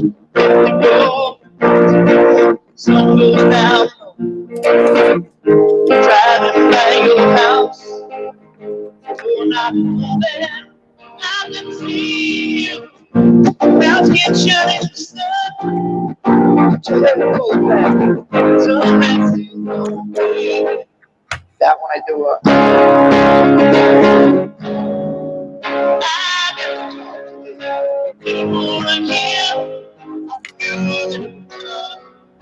That one, Tony. Try to get down.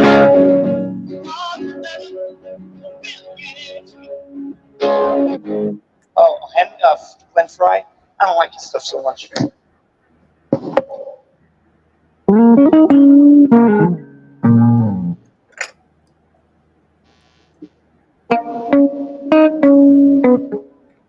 Lefty, that one-man band shit was hilarious.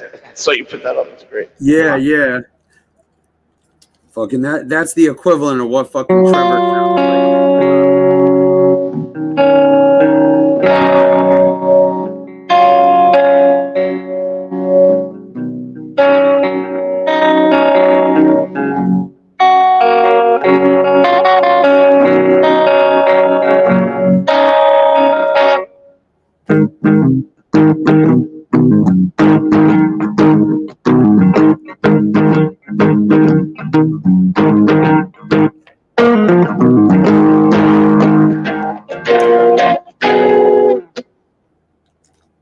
Yeah, I'm not a big fan.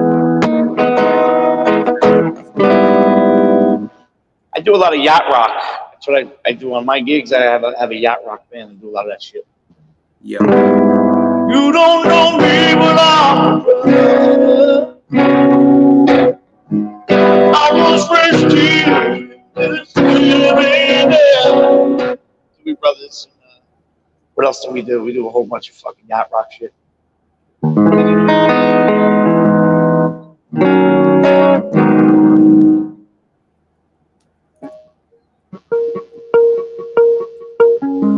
Alrighty, you sick of it? So I come back on in the thing.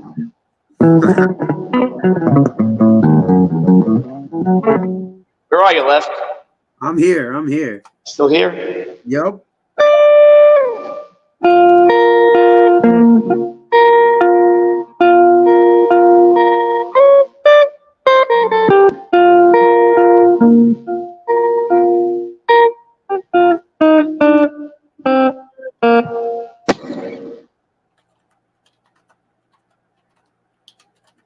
What about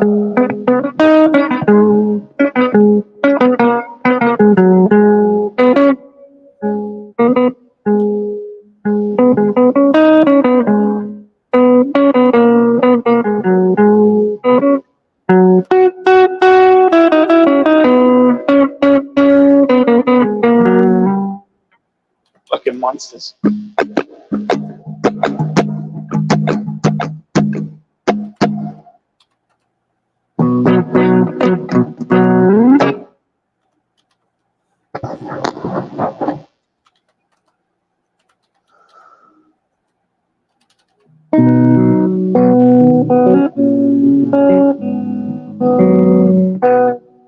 Will I close my eyes only for a second? I know. I wish we could cut this part out of the replay, so I can get my real shit up.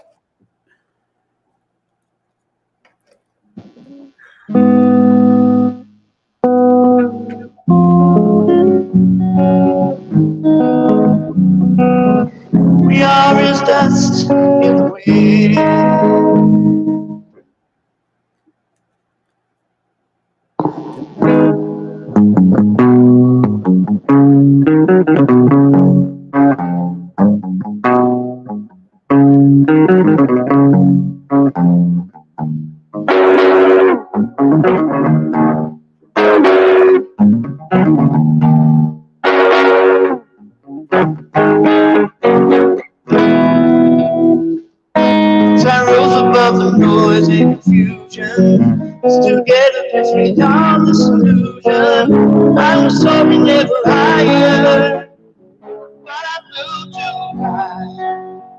My mind could think it still was a fine man. My mind could think it still was a madman. Hear the voices when I'm dreaming. I can hear them say.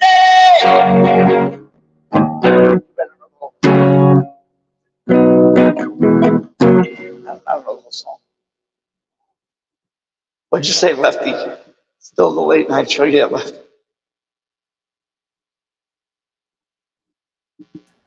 Yeah, Primo. Best kept secret in town.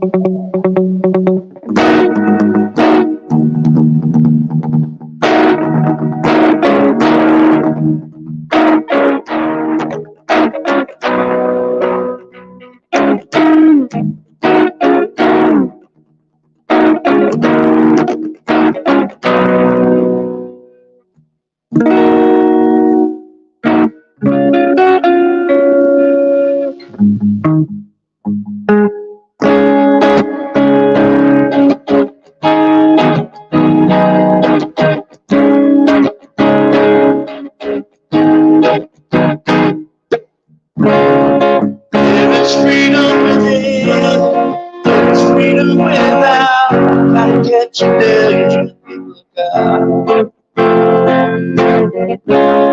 Your battles ahead, battles all lost. You never see me through.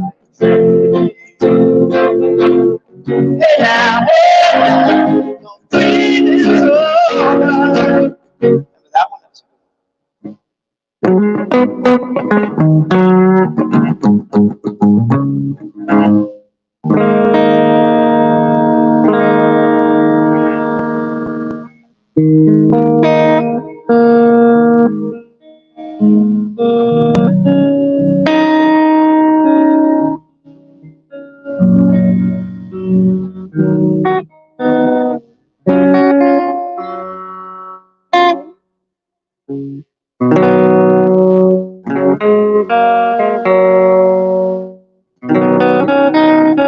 Yeah, I take when I play out, I take Brown Eyed Girl and I make it a ballad. I just fucking twist these songs so far beyond what they were. I don't even play them like the record at all. People are like, I didn't even recognize it until you played the chorus. Yeah. Brown Eyed Girl goes. Wait. I do it like this.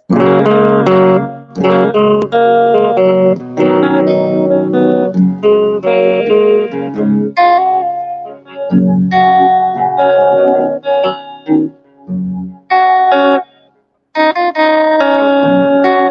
feel like a ballad. I don't even know until the chorus comes up what it is.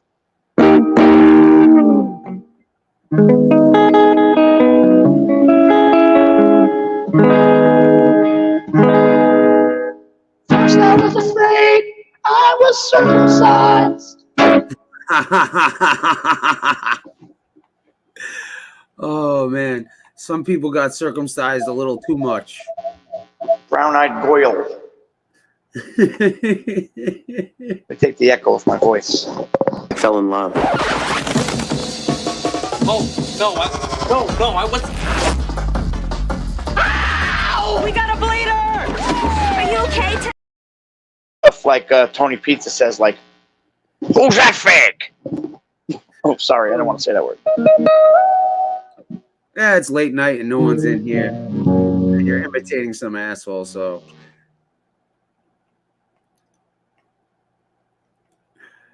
Yeah, I went in Tony Pizza's chat. He went, Drum Capella, who's that fag?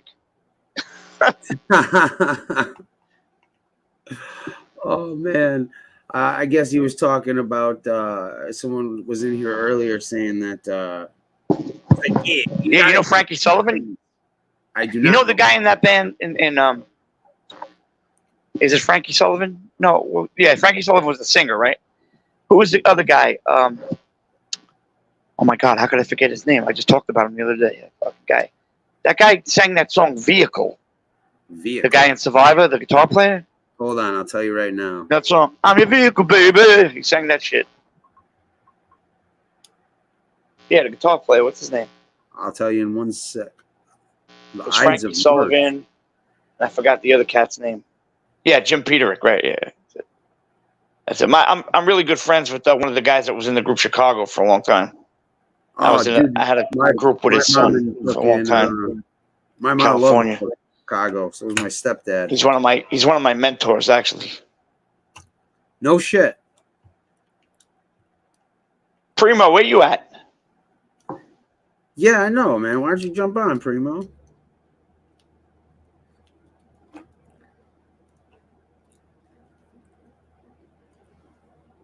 Drum is gonna bless us with some, stories of on the road.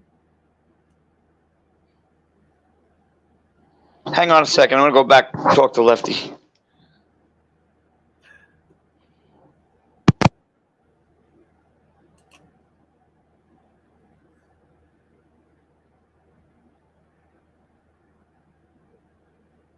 Lefty, you hear me? Yep. All right, cool. Good shit, man. Yeah, I gotta get the real shit hooked up, and it'll sound great. Yeah, we gotta figure out how to, we'll have a concert. Well, I know how. I just gotta dig the stuff out, but I'm gonna make a bunch of stuff public tonight. Let you could go look at some shit I did. All right, well, then I'll tell you what. I'll post your channel on my community page so people can actually. I don't care. Like, listen, I don't want anything. I'm not these other people who. Well, listen, my real name is Angelo. They call me AJ. My real name is Angelo. You know now. You know. All right. So, there you go. No, I don't do that shit for fucking. I feel people should share and help each other out and shit. So, I'm thinking. First of all, I don't say a bad thing about anybody other than Goof on Tony Pizza. Once in a while on Fish, but who cares? I mean, who cares? Nobody's gonna do shit. That's it. Bottom line. That's Unfortunately, here I gotta subscribe to you. Yo, listen, guys, subscribe to Capella and check out. I'm gonna put his link in the chat. I never said a bad word about anybody. Oh, I've said a few bad words about a couple people. But I haven't been. I've never been fucking. That vile fucking shit that a lot of. I never heard you goof on anyone. No, man. That's the only thing I'll do is bust balls or point out somebody's fucking ridiculousness, or hypocrisy. But I don't fucking. I'm not like one of those name calling weird fucking. If that shit don't sound good when you listen back, can you clip it out? I should be able to. Yeah. Yeah, I want to do a good one. I don't want this to be the one. Yeah, no, we could plan it out, man. For a night where I got stuff to make it sound like fucking radio quality. I just gotta hook it up. No, I think that would be fucking awesome. One night to have you come on and play some songs and sing and shit. Honestly, I think that'd be a fucking great night. Yeah, do something different, right? Absolutely. Do something different. Yeah, dude, I'm all for interesting and different things. Right. Listen, when I have time, it's great. Like sometimes I'm slammed. Like I hardly get to even watch anything on YouTube. Nothing. I'm literally running. But I just made another video public. I did a Chicago cover with a split screen where I'm singing harmonies to myself. I just posted that. Oh, okay. Good shit. So that's up there. I want to hear you say I want to hear that no diggity. I'm about to get the fucking the sound for that shit, and I'll play it on here. And with just the music. I have somewhere. I got to find it, but I play with a band in the casino. Up in Yonkers. Yeah. And we do all that shit. And so I have tons of footage of me singing that stuff. like No Too Close by Next. I have me singing. Let's see, what else do I got? I got me singing Cisco. I got me singing the fucking all this whack shit. And I got me singing Boyz II Men too. I got fucking. Oh man, yeah, I just posted it, man. So hopefully you'll get some subscribers and shit too. But I posted it on my community page. I just told people to go subscribe if they want to listen to some good music. Hey, what's the Chicago one saying? Something about copyright? What the fuck? What? Oh Another yeah, dude. There's certain bands you can't do dick with, like. What is it? There'll be a copyright, but there's different types of copyright. What's up, Primo? Hey there, Lefty. Can you hear me? Yeah. Cool. What's going on with you, Primo? How you doing? Doing good. Just appreciating drum skills here on the guitar. Where you at, Primo?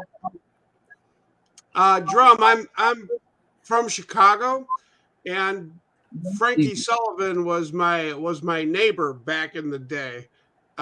He had eight brothers and sisters, so there was 9 in the family. But I used to sit in his garage and listen to him play Hendrix and shit, for days. Jesus, that's went cool. That guy as the neighbor to fucking JC, dude. What a fucking oof. Yeah, Jim Peterick. Jim Peterick was like fucking great fucking player and producer and Frankie Sullivan, he was replaced by Jim Jameson, and Jim Jameson died. And you know who they were going to get to replace him? The guy from Journey, Arnel Pineda, was going to replace him. So Frankie was guitar. Jimmy was vocal. He was the second vocalist for Survivor. Yeah, but he was also the guitar player and the producer and the songwriter. Jim. Yeah, he's from that group that did Vehicle. I'm a vehicle, baby. That's him. Yeah, that was Peterick. Jim Peterick sang that song when he was 15 years old. He's a monster guitar player and keyboard player. Oh yeah, he's a total package. Jameson, though, he was a vocalist. He was after Bickler in Survivor. Right. Yeah, but I'm gonna hook up the whole thing. I'm gonna hook up my keyboard too, so I can play some piano. Yeah, you got skills, man. It's kind of cool to hear it. And when you're doing Survivor, again, this was one of the first bands that I actually was involved in. So kind of cool. What do you play? Hey, excuse me? Huh?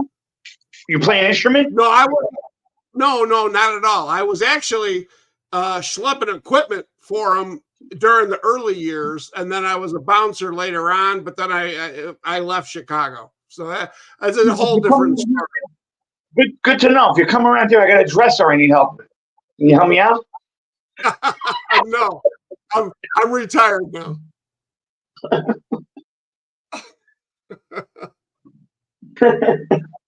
Hey, Michael. Lately I only play acoustic. I because I'm not used to my electric right now. I have a big acoustic sound, and I really dialed it in. I use a loop pedal like Ed Sheeran kind of shit, and that's what I do like 4 nights a week, Yeah, I'm a fan, man. That was the first time I seen a crazy pedal work with Ed Sheeran and shit. A couple songs he did. I was like, damn. Yeah, I got this loop pedal. Like what I'll do is I have to find. See, I have a small. I call it the dollhouse. I got it, and I don't know if you know about New York, but the apartments are really small. Everything is really small. Yeah. So I live in one of my best friend's parents had an apartment for rent. The lady wasn't paying them rent. She was like squatting for like 6 months, bro, and she wasn't paying them any rent. And I went back to Vegas. And I went back to California for a few weeks, and they go, "Hey, we got this." I was living in Bay Ridge, Brooklyn, And she goes, because my landlord wanted to jack my rent up to $3,600 a month. I was like, no fucking way. Wow. I'm not doing it, bro. And I was like, fuck this, I'm not doing it. I could have did it, but I wasn't doing it. And she was losing it from 16, dude. That's fucking crazy. You know? So anyway, so my friend goes, I got my mother and father. We're trying to get this lady out. I think it's finally going to happen. When you come back, if you want this place, it's yours. I trust you. You're here. You can help with them. And so I kind of, it's really cool. It's a good situation because the guy upstairs, he's a musician too. His father plays jazz piano. So I hear all this music upstairs. He plays jazz piano. He plays violin. It's fucking great. They're all two old Sicilians, from the other side. So I'm digging it, and it's cheap as shit. I'm so fortunate. Yeah, it's literally two gigs, bro. 2 gigs pay my rent. There you go, dude. So it's a big situation, but I got all the shit to make this sound some slamming. I mean, it'll sound like you see on like the Tiny Desk concert and shit. I got all that stuff. I got everything. I got to hook it up. What I was going to say is I got to find a spot because I don't have. There's not much room in here. I started working on it.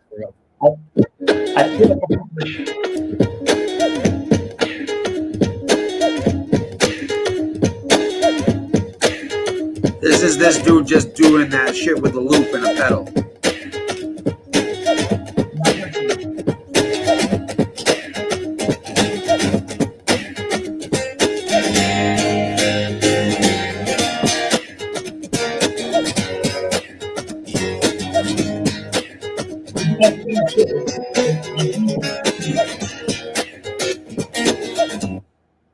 On them be disastrous. Let me sing and do my thing. Hold on, I want to play like 30 more seconds. Sorry, guys. I just think this shit's fucking crazy. Oh god, dude, that's fish. Someone's smoking. Michael Ball, lonely bastard.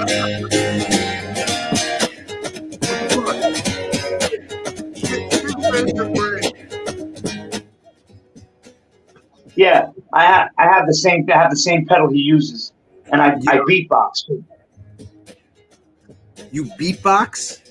I beatbox. Yeah, I'm gonna hook it up. That's why I didn't want to come on like this. This is like shit. I want to come on and do it. I'll come on camera and I'll show you how I do it. But yeah, I got a big. My sound is tremendous. I mean, I sound like a full band. Yeah. You can't get. I was just noodling on this little electric guitar. I wasn't fucking doing shit. I send you. I just posted me singing a Chicago song, which is very difficult. Yeah, they got good harmonies for sure. Yeah, I just did I split the screen and I sang the harmony to myself. Nice. Are you still in? Are you still over on Bay Avenue? I live on Bath Avenue. I live right off of Bath Avenue. I live in the Bay Streets. I'm on Bay 41st. Yeah, I saw you live with Lefty the other night when you were walking around in the neighborhood. It was cool. I'm in the middle of it all, bro. I'm in the middle. I grew up in this neighborhood. Everything here is like all, I lived on Kings Highway, Avenue U. It's all within walking distance of here where I grew up. And I always came down here because this is where all my friends were down this way. They were in the Bay Streets. And my sister lived on Bay 35th. So like I had, I was always here. I was always here. And like I said, I knew everybody in this neighborhood. Let me tell you, this was a great neighborhood, bro. It's a great place to grow up. Yeah. Sure. Sure. If you did dirty shit, bro, then you're gonna get into problems. But if you didn't do, and I literally hung out with two of the worst kids in the world. That's what I was gonna come on and do today. I was gonna tell you a story about Pat and Albie. Brothers were, dude, I've heard some crazy shit about. They used to have a go-kart way back in the day too, right? And run them up. Okay, so let me tell you what happened. I had this friend, this African-American friend. He was one of my best friends in school. But there were the race riots in Setlow Junior High School. And I was coming out of class, and all the Italian kids in the neighborhood came out. They were trying to turn the school bus over because they were busing them in. Yeah. And they were trying to turn the school bus over. And so, like, all these kids, all these African American kids, they were like, man, they were fucking with me. They were pushing me. I was a skinny little kid. This is I'm going back to junior high school days. I was a skinny little nothing, you know. And I was scrappy, but you know, but I was literally a twig. You didn't get your growth spurt yet. Well, yeah, right. Well, listen. So, Pat was one of my best friends. He came into Setlo, kicked my chair. No, he came into the grammar school in PS 97. He kicked my chair. They moved from another. They used to live where the Gemini is. That's where they came from. Yeah. So their father was a writer. So they kicked my chair. Right. He goes, "Give me a pencil." I said, "All right." So I turned around. I took a pencil out of my bag and I gave him a pencil. He goes, "No, I want your pencil." And then we became fast friends. I traded him the second day I knew him. I traded him a drum set for a BB gun. For a little air pistol. And we would hang on my window and we would shoot shit from the wind. We'd shoot fucking signs and windows and fucking buses and all kinds of shit from my window. It's fucking crazy. But let me tell you, I'll tell you as we got older what they used to do. They used to make me come with them and they used to jump into people's pools. They used to climb on the roof of the garages and jump in everybody's pool and then go to the next house, jump on the pool again, jump in the pool. People would chase us. Albie would grab all the clothes off the clothesline as he was running through the backyards.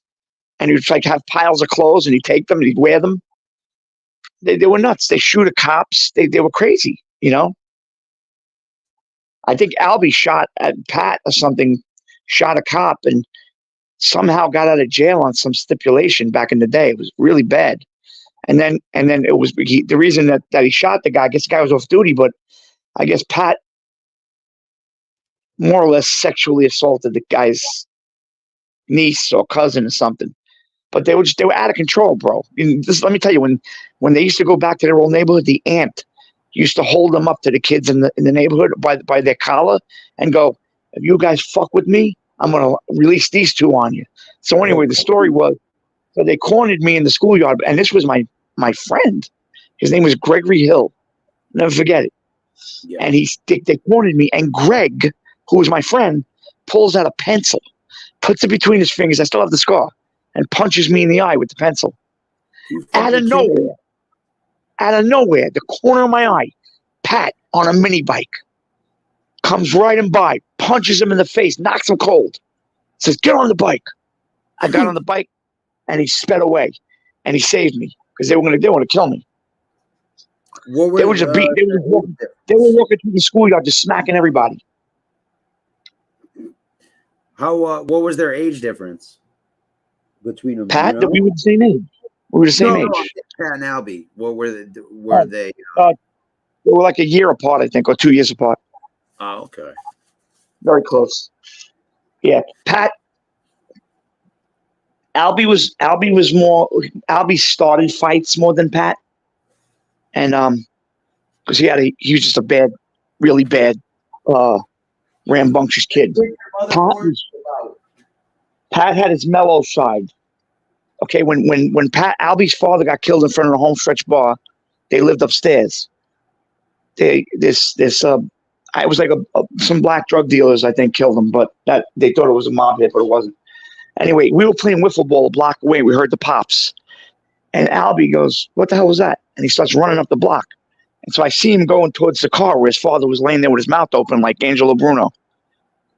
And that article is still I found it online. I couldn't believe it's still there. But anyway, so I'm like, I had to grab him. He was trying to open the car door. I said, "Get out! Come on, get out of here!" And I'm pulling him away, and he's pushing me against the wall and smacking me and fucking hitting me and kicking me. He was like a wild animal. It was sad. It was kind of sad, you know. That's fucked up. He beat the shit out of me. I mean, he's like pushing me away, punching me. And we were right in front of the bar, you know, right on our block. I was on the corner of West 9th and Kings Highway. Next to me was my sister's best friend, family friends. Guy's name was George Birdie. His daughter was Phyllis Birdie, the one Tommy Karate killed. Oh. Yeah. That was my sister's best friend. So my sister used to do drugs with Phyllis and Celeste, Tommy's girlfriend. So my sister could have been killed. If my sister was the one doing drugs with her the night she died, my sister be in the same position. Yeah, I thought he held like some specific animosity towards Phyllis because he kept telling her to stop hanging out with her and shit, and she still did. No, it's because she was the one, happened to be the one partying with her that night that she died. Yeah. So anyway, and then I had Pat. We had Pat and Albie on top of the home stretch bar, and I lived in the house the apartment we lived in. We moved to the same area, like blocks away from each place. At that time, we were living on West 9th at Kings Highway, but from my father's bedroom, because my father and mother used to sleep separate because my father kept weird hours. He'd be at the social club playing cards, and then he'd get up at 5 o'clock in the morning and go to the restaurant in the city. Then, so basically, what ended up happening is I had a separate room, but his room went onto these garages. It was like a patio, and we used to play out there. With my band, we used to play outside on the patio with another very well-known guy's cousin, who was the one who used to bring me around Jimmy Calandra and them. Jimmy remembered. I was on Jimmy's show once. We talked about it. Actually, I was on a show twice. But so it was just that block was filled with, in a 5-block radius. You had everybody. I told Crime Spot to look up Angelo Defendus and do something with him because that was my father's friend. He was a capo. He was big time. He was the one who actually, when Gas Pipe caused Gas Pipe to shoot Jimmy Heidel's dog. That was because of Angelo. The dog went to attack Angelo in front of the 19th hole. That was Christy Tick's place, and then Gas Pipe came out and shot the dog. There was a long rivalry between. It's that whole thing is a long story. It's not what it is. Yeah, so he shot that history, huh? Sounds like a good story. He killed Heidel's dog right in front of the 19th hole because the dog was like growling at Angelo Defendus. Angelo Defendus said, "I'll kill that dog." And Casso came out and said, "What's going on?" It was no, it's all little Casey's. So he came out and he shot the dog. And then that was him. Jimmy Heidel had told Jimmy Heidel a million times, "Stay away from here. Don't sell drugs around here no more." That was it. And then Jimmy Heidel, they knew he hated Casso, so they recruited him to kill him. Yeah. Dude, that was like, yo, whew. That was not a way that was a fucked up way to go. So listen, this is the funniest story. So I'm with Al. Burger King opened on Bay Parkway and 86th Street. Yeah. And me and Tommy, I'm not going to say his last name because it's like just a few years ago. I'll just tell you, his cousin was one of the guys that with that Gutfarachi thing. Anyway, so Tommy, with Albie, we're hanging out. Tommy was part of our little slew of guys, and this guy comes out and I'm dressed at the Burger King. It's the first time we ever saw this because we didn't know what the fuck. Burger King was like a new place, kind of, in our neighborhood anyway. They opened Burger King. The guy comes out and, "I am the magical Burger King," for no apparent reason. Albie snaps and punches him in the face and leaves us standing there and ran away. He punched the Burger King and ran away and left us standing there. Crazy. That's cool. That's the kind of shit that they did. They were just randomly insane. Listen, you could be walking down. I was his friend. I'd be walking down the street with him, Albie, and then all of a sudden, out of nowhere, he just punched me in the face from the side for no reason. Hard. Yeah. They were just great. They look at kids and go, "What the fuck you looking at?" And just go up to the kids and start beating shit out of them. No reason. They were just psychopaths. I said, me and Tom used to say they're going to be dead before they're like 21, and they pretty much were. What happened was they killed Albie. Albie had a problem with Teddy Persico, and Teddy Persico had him killed in front of his house. And then Albie swore revenge. Albie, and they weren't with anybody. They weren't basically associates, but not even. So they were like renegades. But what was that kid in Howard Beach that Gene always talks about that was a renegade? You know what I'm talking about? Oh, I know what you're talking about. Yeah, Sean or something. Yeah, he wasn't with anybody. Yeah, he was crazy enough to just be on his own. He's a maniac. But so that's what Albie and Pat were. So anyway, so they So what happened was, then so Albie said, I'm going to kill Teddy Person. I'm going to kill him. And then I find out, I didn't know who killed him, Lefty. I wasn't even here when he got shot. I was gone. I was already out playing on the road and stuff. And he goes, I get a call, Albie got killed. Really? Yeah, on 28th Avenue at the candy store. So now here it is, forward to MobTube. And this is how I found out who killed him. Larry Mazza is telling the story. Yeah, it was Greg Jr. Me and Greg were in the crash car.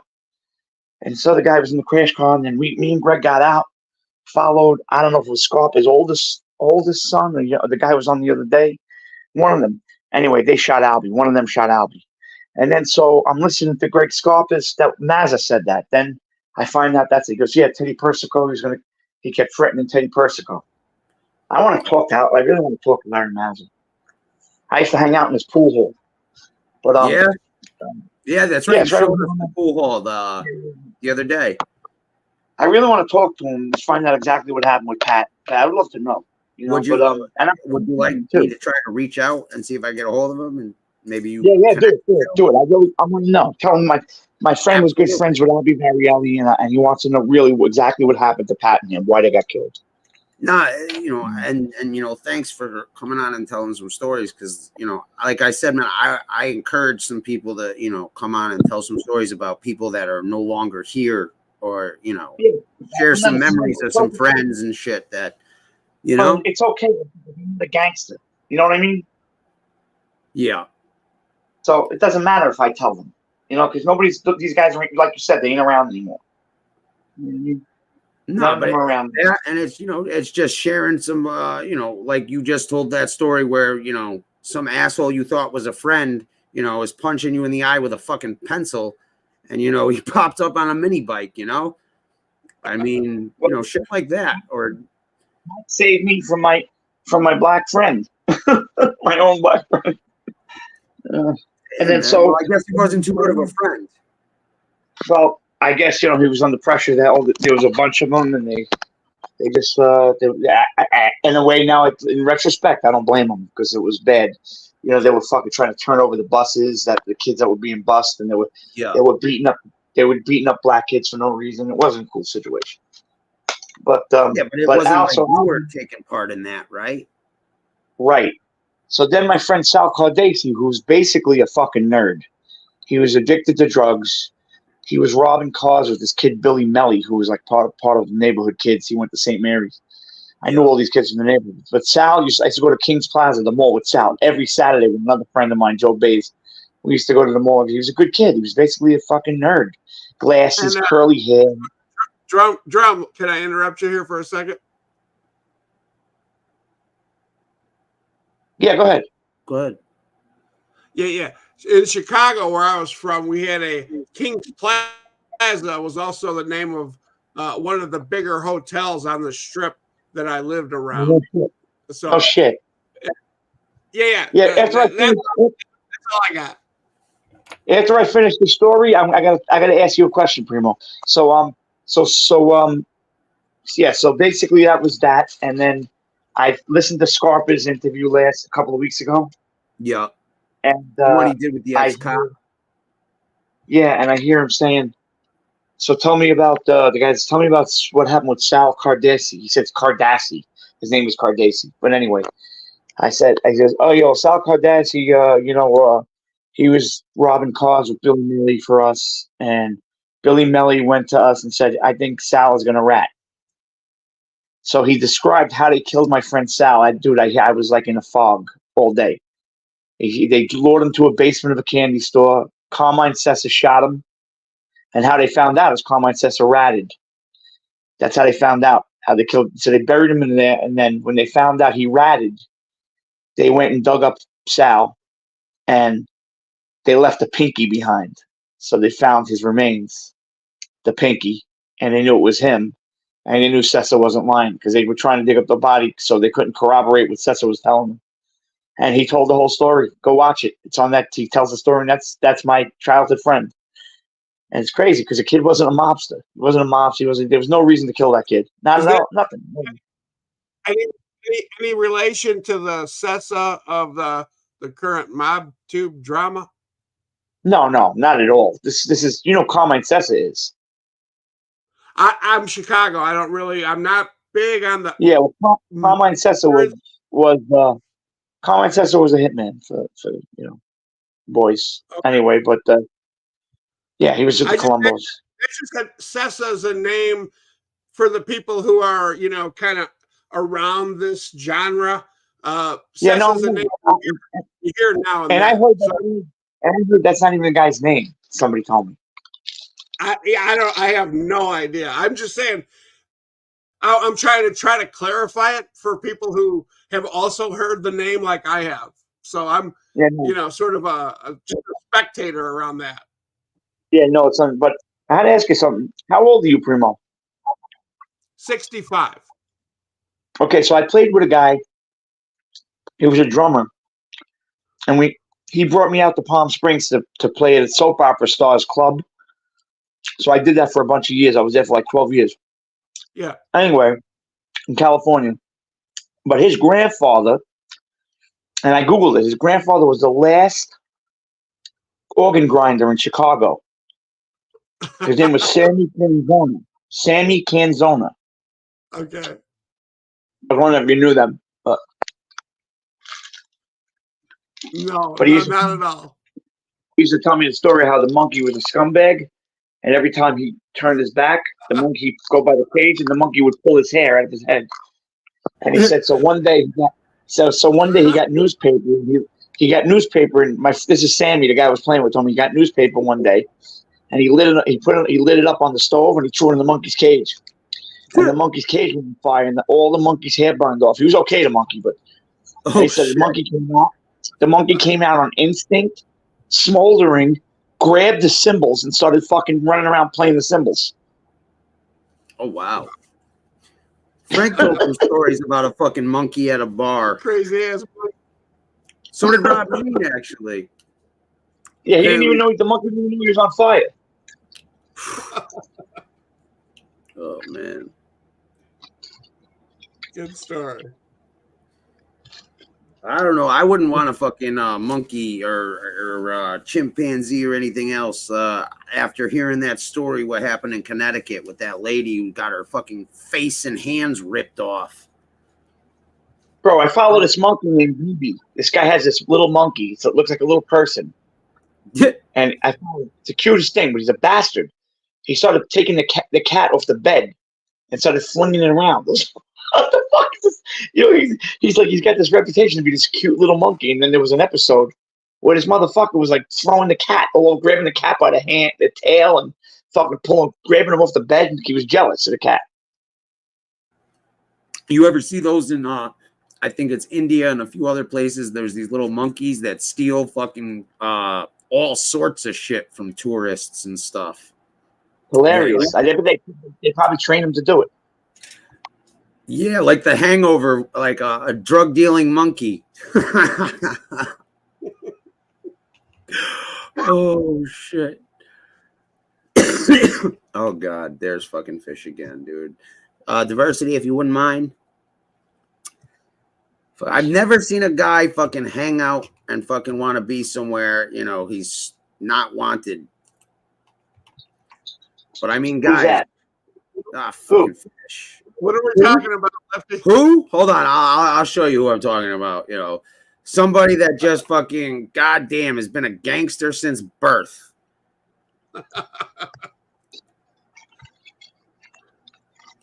Raised an arch fucking criminal, bro. Yes, you did. And a gangster. You kidding me? I could have been a made guy if I wanted to. Agnostic, you still got his back? Oh, yeah. The fish, I believe the story because I got caught. I was a kid and I got caught with 136 pounds in a backpack.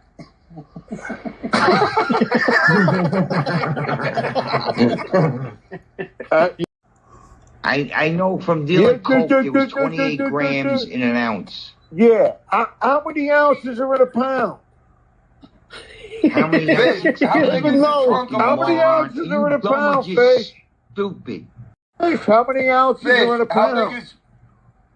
He doesn't fucking know. Holy shit. What do you know? It's 28 grams are in an ounce.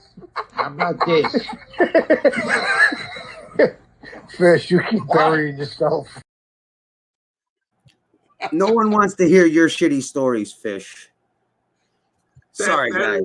That is a classic clip, though, for sure. It is, man. I just started taking clips from shit fucking recently. I'm like, oh my God, how have I not chopped this up? Yeah. And just a FYI, if you ever need any clippage from any of the cousin fuckwads old vid, I've got. Bro, I still think he's apparently he's still around. Oh yeah, no, I'm sure he is for sure. He's a fanboy for. Hey, who's the guy that was doing gut? Oh, William, the stuttering today, folks. No. I'm talking about the guy that was making fun of Fish just now. Oh, that's Joey Beans, and then one of them was handstand push-up guy, and then the third one. Lefty, let me. Is handstand Beans' brother? Stepbrother. For real? Yes, they are. Yeah, right. Okay. Because me and sounds like are. Oh, go ahead. Lefty, you ever hear the Jerky Boys? Of course, I've heard of the Jerky Boys. All right. Yeah. Of course. No, I know you have, but I said, you ever hear the guy Kissel? This is Kissel. One of you guys gonna fix my sink. Oh no, I haven't heard that one. That's the original tape that came out. Oh, no kidding. It was circulating all over. They released a couple of them, but that guy sounds like him. Yeah, fucking dude's hilarious, man. He lurks in the shadows and decides to comment from time to time. But there's been a couple times when he comes on, we bust balls hard. It's fun. The Jerky Boys were great, man, when they first came out. Oh God, thank God you're here. Last time I was here, they abused me. They threw me down. They took my shoes and my glasses. My glasses. My glasses and my shoes. Thank you. Hello? Oh, shit. How do you say this, fruitcake? What's this one?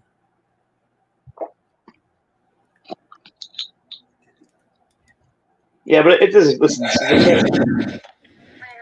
Yeah, I'd like to straighten out this funny little drinking problem I got. You'd like to what? Work on this drinking problem. People tell me I got a drinking problem. I seen your ad. Yeah, well, what do you think you have? Personally, I like it. I don't think I have much of a problem, but if everybody's telling me there must be something wrong here. Yo, I'm so taking this for I live in Manhattan. Well, my only and best suggestion to you would... Yeah, well, I always get complaints from the wife. I'm coming around, kicking the dog upside down in the apartment, throwing shit around, busting things, Is that normal behavior for you? I've always acted that way since I was young. I always had a bit of a temper. Some guy tells me in the street today I park a little too close to his car. I busted his jaw for him. I mean, I've always been high-wired like that, so I'm really not that, that don't bother me, that shit. But, if they say I got a drinking problem, we should check into it. You're the key to it. Why don't you go to an AA meeting? Well, I don't think it's my drinking so much as my, being high-strung. I'm liable to throw down at the drop of a hat. You piss me off one way, you go the other way. I put a shoe so far up your ass, I get really pissed off fast. Other than the fact, too, other than the fact, too, I drink about a bottle and a half of Jack Daniels a day. I whack down a six-pack at night, dude, this is so calm my Fish. nerves. How's this temper of yours when you don't drink? Man, my temper's always... Oh, man, that's Fish. That's Fish all the way. My new favorite one is the Puerto Rican gay guy. What is it? Puerto Rican gay guy? All right, I'll look for it. He goes, you have balloons? You have blue balloons? Can I lick the balloons too? I want to lick the balloons. The guy goes, yeah, lick all the balloons you want. Come on in. do you have lobsters? He goes, yeah, we got lobsters. He goes, can I lick the lobsters too? and then there's the one, you ever hear the one Juggy Gales? No. Oh my God! You ever watch The Honeymooners? Oh, is that the dude who's like, Alice, one of these days, just straight to the moon, boom, pow. There was a dance they did called the Hucklebuck. Okay. On the honeymoon. Dude, Hucklebuck. You know what? Primo. Yeah. I remember it. I just can't envision All right, so it. listen to this. I remember hearing about it. They find the guy that produced the Hucklebuck. His name is Juggy Gale. He used to play on Howard Stern all the time. It was Howard's favorite phone call. And they fucking abuse this poor old man. It's hilarious, though. It's funny. It's called Juggy Gale's Jerky Boys. Funniest phone call they ever did. We got gay hairdresser here. Who's that?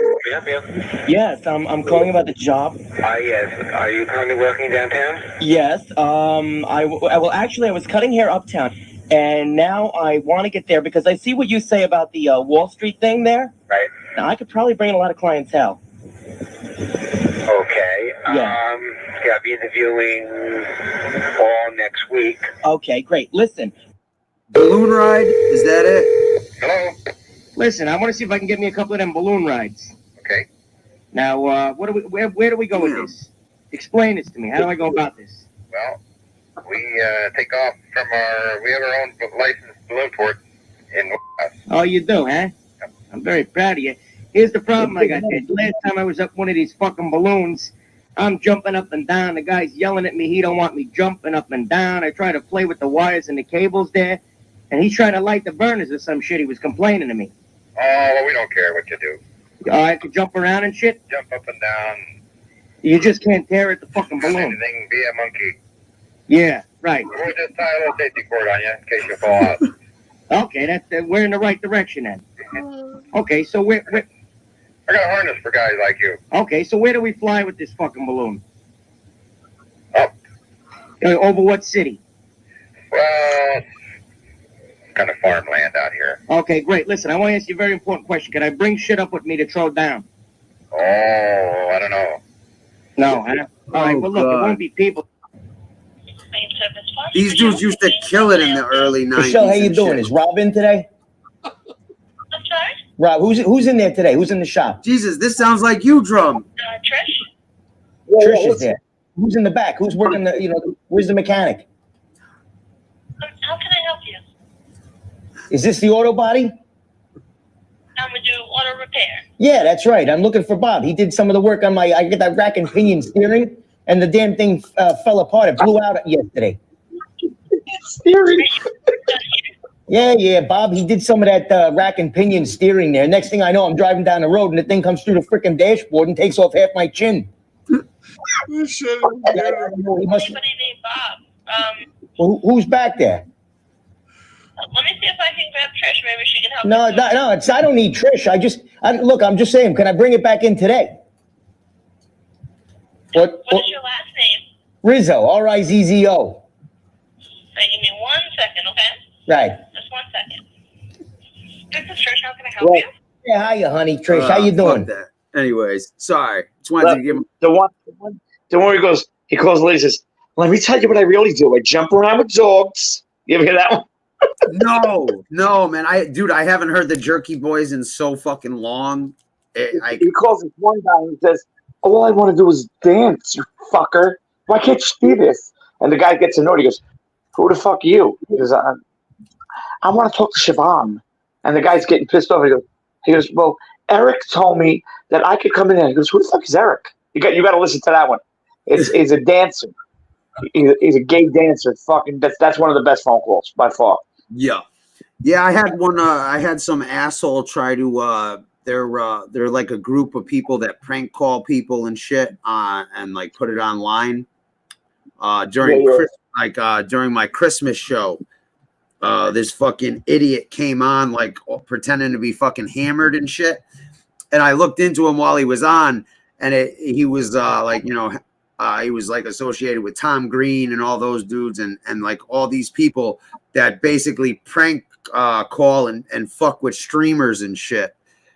I ended up I was like, yo, something's up with this guy, and I just ended up frustrating the hell out of me. Like, why you keep taking me off the screen? Show your face. But yeah. Oh man. Who remembers prank calling? I know a lot of people on MobTube still remember that shit because they still do it to this day. I got tapes somewhere in my storage unit. We made funny prank phone calls before the Jerky Boys ever came out, and we recorded them on the answering machines because the answering machines were able to record calls. Yeah. Was that on Jerky Boy? Yeah, that was. Yeah. I was just playing the Jerky Boys. Bro, you need to do something with the StreamYard. They need to do something with StreamYard because this is fucking ridiculous, bro. This is ridiculous. I can't even black out my screen to save battery. Fuck, it stops me from talking. I can hear you, but I can't talk. Oh man, that fucking sucks. Yeah, I would plug it in. I usually have it plugged in because that doesn't destroy StreamYard fucking murders batteries. Yeah, don't they have something better than StreamYard? I haven't. I don't know. I mean, you can go live from YouTube, but I think StreamYard's the most user friendly. I know they have other ones. I'm not sure, but from everybody I've talked to, they all use StreamYard. Well, they should allow you at least. It should at least allow you to be on YouTube while you're on StreamYard, because what if you want to look at a chat? You know what I mean? Yeah. That's. I was trying to hook up my Zoom through YouTube, but it's not as easy as it is, I guess, for StreamYard. I fucking would love to see who the hell, I'd love to be able to see who's in the chat, like lurking and shit. Primo, what's the best Italian beef? Say that again? Who's got the best Italian beef? In Chicago? Yeah. Johnny's. Johnny's? What's the place that everybody Johnny's is? What are you talking about? The place Al Capone used to have a booth? I saw one the other day on some show. They were going into this one place. I think I ate there in Chicago. I think I ate there when I was in boot camp. Okay, yeah, Al's beef is probably the most popular. That's the one. Yeah, that's the one. Johnny's, the actual best one. Okay, not the most popular. The best one that I believe is Johnny's, which is in Elmwood Park, Illinois. Which is that you get around after the city itself, you get around all the suburbs there where everybody went to when they left the city. But Johnny's was the big one then. Yeah, see, that's like for me, like in Philly. When I go to Philly, yeah, like everybody loves Pat's and Geno's, but to me, the best one was Brim Steaks on South Street. That to me, that was the best one. And I like the White House in Atlantic City. What was it in Philly? What'd you say? The best one was Jim Steaks. South Street. Don't do anymore. Oh, okay. But I met Joey Dimes like 3 times in Atlantic City when I played there. Oh no shit. He seems like a funny, cool dude, man. Great dude, man. He's the nicest fucking dude, man. Very thoughtful, kind-hearted, but he's also a fucking tough dude, bro. Yeah, dude, that was the funniest shit. The funniest shit when fucking Tony Pizza was fucking robble. Then someone gives him Joey Dimes' fucking rap sheet, and it's like the size of a fucking phone book. It's like thud. He's like, oh shit, I done fucked up. Not only was he a heavy cat, but he's a big lumbering dude. Man, he crushed Tony Pizza in a heartbeat. He's big. Yeah. Shout out to Joey Dimes. Dude, Joey Dimes is fucking hilarious, dude. He had me cracking the fuck up. There's a couple posts he made or like shorts or whatever, and I've nearly died laughing. I'm like, oh my fucking God. There's a couple of them. Like New York Crime Spot. He did a thing on the Ramundi and Lufthansa heist. Yo. Yeah, the best one he ever did, Joey Dimes, is he took it down for Lee. He was nice to Lee and took it down, but he had this one with where he made this fucking, I don't know if it was a cantaloupe or a balloon or something. He made it into Danny Trejo's face. He was in a chair doing Lee, and he went, "That's right." It was fucking. It's the funniest fucking thing. You don't gotta tell him nothing. Wait a minute. Joey Dimes was dressed as Lee, and the cantaloupe was fucking Danny Trejo, and he was going back and forth with the voices. It was the. I said, "Why did you take that down?" That was the best. Dude, that sounds fucking hilarious. The mask and shit, dude. That see, like I had the idea, like I never followed through with it. Like, yeah, I used to fuck around and do like an I Light character with tiny hands and shit. And yes, you did. I found I remember all your early ones, man, with the nose and shit. Yeah, like the Shock G nose and shit. Yeah. Yeah. But that was going all the way back. Oh yeah, the very beginning, even before I had a channel. But right. I had an idea that I was I found like funny masks or basically for everybody that was a character on here, like, or had a channel or was in the bullshit, like there was a funny ass like mask or thing like you could use as a prop, and I was gonna do like a behind the like a true Hollywood story or like behind the music, and just but I didn't have enough. I needed at least one or two people besides me, It's good, it's good. Laughter is the best medicine, man. That's why come on here and it's just chopping it up. It's fun, it's just like fun. I enjoy it. And it's always been I'm as much amused and cracked up by the chat as I am by the actual content creators half the time. So I keep now that I've listened to your accent, Primo. Yeah. Chicago Muscle is from Chicago because you guys have a kind of the same accent. Say that again. I said, now that I hear your accent, Chicago Muscle has kind of the same slang. Oh, okay. He must be. He really probably is from Chicago. No, I think he's from one of the suburbs for sure. He checks out in the suburbs there. Originated there. Now he's in some back trailer and yeah. There's a little bit of fact up in all that shit. Well, the best lies, are what was that saying? It's got a little bit of truth in it. Yeah. The hardest thing for me was to determine who was a character and who was real. Well, see, that's the thing. They really need to fucking do disclaimers on their fucking shows before they start. Like, warning, I am playing a character, Right. Shit, dude, if I come out here as righty and I'm completely different, you're goddamn right I'm going to have a fucking disclaimer and be like, the thoughts and views do not reflect the actual content. As I recall, didn't you have a nephew early on that we also nicknamed Righty? No, that was fucking Bofa that fucking. No, dude, I think it was your nephew, and we were. That was my godson. All right. But yeah, no, Bofa started coming in, and when I would block him, he would start coming in as righty. Okay. I missed that fucking asshole. He was my attorney. I'm going to give you an exclusive that I told Anthony Tavernese behind the scenes. I'm going to give you an exclusive. I like Anthony. This motherfucker right here, I found Vinny Green. No, you fucking didn't. I found him over a year ago.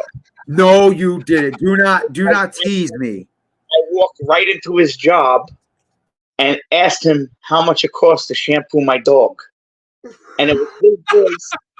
It was his voice, only higher. So he was using a voice change and a deepen his voice, but it was him. He is a dog. He works at a dog place called Pampered Paws on Egypt Avenue. He is there. It is him. And when he posted his picture on his avatar, that was him early on. He took it off eventually. But the original avatar he had is the guy that I went to see. So he is fucking, trimming dogs' balls. I'm gonna email you his pictures. He is yeah. I didn't want to expose him. I was like, fuck him. Let him just do what he's gotta do. Fuck. I was like, I'm not into that doxing shit. I don't want to do that shit. Yeah. But first of all, that shit's becoming really, really illegal. They're really starting to fucking hunker down on that shit. And I was reading the thing how it's a federal offense now. Really? But, yeah, I got the article. I pulled it offline. But send me that. So go to my community page if you want to see a picture of Pat from Pat and Albie. I have a picture. Pull it up. Yeah, I got a picture of him up there. And I got a picture of Tony Pizza when he was in the sideshow. When he used to be in the freak shows. What? Yeah, when Tony Pizza used to be in the freak shows. Oh, shit. I told you that's probably how he met Sammy the Bull, dude, is fucking on the street corner. No, go look. Nobody ever looks at my community page, but I got a bunch of shit on there. All right, let's see. Yeah, My childhood friend, Same here, Trump. I was the first person he met when he moved into the neighborhood. He sat behind me in third grade. He's telling the story about how he kicked his chair and how he met him, like what he just said on here earlier. He saved your life once. Oh, again. Yeah. Okay, gotcha. Yeah, I have. That's one of the only known pictures of him. Honestly, man, just him fucking, walking up and seeing his dad clipped like that can fuck somebody up all on its own. That wasn't him. That was his brother that saw the dad. Yeah. Pat wasn't there, but so that picture. I'll tell you about that picture real quick. Back in the 70s, there was a thing called a Mickey Mouse camera. It was a camera It was a camera that was shaped like Mickey Mouse. Yeah. I gave that picture to his family because they didn't have any pictures of him. Oh, I gave it to his sister before she died. She was so I took that with my Mickey Mouse camera. That was in my bedroom. Yeah, I wish I took pictures. I was never a person to take pictures. I was into gadget. I used to sit in my attic with this. I had a movie projector. My dad bought me. I used to have all these horror movies. They were shorts, no sound. Yeah. I would go sit in there and watch horror movies in my attic. Maybe it was the Beatles. I was fucking in the garage one time, and we didn't know what we were doing, but for some reason we put benzene in the candles to try to light them on fire. We almost lit the whole fucking garage on fire. What's benzene? I'm not sure. Turpentine. Okay. Yeah.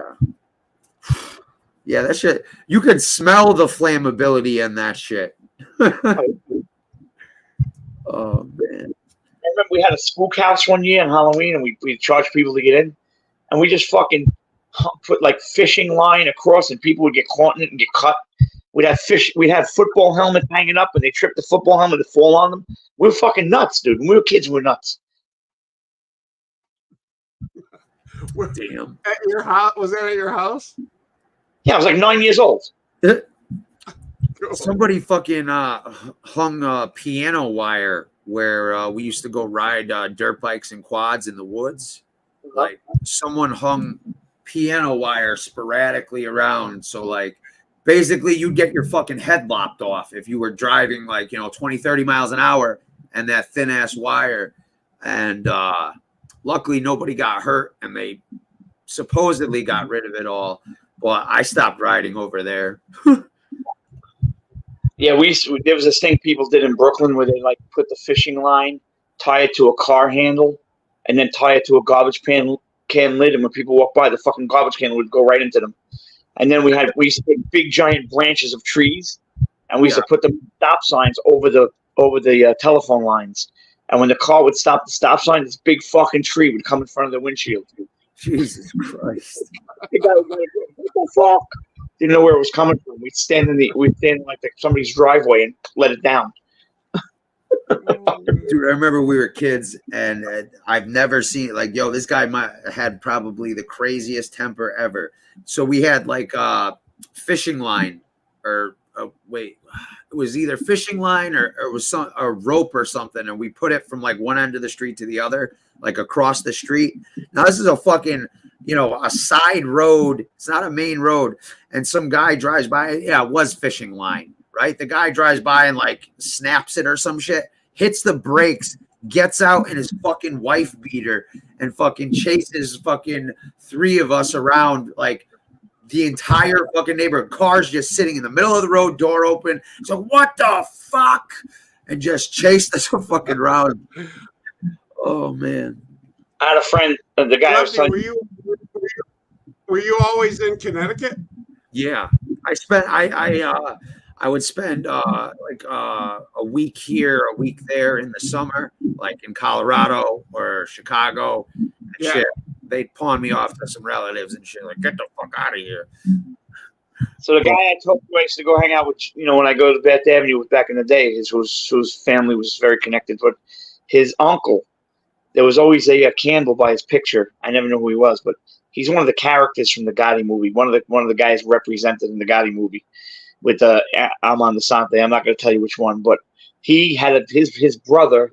The guy's brother was in a doo-wop group, very famous doo-wop group. But one time we're at Caesars Bay. We used to be Corvette's department store. Jimmy always talks about Caesars Bay. So we go to Caesars Bay, and behind Caesars Bay, everybody would crab all day. They go for like crabs, blue crabs were back there, all kinds of shit. So they go down, they crab all day. And this one guy had a washing machine box full of crabs. And this motherfucker, and this was an older guy, every day he'd go there with him 80s. And at the end of the day, when the crab boxes were full, he'd throw them in there, and the fucking crabs would fly out of the box. He'd blow the crabs up. The crabs would be limping off the pier. And the guys, motherfucker, what are you doing? He goes, you can't eat those anyway. The fucking water's disgusting. He was nuts, dude. My neighborhood was a bunch of crazy fuck. I'm telling you, it wasn't even about mob. It was like just individuals that were crazy. Yeah, that was a crazy time when you grew up in New York. Guys now, some of it is fucking regular nut jobs, Oh, I believe you. Staying in hotels, man. I've met plenty. Oh man, yeah, and that's when M80s used to be M80s. Oh, yeah. I remember like the one cool thing my brother ever did was like wake me up and like, hey. He had like a bunch of fucking M80s tied together with fucking fishing string. He's like, we're going to the frog pond to blow up some frogs. You want to come?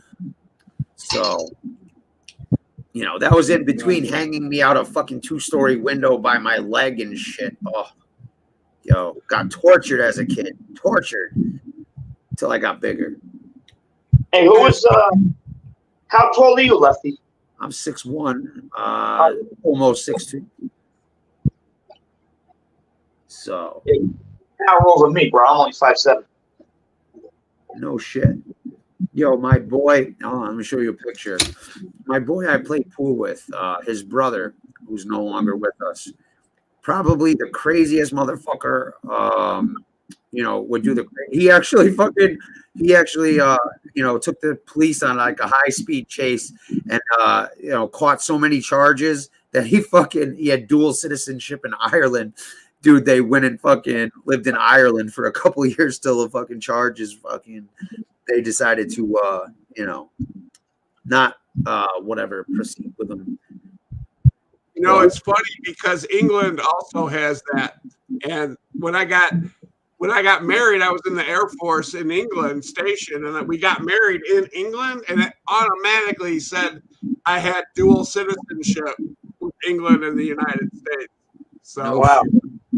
Yeah, pretty much you're Italian. Sicilian, 100%. Oh yeah, you go.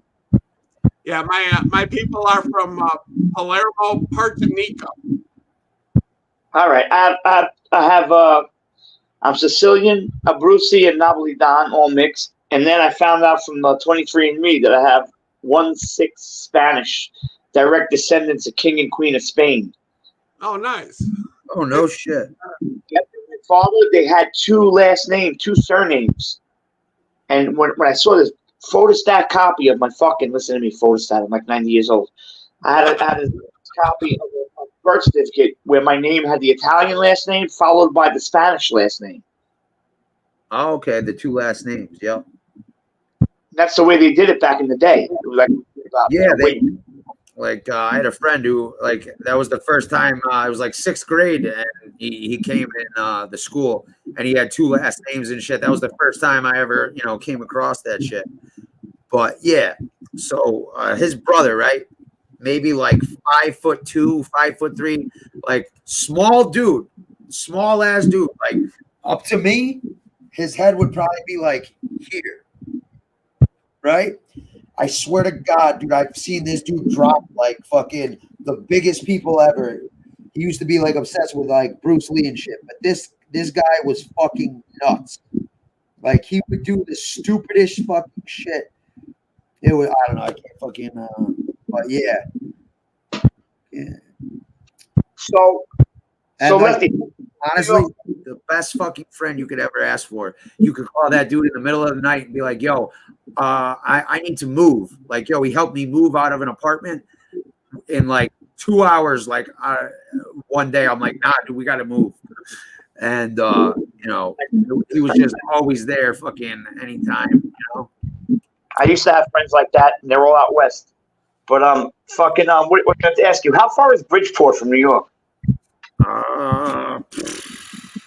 Bridgeport. That is a place that I am not. Let's see, Bridgeport. I'll tell you in 1 second. How far, Lefty? How far are you from New Haven? Like 25 minutes. Okay. Oh, don't worry. I'll take you. It says it's an hour and 11 minutes to from Bridgeport to New York. So from the city, it's probably an hour and a half train ride. Yeah. Let's see the train. Okay, here we go. I met a girl at one of my gigs. She's like, I want to show you around Bridgeport. I'm like, well, I'll have to get there. Shit, yo, Bridgeport's fucking one of those like real bad fucking places. Like New Haven, Bridgeport, Hartford, and now even that New Britain. Those are like a really what the fuck was it? It's over by UConn. Oh, listen, I'm sorry because I only sub with the Eagles band now. I don't play with them full time anymore. But I'm playing in September. I'll let you know. I'm playing in Mystic. Oh yeah, dude. No shit. Down by the beach. Yeah, let me know, man. I'll go. They have some kind of stage there or something. Yeah. Like a public, like half shell thing. Yeah. Yeah. We're playing a concert series. We're in September. We're playing there. Oh no shit, man. Yeah, definitely let me know, man. I'll fucking stream it. Another guy who in the band, he's going to be going. He goes out with the Oktoberfest dudes. You know the guys who do the fucking German fests. Yeah. They travel in a tour bus and they make like heavy duty money. It's like a big fucking thing. They wear the lederhosen and all that shit. Yeah. I know someone else who's into German attire, but a little different. I'm just saying that, yeah.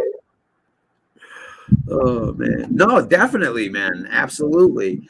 That's one thing I wish I want to start doing more is I used to do is go see comedy shows. Right. I love fucking stand-up comedy. I was at the Comedy Cellar about a month and a half ago. I went down. Yeah, anybody good?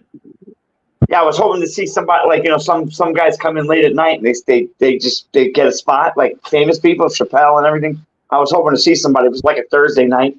Yeah, they practice out their material.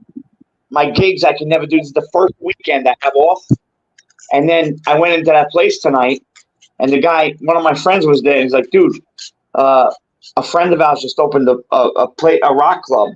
And he goes, she needs a band for Saturday. I said, I told her we don't have a band. We could do the duo. I said, all right, let's do it. So there goes my fucking first weekend off. Yeah, but it's doing something you love. So does it really work? It is. And I happen to know that they get some pretty good looking women in that place. So. Oh, shit. Well, dude, listen, man. Yeah, you definitely don't look your age. So. Yeah, I try not to. No, I left. No, I'm not like directing this at you or anybody else, but I never did drugs and never smoked. I wasn't a real drinker, except after my mother died. I had a little spell for about 6 months, but I wasn't a drunk. I drank like twice a week with my friends. But I never did anything. But first of all, the reason I didn't do most of it is because of I was a gym back in the day. I was a gym rat, martial artist. Me and my brother had 2 schools, and so what kind of martial arts? Bak Mei Kung Fu. Okay. I told you this that night. Remember when I was in Astoria? Well, you don't remember, but I understand. Anyway, so I was always, and then I'm on all kinds of medication now for different things, and I couldn't drink or do anything that I wanted. Yeah, I've never been a big drinker. I got all my drinking out of me in high school and shit. Yeah, mostly because I watched my brother and sister. Which drugs, I told you before, drugs inevitably took both of them down. So. They're gone. They're both. Yeah, dude, I had the pimp guy next door to me today fucking died this morning. Really?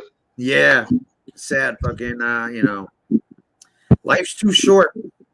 It is. It is. Life's too short to be unfucking happy and miserable and fucking, all that shit. Fucking drama. Yeah. And dude, you don't ever have to worry about fucking, I'm not directing this at you and this and that. Dude, I take no offense, so it's pretty hard to fucking get me worked up or feeling some type of way with words. Yeah, but dude, I know your situation with your back and everything. It's a different situation. That's what I mean. It's like, you're aware of, and again, it's just something that fucking people use as an excuse or fucking whatever the fuck else to, talk shit and fucking, dislike me. So, like I said, man, it don't bother me, man. I know what's up and I know the fucking what's what. I'm really clear that when I say that, I don't mean I don't care what people do, is what I'm saying. Yeah. No, exactly. No, we're pretty open, and you do what you want to do here in the alibi room. It's just we don't want to hear about it. Oh my god, dude, the fucking dumb motherfuckers will come on the screen and they'll be like, "Hey, left, check it out. I got some pills. I got some acid. I got some." I'm like, "No, stop." I'm like, we're cool, but you ain't gotta fucking, endorse and fucking promote that shit. I know.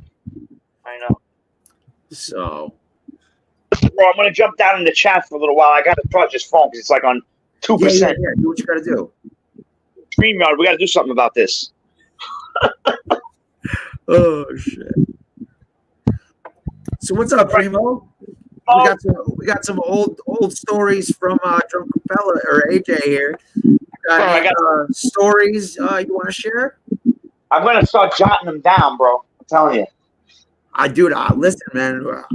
I'm more than happy to have you on it, and listen. Now, what is Lefty? You don't talk to Jimmy, or you don't like Jimmy, or what's the story with that? Listen, I don't talk to him. I don't dislike him or like him or anything.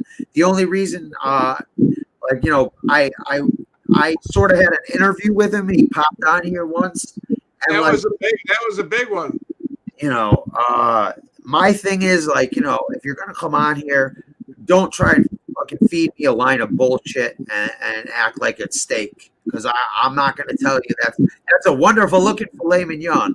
So it was just like I just don't if you're gonna come on, be real about it. Don't come on and say, oh, I cooperated because it was the right thing to do and I felt guilty. It was like, well, no, and then it's like, oh, well, I put this guy away because he was a murderer. And I'm like, come on now, you've shot people with the intent of murdering them. So, I mean, it can't be that big of a deal for you, but I got no problem with him. Right. Yeah. But, that's where I give you credit, Lefty. You've been consistent since the beginning. Yeah, that's all I like. That's the thing is I've just been myself.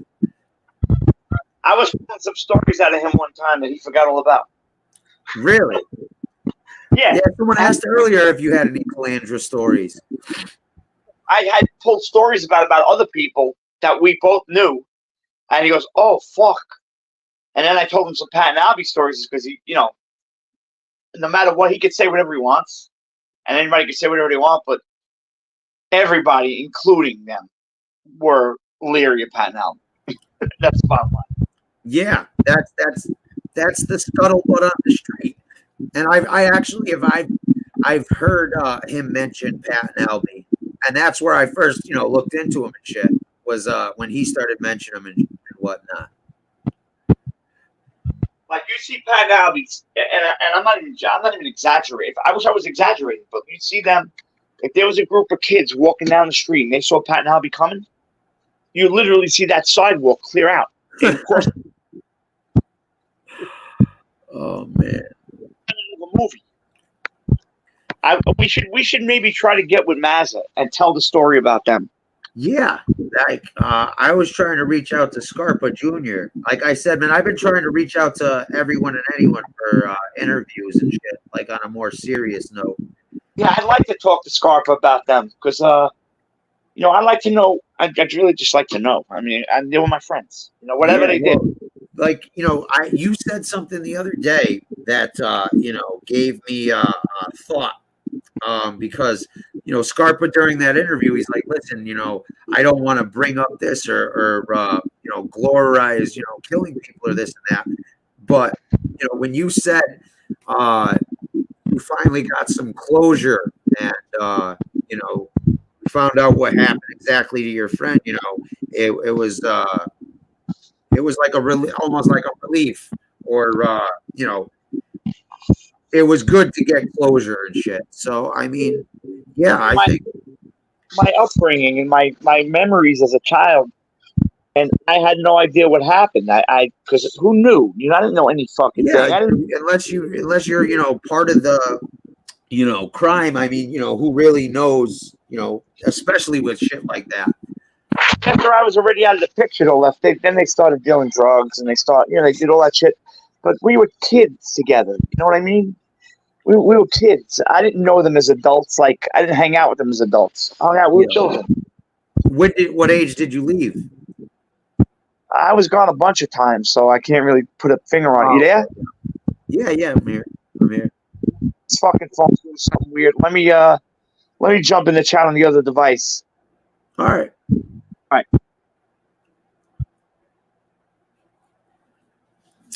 Yeah, man.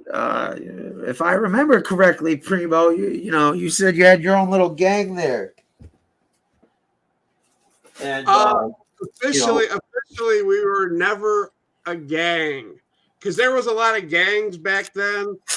We were all kind of we were a crew of independents, really. So, it probably the most aggressive 10 people you could have found in the city of North Lake. Out of those 10, how many are still here? 4 are still alive. And how many met a premature end or unnatural end? Everybody. No, actually, 3 of those 4 were premature. One was a heart attack.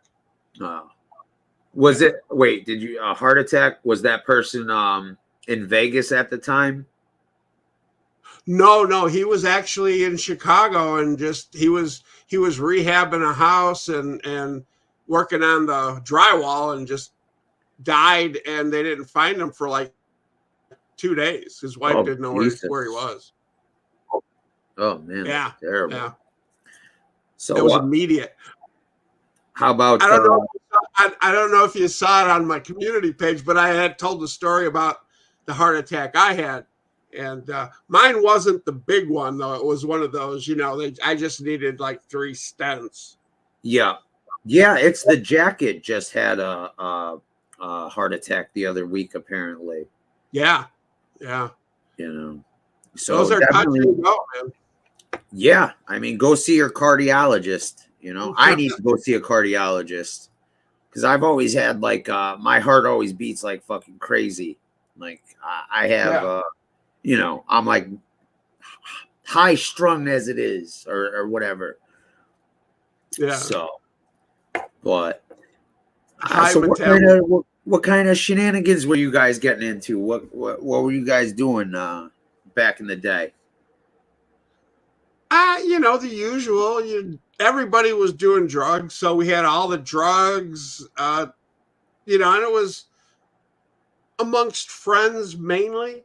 But then for the bigger money, we were doing like there was long-term parking at O'Hare Airport, and we used to like rob people in that long-term parking lot. And then like Calandra, we also did night drop, where we would tape like a bag inside the night deposit drop, and when people would deposit, then we would grab it. Yeah. So that was before all cameras and all that shit. So it was kind of easy to do. Yeah, I remember hearing a story about Tony Spilotro always following people to the banks and shit, and then the one next week.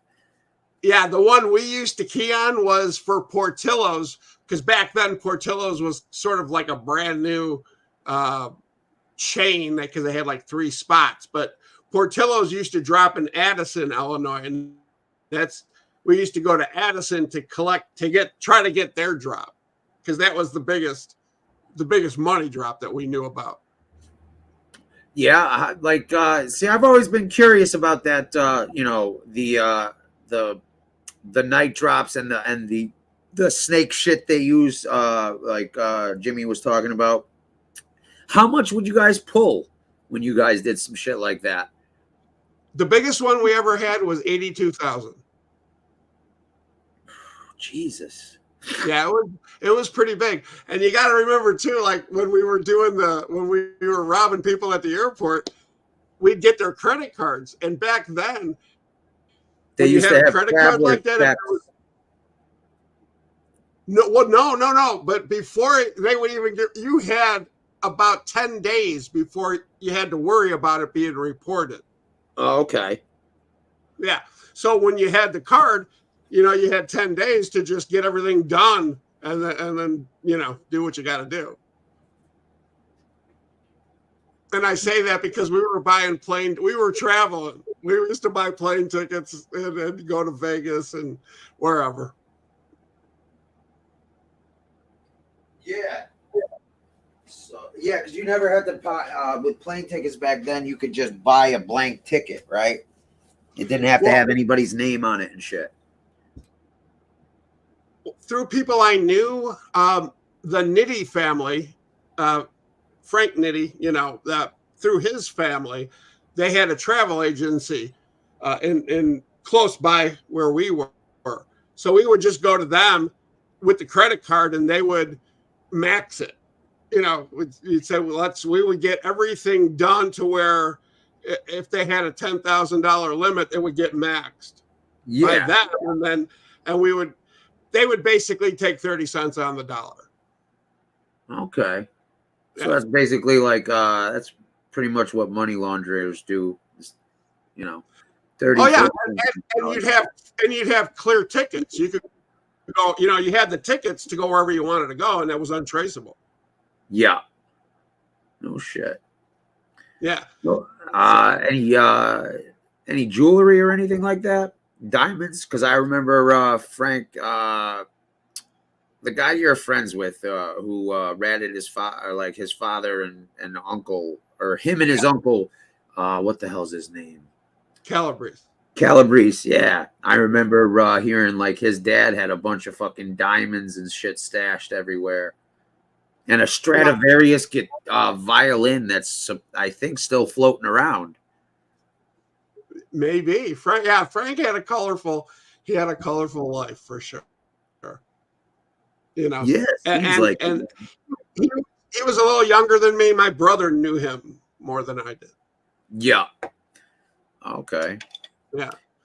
So, but you know, that's the hard part in the genre we're in. You know, people don't know about Chicago. You know, Chicago. No, they don't talk about Chicago or New England and Boston and Connecticut, Rhode Island and shit like that. Right. So, you know, what we're doing is kind of, you know, I don't really talk too much about it, but in the other Chicago, there's like a Chicago genre, subset over there too. And I'm starting to meet people over there. So it's interesting to see how they connect. There's some overflow. Yeah. Well, it seems to be the case on here with New York people, because they just, a lot of them don't say anything or don't let anybody know who they are. But sometimes you find out, sometimes they let it be known, not you can always tell, because a lot of these people they'll mention it or be like, I'm from around there, and everyone knows Fish's name is shit. It's so funny because Stax was trying to get me to get some of the people I knew to do one of his shows. And there was like a handful of people I ran it by, and they all were like, hell no. Why are you talking to those people? Yeah, no, that kid's from my town. He's one of the biggest cornballs there is. Oh yeah, I like him. I mean, he amazing to me that he gets the actual interviews that he gets. He blows them. He's fucking terrible at interviewing people. I watched one fucking show and I'm screaming into the fucking screen like, yo, like I forgot who it was, but he interviewed somebody and they were lining up questions it's like, how are you not asking this question? I'm like, oh my God. He's like, did no prep work, nothing. Yeah. It was funny because I actually saw Frank Calabrese did interviews with him. And I did. Yeah, I had no idea. I saw it on Stax. I actually asked Frank, did you do this? He's like, yeah. I'm like, nobody knows who he interviews. Yeah, I know. There he is on Stax. But I was like, wow, I couldn't believe it. And then Stax had, believe it or not, he had another one where he had some kid from Cicero who was a younger kid, but he knew another friend of mine who was working for, one of the loan sharks outfit guys. And him and I have been friends forever. I mean, I'm like, how did you get him on the show? You got my buddy Mike who's up there. I couldn't believe that. Yeah. So he's been pretty good at getting interviews. I wish, I know. I don't know how the fuck, because I've been trying to get fucking interviews for like months and months. I don't even get a response or a fucking, Yeah, you were telling me you were trying to go and you seem to be doing really good at, getting your shit together and going in different directions and whatnot. So, well, it's good for you. Yeah, I was talking to Howie this morning about that. He was trying to get me. I know. I remember. I saw your comment about the Beatles album. Yeah. No. I just. It doesn't matter though on this genre. But again, he was trying to get me to do some shit with like the rappers and more current shit to get But like I said, man, I just like to get. I like to talk to people, and I do a little. I hope, like with Jimmy, like I knew enough, but I would have, would have loved fucking 10 minutes of prep time. Dude, you were the only one putting his feet to the fire at that time. I'm the only one who puts a lot of people's feet to the fire and calls them out for shit. Everyone else is too afraid or it's out of sight, out of mind. I didn't see it, and it's like, yeah. Right. But again, it's like you said before. I've been myself, and I've held myself to a certain set of standards and values that I've stuck to, and it's nothing but detrimental in here. So it really is, man. It's like, yo, motherfuckers with stolen valor and all sorts of other shit. It's just like, all right, man, those are your people. How do you think I feel? I actually got ripped off for $5,000, and I was the jack. Yo, Dom, listen, if you want an interview, we'd love to fucking have an interview for you and hear your master plan, how that worked out for you. And the I heard reason you got divorced and shit too. Oh yeah. There's that. But you know, and the reason I can't say his name is because my brother is Dominic. So it's, you know, it's hard for me to actually associate the name to a scumbag. Yeah, like, you know, how did, you know what? Let's talk about that. How exactly, you know, what was he saying to you, you know, that, you know, you felt enough pity? Was it like, you know, like a pity thing, or was it like a business move, or? No, he was dry begging, you know, times are bad, this and that, you know, we just did this and moved. And so it was like help a guy out, you know, it's like, yeah. So I was helping a guy out. And I said, you know, and he knew I do this for a living. I've been doing this. I've been putting money on the street since I was fucking 12, you know? So he knew that this is what I do. And, you know, he then ghosted me after, you know, we did the deal. And it was like one of those, you don't do that, you know? Yeah, no, I mean, like it's almost counterproductive. Like if you've got somebody that would loan you money, right, in a pinch, right.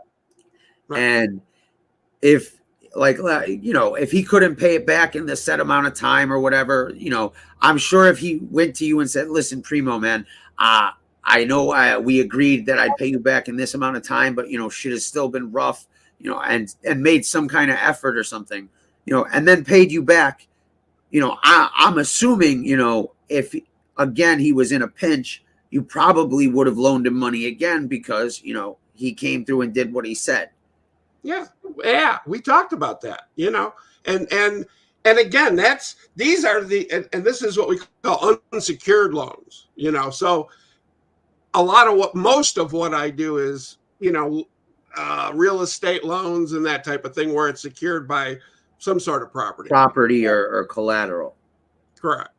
So the unsecured, you know, is a different deal, and it's like, you know, it's whenever you feel like doing it kind of thing, you know. So it's like, you know, it's a risk, but what I wasn't expecting is the way it went down. You know, it's like I've never been ghosted before. It's like, what the fuck is this? You know. Yeah, the change the number, not pick up the phone, and you know, I was shocked the whole time. You know, apparently this was common knowledge like a month before I found out. And this dude was on the whole fucking time. And I was like, holy shit, the ball's on this motherfucker. And Gunsmoke, he knew all along. Him and I were talking every day during this bullshit, you know. Yeah. And then FBS sent you that email that, you know, he can't get involved because it'll affect his brand. You know, he can't be looked at like a snitch. The only thing I really wanted him to do was to call this prick out. It's like, people need to know this guy's a fucking scumbag thief. Well, that's what you think with this dude, you know, calling out scammers and the liars and shit like that. If he wasn't going with that, you know, shit, then I mean, I could see how someone, you know, but listen, you know, and this was real world. And like you said, you got brought in toward the end, but you saw the receipts. Everybody saw the receipts, you know. So it wasn't like I was making that shit up. No, it was, you know, I mean, and again, there's, you know, two sides to every story. But when one side of the story is just ridiculous and changes and just doesn't pass muster, and the other person is telling the same fucking story over and over, it's like, well, it could have happened differently, but I don't know. Everything leads me to believe that it might have happened this way, you know? Right. So, well, you know, there's two facts of the case. You know, the money changed hands and he didn't pay it back. Yep. Now, did he ghost you immediately after? Because I remember you were saying, like, you sent him it, and you didn't have him sign anything because I guess he was in a time-sensitive bind, and you were going to have him sign something the next day or you know, in the next few days and stuff. Did he ghost you like right away? Like he got that check, and then that was the last you heard of dude, or?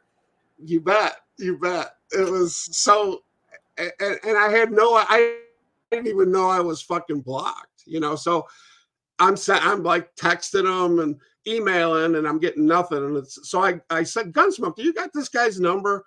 It's like, is this the same number? Or is he just fucking, am I blocked? And he's like, yeah, you're blocked, you know? So, yeah. And then shortly after that, he actually then changed it. So, yeah. Yeah. That was new to me. So that was. I forgot what made him stop coming on here. That he was fucking caught and he just. Oh, when I outed him, that's when he stopped. I didn't know he was still coming on. I don't remember. Well, you actually re-outed him, so he was gone already, and then he popped up in your chat. That's like, dude, that was some fucking weird ass shit. Like, dude, just happenstance. Like, that's right. I remember that. He disappeared, and then came back on. He disappeared because he knew he was fucking caught. So it's like, all right, he knew that whatever's coming next isn't going to be good for him. So he just fucking disappeared, you know? Yeah. I remember he came on my chat and I had that knowledge and I was like, I was, oh yeah, you got a new phone. Wow, man. You spent a fucking $1,200 on a phone fucking. And he's like, sitting there. Dude, you were in a trick box at that. Cause you knew, I think you just found out what was going on, and then he fucking pops up, and that's where it all kind of went. What the fuck, So that yeah. Well, apparently the dude was talking all sorts of shit about me behind the scenes as well. You saw the emails. You saw it. You saw everything he said. He was fucking babbling bullshit to me for fucking days. It's like, give me my money, asshole. I don't want to hear it anymore. Yeah. And don't ever call me again. So no, you went pretty fucking hard, man. I remember you flying down to Florida and shit. Whatever happened at the end of that? Did he end up facing any consequences legally? Yeah, no. So I sued him first. I sued him in fucking Fresno, which I can't sue him in California, and it took me like 2 months. Right, to because find you out. sent the money from there. That's why you had to sue him from there, right? Yeah, I think fucking California is just so woke that they don't want to get involved in anything, Yeah, Yeah, I was really pissed. So then it was like, do I want to go small claims or do I want to go big, in Florida? And spend, a lot more money to get, I'm gonna sue him for a lot but you ain't going to get anything from the guy. You can't get blood from a stone. Right. But I'll also tie him up for 20 years where he can never fucking buy or sell property. Yeah. But do you think the dude is in line or, it's probable that he's going to buy a house or some property? No, I think he's a gypsy. I think he's a scumbag gypsy, fucking, ripping and roaring as you go. Yeah. Yeah. I mean, yeah, dude, it just shows you, somebody, can show you what they want to show you. But when the mask starts to crack and chips start to fall off and shit, you start to realize, some of these people that, hey, man, I like this guy. He's not too bad. Is an absolute downright scumbag. Like, take, for example, Fish. That guy fucking, he's banned everywhere now. Everywhere. He cannot. I like Fish. I like Fish. I want to make it real clear. I know you like Fish, Primo. But, I've never seen this guy fucking. He seems to have, grown a new set of balls. And he's one of those people that are just vile and, terrible, like to women in general. Like he has a strong fucking hatred of women. So, I don't know any of it. I'll tell you what I do know. And I will also give you credit for that. The first time Handstand ever appeared on the scene was on your show. And He was doing handstand push-ups. And I was actually on your panel when he was doing it. I'm like, this is fucking awesome. Do you know how hard it is to do handstand fucking push-ups? You know? Yeah. I mean, and I've been he's a character. He don't come around anymore because he got mad because me and Joey Beans were on and he didn't have enough air time and vocal time for his liking. Yeah. But you know. But him and I have been friends ever since on YouTube. So we do comments back and forth, you know. So yeah, we're subscribed to each other. So he's but I like that. He's another guy I like, you know. Listen, man, I give you know, people that normally wouldn't have a chance, you know, I give everybody a chance, you know? Yeah, for sure. For sure. And you know, half the time, you know, it ends up, you know, sometimes you get a decent crazy person that's, you know, like a Lucio, as opposed to like, you know, cocksucking liar like Fish. But you know, I don't know. Yo, but Handstand had a gem, dude. I'm looking for the where the hell is it? Dude, Handstand, you know, the episode with Fish and him being a made guy and, you know, all that shit. Dude, so I wrote a timestamp down, right? And it said, I wrote, you know, 5 hours and 20. I thought it was a 5, but it was a 6. So I happened to put it on, like, you know, the 5 hours. And, all of a sudden, dude, I hear fucking Handstand fucking going ape shit. Like, everybody knows I'm fucking strong and fit. Like, it was just out of nowhere. I'm looking for it right now, dude. It was just fucking hilarious. Like, he just came out of fucking left field and he's like, because like I forgot the exact comment, but dude, that shit was hilarious. Like I said, man, I have a lot of characters that come on here. Yeah, or used to at least. But he's one of the real ones. Yeah, that's the thing is, you know, I prefer those people that, you know, don't exaggerate or tend to fabricate shit. So, you know, he's an odd duckling, you know, and I can hear it in his voice when he starts to get fucking manic and shit. I'm like, up. Like, come on, relax. And, you know, but he's not the most patient guy in the world, for sure. No, I definitely have fucking, you know, worked on my patience, dude, for fuck's sake, dude.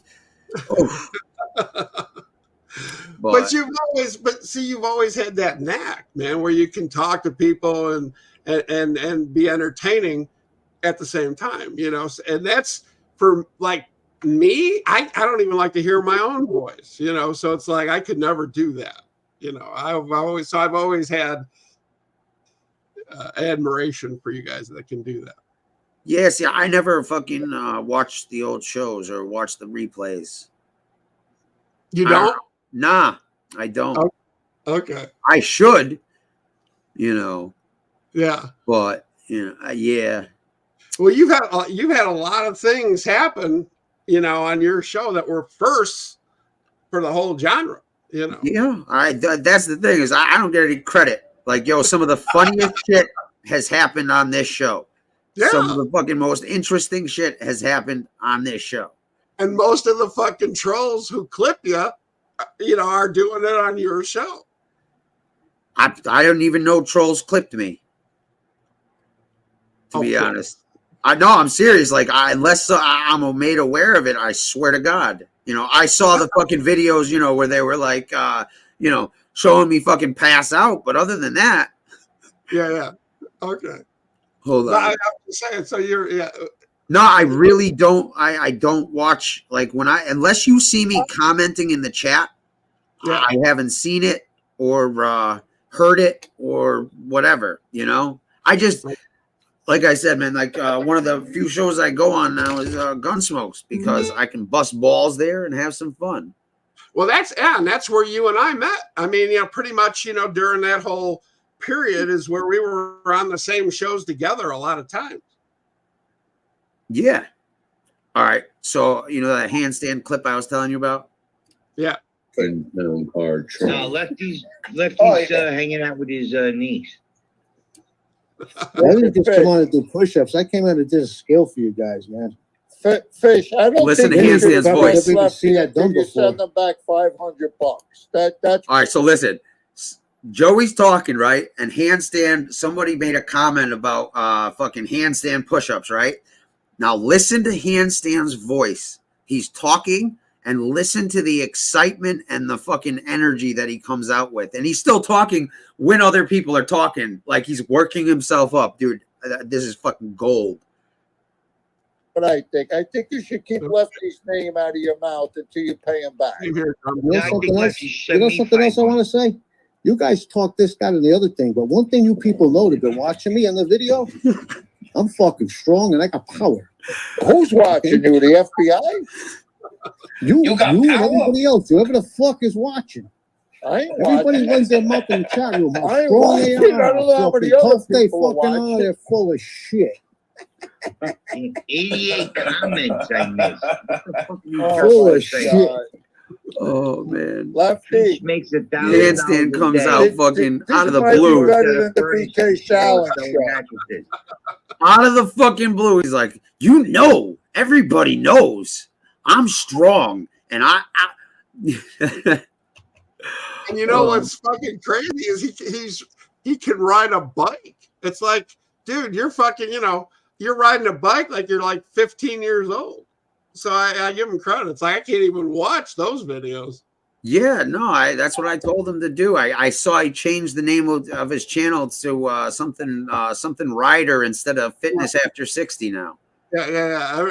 It's like his 10th name or whatever. But it's like as long as I know it's him, we're good. Yeah, it's like, but see, that's the thing is he's kept to a pretty singular name lately.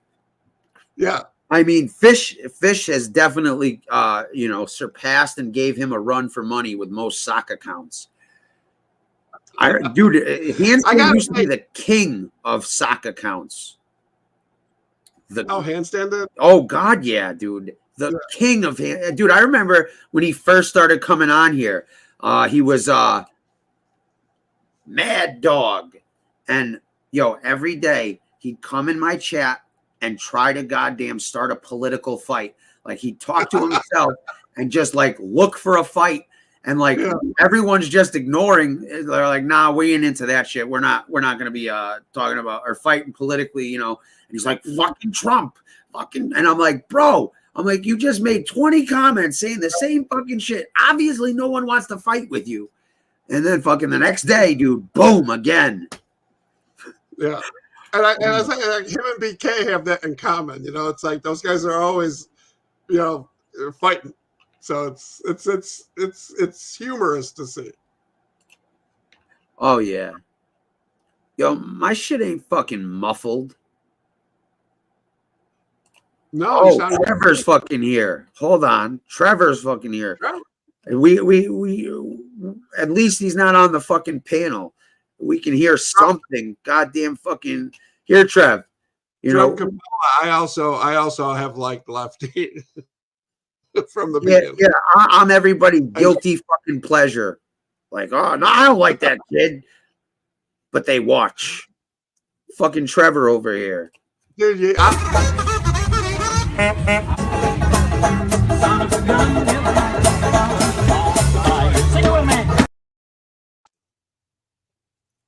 Fucking noisiest motherfucker I've ever met.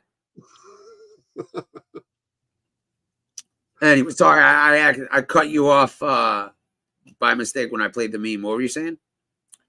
Oh no, I was good. Oh, okay. No, I pretty much I was just agreeing with Drum Capella on one of his comments. Oh, I was the opposite of everybody else. I always had a soft spot for Lefty from behind the scenes. Correct. Yeah. If only I could get these cocksuckers in the chat to fucking comment. There's 18 people in here and like 3 people commenting. Well, I know whenever I watch your replays, you're always bitching at the people in the bushes, is it? Yeah, goddamn bush dwellers, dude. And it's not that I dude, it's like the curiosity is fucking killing me. It's killing me. It's like, I don't give a fuck. I'd rather have 5 people in here than 100 people not commenting. It's just killing me. Like, who the fuck? And I'm like starting to piece together this and that. But you know, hey, it is what it is. Well, the funny part is, back in the fucking 90s, with AOL and chat rooms, you could see who was dwelling, you know? So it was hard for me to believe that YouTube didn't fucking have the same shit, you know? Apparently on Instagram, you can see who's dwelling in your chat. But here, like, yo, the lurkers just lurk. Like, dude, it's fucking crazy. It's crazy sometimes. I'm like, yo, really? I'm like, how do you stay in here for fucking hours on end and then fucking not say a goddamn word? It's like, don't you want to participate? Don't you want to yell at me? Don't you want to fucking make a joke? I mean, fuck. But, you know, I guess, you know, it's not conducive to their health on MobTube to comment in here. Oh my God. Did you see who was in Lefties? Where the fuck's Gunsmoke? I don't see Gunsmoke. Did he comment? I didn't see him either. I don't know. Gunsmoke is watching Subsmoke. I don't see him. But I didn't see Diversity the other night for like 10 comments. So yeah. Who knows? Anyways. Oh shit. I thought that was somebody else. My bad. Yeah, so what'd you think of the JC interview? Oh, it was good. It was good. It was cool for him to come, like, as it was airing, you know, he came on your show. So that was a nice thing to do as well. Yeah, I think the Soft White Underbelly got wind of that shit and dropped that shit like 6 hours later. JC's like, yeah, it's going to come out in a couple weeks, you know? Yeah. He comes on here and everyone's joking. They're like, yo, he just gave Lefty the whole fucking scoop. 6 hours later, fucking that shit is fucking on. Right. I don't know that channel, so you know it's not like they scooped you or you scooped them. I didn't know who they were anyway, but it was still nice of them to do. I thought it was cool. Listen, he took that ball busting like a champ. Common sense. Took that ball busting like a fucking champ. Like honestly. Oh yeah. I was expecting you know, because but you know, everybody in the chat, you know, kept it you know, 2 ball busting, except for fucking Sean. Sean's going for the jugular. Sean was going for the jugular, man. Like I said, man, we gotta fucking repair that father-son relationship. Yeah, I like Sean. He's a young guy. You know, he's still fucking he's scrappy, you know. Oh yeah. Yeah. No, again, I'm on the West Coast, so you know, these are my new peeps. I know, that's your neighbor, man. Yo, Primo goes and checks the mail in the middle of the fucking night now. Just so he doesn't get stopped by JC and have a fucking 2-hour conversation. Yeah. JC. His mom, I guess, is from here, but he's more up in the foothills.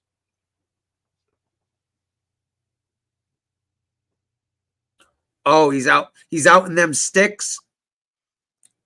Yeah, he's going up the mountain. He's about halfway up. He'll be coming around the mountain when he comes. Yo, so I did a fucking survey. I was like, who was more gangster from birth? Mike, Tony Pizza, Chicky, or FBS? Yo, Pizza and Mike are tied. Fish are tied for 36% and 36%. I got to give it to Pizza. Pizza's got way better Pizza stories. was eating bacon on fucking Sonny Francise's lap, you know. All we hear about Fish is some goddamn fucking mint pins and I got no malice, cuz. Raised an arch fucking criminal, bro. Yes, you did. And a gangster. You kidding me? I could have been made guy if I wanted to. Agnostic, you still got his back? Oh, yeah. Oh, fuck off. Yeah, I was. I got your back. Yo, what do you think? You think Fish could have been a made guy even without malice? No. No. I don't even think he could be an associate. What up? No, but Common? he would be a good friend, you know. He would be someone they would take advantage of and rip off.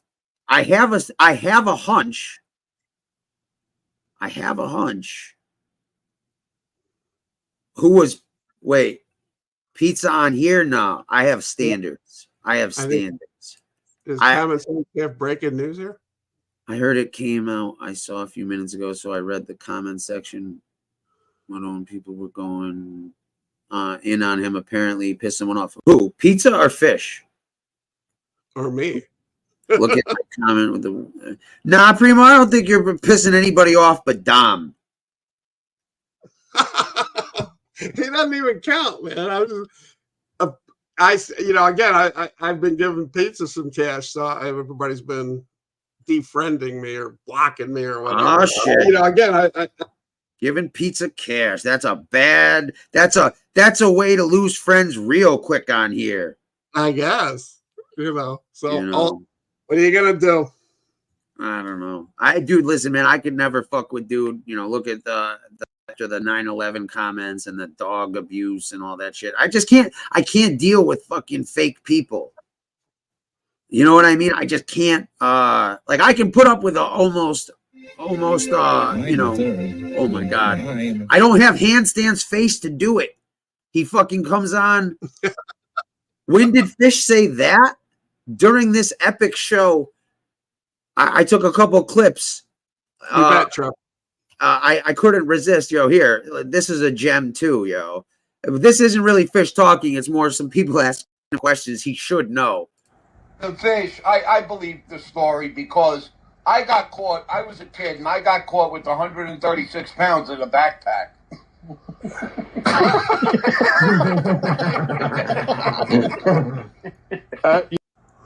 I know from JC, but he got away. 28 grams in an ounce. Yeah. How many ounces are in a pound? How many ounces? How many ounces are in a pound, Fish? Stupid. Fish, how many ounces are in a pound? He doesn't fucking know. What do you know? 28 grams are in an ounce. How about this? Fish, you keep burying yourself. Oh god. Yeah, you gotta love when they get so much enjoyment out of busting your balls. I said Pizza needs to go on Soft White and oh yeah. Oh fuck yeah. I still don't know what Soft White is. What does he do? Soft White Underbelly interviews people he had some crackhead on that supposedly was Jim Morrison's son. Okay. They had like meth heads and all sorts of characters on. They had John A-Light on, and he does it in black and white most of the time. Okay, all right. So he does. He's on the West Coast, and he does like interviews with people with backstory or a character. Oh, dude, listen, you never heard that before? There's like 50 fucking one-liner fucking things that this guy says that is just comical. I really want to find the clip of, cause I just wasn't born with malice. I have no malice, cause, you know, if anybody has any Fish clips, especially like the Mint Pin story, please, you know, send them my way. And again, didn't he get his start on your show? Yeah, well, he was blocked everywhere else. Again, that's how these assholes fucking get. Yo, I'm dead serious. Like, yo, if you're blocked or fucking, you know, you're not welcome in other people's chats and shit, where do they go? They come here. And then they're like, well, he was on Lefties and he wasn't too bad. And then they start letting other people, you know, it's happened with a few people. You know, Bofa was banished everywhere too till I started having him on. But, you know, again, and then they leave. And then, you know, but that's okay. We don't want Fish, you know, him and his fucking high heels. Yeah, I wore my mother's high heels. You know, I didn't wear them because I thought I was a girl. I wore them because they were my mother's. It's my mother's heels. My mother's shoes. I put them on. I walked. Primo, did you put your mother's high heels on when you were a kid? No, I did not. Yeah, I haven't met another person that has. Yeah. But if he had older sisters, I'm trying to give him the benefit of the doubt. Dude. So it's like, well, if he got older sisters, maybe, I don't know. Come on. You know this motherfucker's still putting on makeup in the mirror and using that towel as long hair to this day. I used to put a towel on my head and have pretend I had long hair, like my older sister. We get out of the shower, you would wrap the towel around your head, and I'd walk out.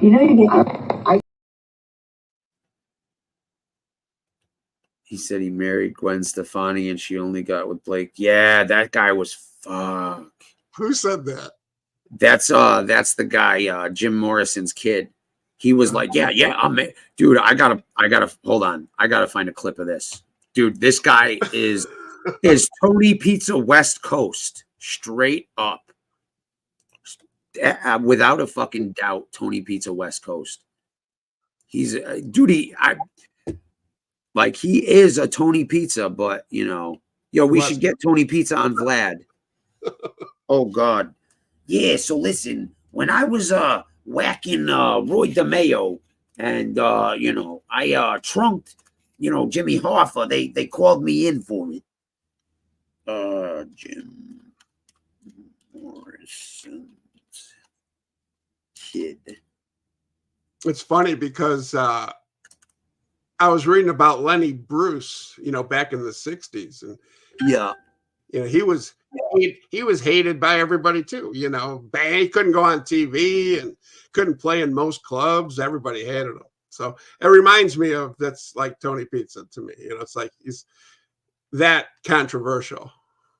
Dude, the guy is just, I don't know. He's like, I don't know. People like him, so I don't know how. He makes me laugh harder than I've laughed on most things. He reminds me of a story I heard of a fucking guy going to court, right? And he collected a bunch of fucking peanut butter, shoved it in his ass crack, right? And went in front of the judge, and as the judge, is blah blah blah, right? He's standing there and he goes, hold on one sec. Fuck. I gotta show you exactly what he did.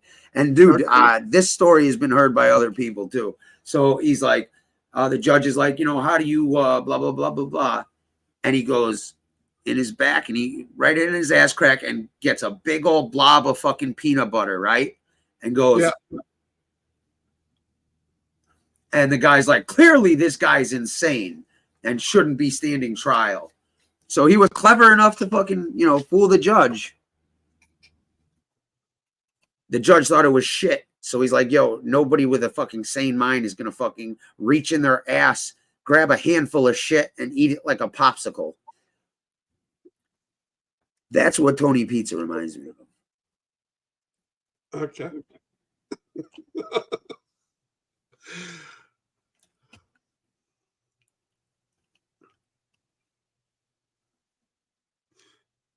Awkward. Now people are going to come in and be like, yo, I'm not fish. I swear to God. I swear to God, I'm not fish.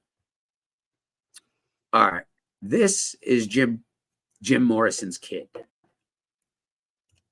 Oh, you found it. Legend. It's like, even like I said, it doesn't seem like a big deal that I'm on the YouTube singing the doors, but it is a big deal because you can't do that. Like, no, I mean, I'm licensed. I have all my dad's copyrights. Everything James Morrison is who my father was. He's not actually Jim Morrison. He was James Morrison. I'm Jim Morrison. He all his copyrights and everything. I own his portion of the doors as well. Yeah, of course you do. Dick pic. I'm like, he's like, this one. I'm like, yeah. He's like, well, my girlfriend. My old lady. I'm like, who? The chick from the Pussycat Dolls? He's like, yeah. He has. Hold on. And there's nothing about this. Oh, they started calling me bull there, but that was just because of, When you say you're called Bullet Head because you got shot in the because I got head. shot and I did the album. Where You got shot in the head I too. went in within my temple, within my sinus tube, within my sinus cavity, right? It was behind my sinus, Oh, I'm my looking sinus for the cavity. Gwen Stefani And my story. eye swelled up, and I went into the hospital. And they, so we had to do nothing. You come back after. Yeah, he just survived the head Sent her computer. Her webmaster came in fucking prison to talk to me and told me. Here It we should go. be easy to figure out that that I guy's don't a think people pedo. understand that. Gwen is a power. She's not to be taken lightly. It's like this lipstick company that she did. That's because of me. Because I heard that This I guy made is her right fucking for her. Because and tell you the truth, West Coast she told me that Torpedo. she got raped by these fucking blacks. Ah, in the music. Jesus. See? That- Exact same way. Like, it's, Is he it an finally touched obvious me. And I was like, that's cool. Is he a what? Is he an obvious fake? You tell me. Well, You I'm just tell saying, me. anybody looking into him should be able to prove he's not Jim Morrison's kid. Well, that's what I mean. Is he's interviewing somebody, nuts. So then I asked her. It was like Raimondi. Raimondi was selling a fucking. I always knew my dad's leather pants were. Dude, Raimondi has fucking goddamn an Expendables tattoo. Those two tattoos on Vlad, he's pointing to his fucking forearms. He's got the movie Expendables, dude. I'll show you. Hold on. It's hilarious, dude. Whoever tattooed that guy, kudos to you for playing the fucking most hilarious joke ever. Yeah. What was it? What's his first name? What's Raimondi's first name? Fuck. Oh, fuck. Anthony? No, yeah, Anthony Raimondi, Stax Yeah. boy. That was Stax's fucking right hand man, dude. Yeah, Stax put him on there all the time, and he would never, ever, it's like, come on, Stax, he's bullshitting. And Stax No, would just Stax never does come. not know Stax did not know he was bullshitting. I will quote Stax and say, man, hey man, I worked for the Genovese family, dude, one time. Really? How's that? Dude, I was moving stuff and putting shit on trailer for this, this family whose last name was Genovese. And I kid you not. The first thing I did was look his book up, and it was a fiction. It's fiction, It's like, oh, well, there you go. There you go. Okay, I didn't know that, but yeah. Dude, killing the Pope and shit. He's selling a fiction book. He just happens to be the character, and everybody hates him. I don't think everybody hates him. I think fucking I think he stepped in a whole bunch of shit with the Stolen Valor shit, and those people started harassing him. All right, where's the Expendables? All right, here's one. Okay. Special Forces, one shot, one kill sniper. Oh, here it is. You ready for this? Yo, this is this other dude's fucking tattoo. Oh, it's small. I gotta find a better one. God damn it. Where the fuck is it? All right, hold on. I gotta fucking put it in there.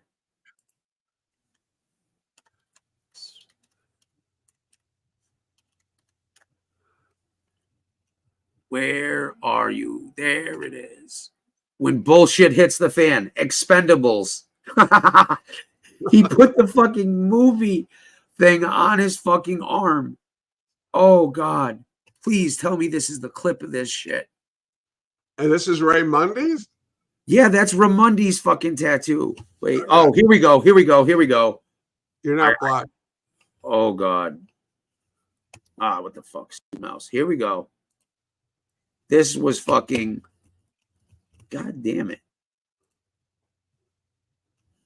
Oh, what the fuck? Bummer. I guess it's not there. So you're not blocked. Wait, what? Bulletproof No, you're Soul? blocked. He might have You're not- taken a headshot, but did he get shingles? Is the real question.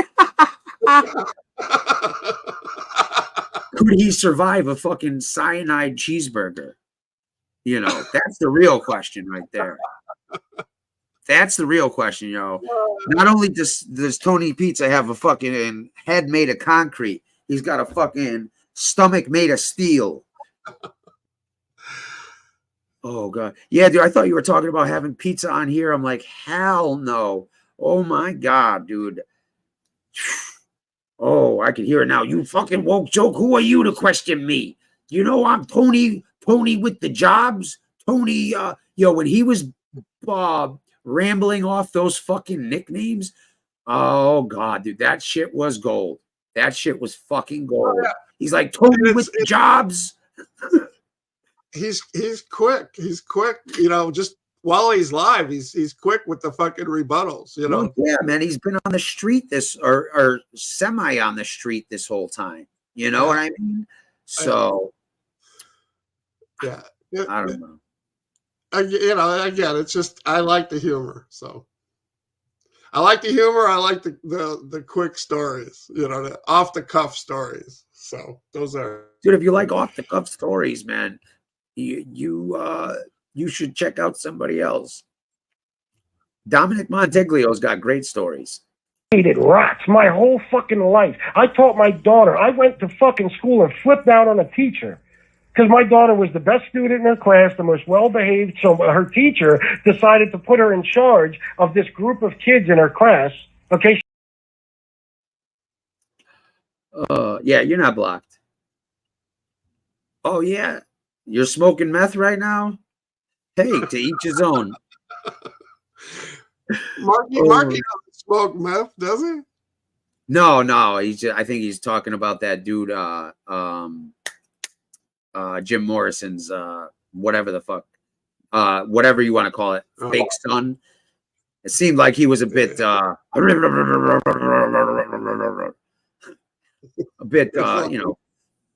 had a fast sense or a fast pace of speaking. But yeah, check that, dude. If you want to laugh and Tony Pizza's your type of humor, go look up Soft White Underbelly, Jim Morrison's alleged son, and you'll get a kick out of that. If you like fake stories and shit like that, no doubt. I will check that out for sure. And you should check out JC's interview. Like, honestly, JC got more comments. Fucking, I don't know. Apparently, some of the trolls came in and bombed it. But when I checked the interview when it came out, like, dude, there were like mad fucking people. Like, wow, finally someone articulate who knows what they're talking about, and is whatever the fuck. But yeah, dude, so again, Common, dude, how are we gonna do this? How are we gonna get a petition to get JC on Vlad? Dude, again, man, I will give him this advice if he's watching or watches later. If you do go on Vlad, bro, do not talk about fucking you committing tax evasion and shit. Because I swear to God, you'll end up in fucking handcuffs before you leave the studio.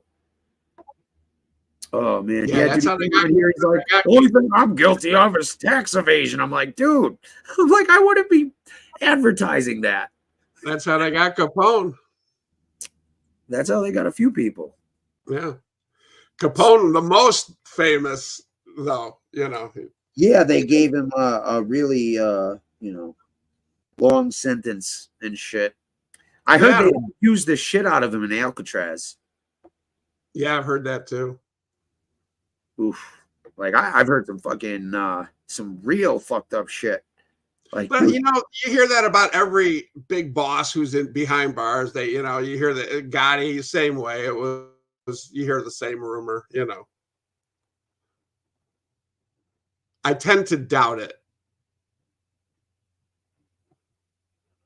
I don't know. Some people like that have a fucking an ego or a sense of entitlement that again, outside you maybe were somebody, but you're just a number and another person in there. You know. No, I get it. I get it for sure. I just doubt it. It's like, yeah, but they could still fucking dial up a fucking murder on your ass in a second, Yeah, no. Yes and no. I mean, you're only as you got to do your own work. You got to put in your own work in prison, especially if you're, in a place where you're not surrounded by your peers. Element. Yeah. Right. I get it. Or yeah. So how you gonna hit them from inside, right? But I don't know. I just tend to think they were stronger than that. Yeah, dude, but that's Chicago. Like, so, think about it. If Al Capone was to go to LA, right? And try to, do what Bugsy Siegel did without the muscle, he'd have to bring his entire crew. You know what I mean? It's like you're going out of, like, if you're going out of town, you don't have the same sway or pull as opposed to your own town. You know what I mean? So it's again, you may be capable, but you again are in somebody else's backyard where they might have the police under their pay. They have the fucking people to give them a heads up or a tip or drop your location. I just it's just something I don't know. Like I said, man, when you're in someone's own backyard, so to speak, it's they have the clear advantage, just like high ground. Right. So no, I hear you. Yeah, dude, whoever you are, I don't think anybody's argued that I happen to be dumb. It's just, other shit. But who are you talking to? This guy, Bulletproof Soul. I don't care what anyone says about Lefty, but he has brains, intellectual. Sounds a little too familiar. Like the vernacular, so to speak. You don't think it's fish, dude? You don't think it's fish, dude? I don't know, man. Dude, anything's impossible. Oh, gal. Okay, you're a girl. Okay, gotcha. Sorry, we have to be weary, but we'll take you for what it's worth, or as is. But Fish comes in here 17 times with 17 different names to show. There was no debate. He got into fights in the pen.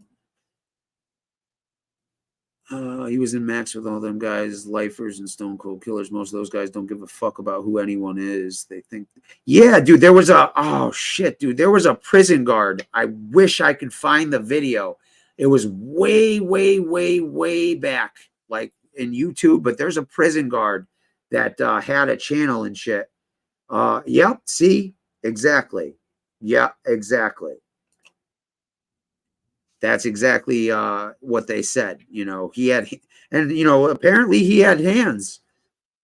He had hands, but again, when you get older and obviously cancer took effect. I mean, so shit. We all remember that photo, right? But you got to remember, these guys also had a knack of assembling crews, real quick. So, when you get in there, you're either going to figure it out or not, and I tend to think yes and no. I mean, they already have, depending on where you're going and stuff, they already have crews like, the AB and, such and such and such and such. Right, I don't think I don't think it's like Oz where, oh my God, Oz was a fucking crazy degenerate fucking show. That was crazy. Yeah. Yep.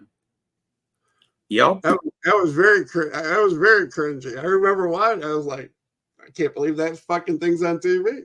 But you can ask Mark. He's been to prison. How hard it would it be for fucking a wise guy of some stature to go into a place where, let's say, he's not with his cohorts and stuff. Right. So I said, at the end of the day, it's you and it's you and yourself. And, if you have fucking people like, all the better. I remember when Vito Guzzo and a few people got into a fight in Danbury with the Albanians. There was some big brawl a few years back. So yeah, it all depends on, I guess, who you're doing time with. Yeah, and I know nothing about the system, as it were. Yeah, I was talking to someone this morning, and they were fucking. They were telling me about a few fights they had while they were locked up. Yeah, and he actually mentioned something about basically. I asked him, I was like, I thought you checked your button in at the door, and he's like, yeah, it depends on who you are and fucking this and that. So, yeah. Oh God. Yeah. Yeah. Dude, listen, you want to hear Fish triggered? There's a couple fucking clips of audio where he's real triggered. Like, there's a 10-minute clip, fucking, it's just funny with Rob Jean and that dude Butch coming on. Rob's funny guy. He's a good Dude, guy. Rob is about as stand up as they come, man. Like I said, I always tell people, like, listen, you want to know how you should conduct and behave yourself on here? Look at that dude. Right. Complete scholar and gentleman on here. Yeah. Even when Fish insults, his mother and other, Listen, Fish wouldn't say that shit if he was in the same state as Rob. So I don't know where the fuck he's getting these balls from lately. But, apparently fucking his balls dropped and he figured out he could be an internet tough guy. Because, like, he wasn't a tough guy before. You get him on the stream, he'd talk all the shit in the chat. But you get him on the stream and he was like a fucking pussycat. Like, oh, hey, cuz, no, I'm my bad, cuz. I really like you, cuz, no hard feelings, Yeah. Oh, man. But again, Rob was instrumental in exposing a few scumbags, I'm sorry. Who was? Rob was instrumental in exposing a few scumbags. Yeah. So I always give you, whenever you can, that's always worth getting the credit for, Oh, dude, I knew about Fish for a long time. It just wasn't my place to fucking, put it out there. I figured, why hear it from me when you can hear it directly from the source? Bro, the shit I've been holding back about this cocksucker, good God. He really is a fucking cocksucker. Yeah. Now, we were also talking about, them booty bandits and shit.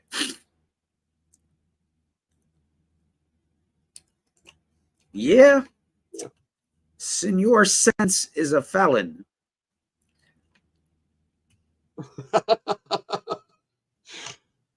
No, comment? I did not know that. Yep.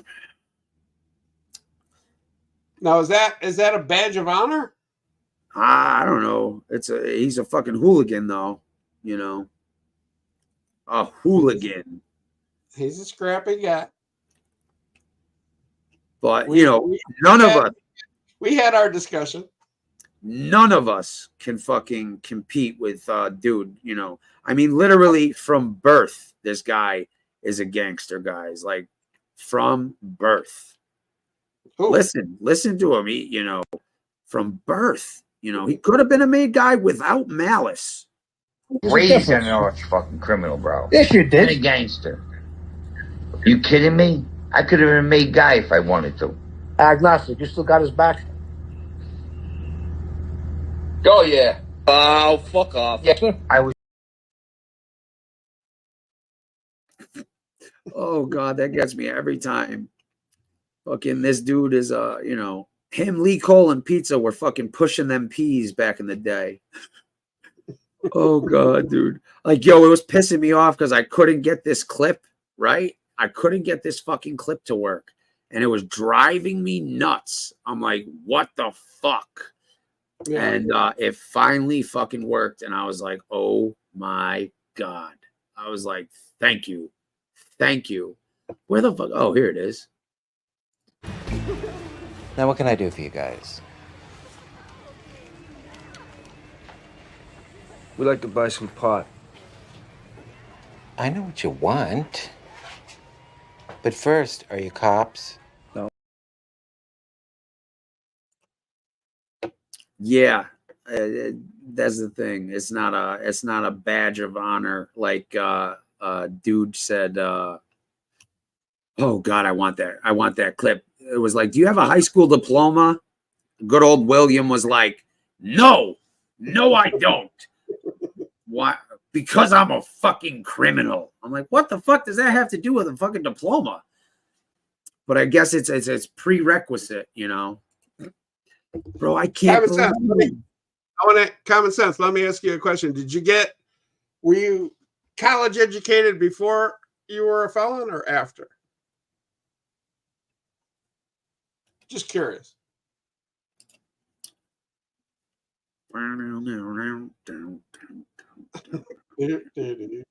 Cocaine.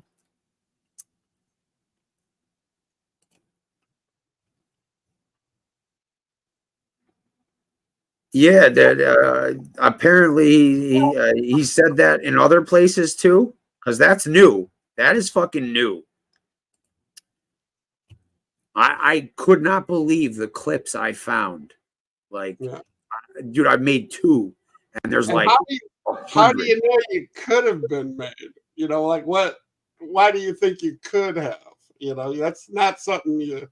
Oh, you want to know what's hilarious, dude? He was so fucking heartbroken that I was friends with Ant and shit, and I broke his heart that day where he's like, "Cuz left. You think I'm a coward because I left and shit?" And I'm like, fuck, you asked me. Because like, yo, listen, I will hold back and like, you know, if I like you or some shit, I won't say something. But if you directly ask me a question, it's like, I can't, you know, give you a fucking bullshit. Like, but I'll try to, you know. And I was like, well, I mean, if you're claiming you're, you know, a wise guy adjacent person, and you're a gangster and shit, and you watch your friend get fucking killed, and you don't try to get some get back, you go buy a gram of coke and party, I mean, and then flee to Florida. And he's like, cuz you could hear his heart break. It's like, cuz, are you serious, Lefty?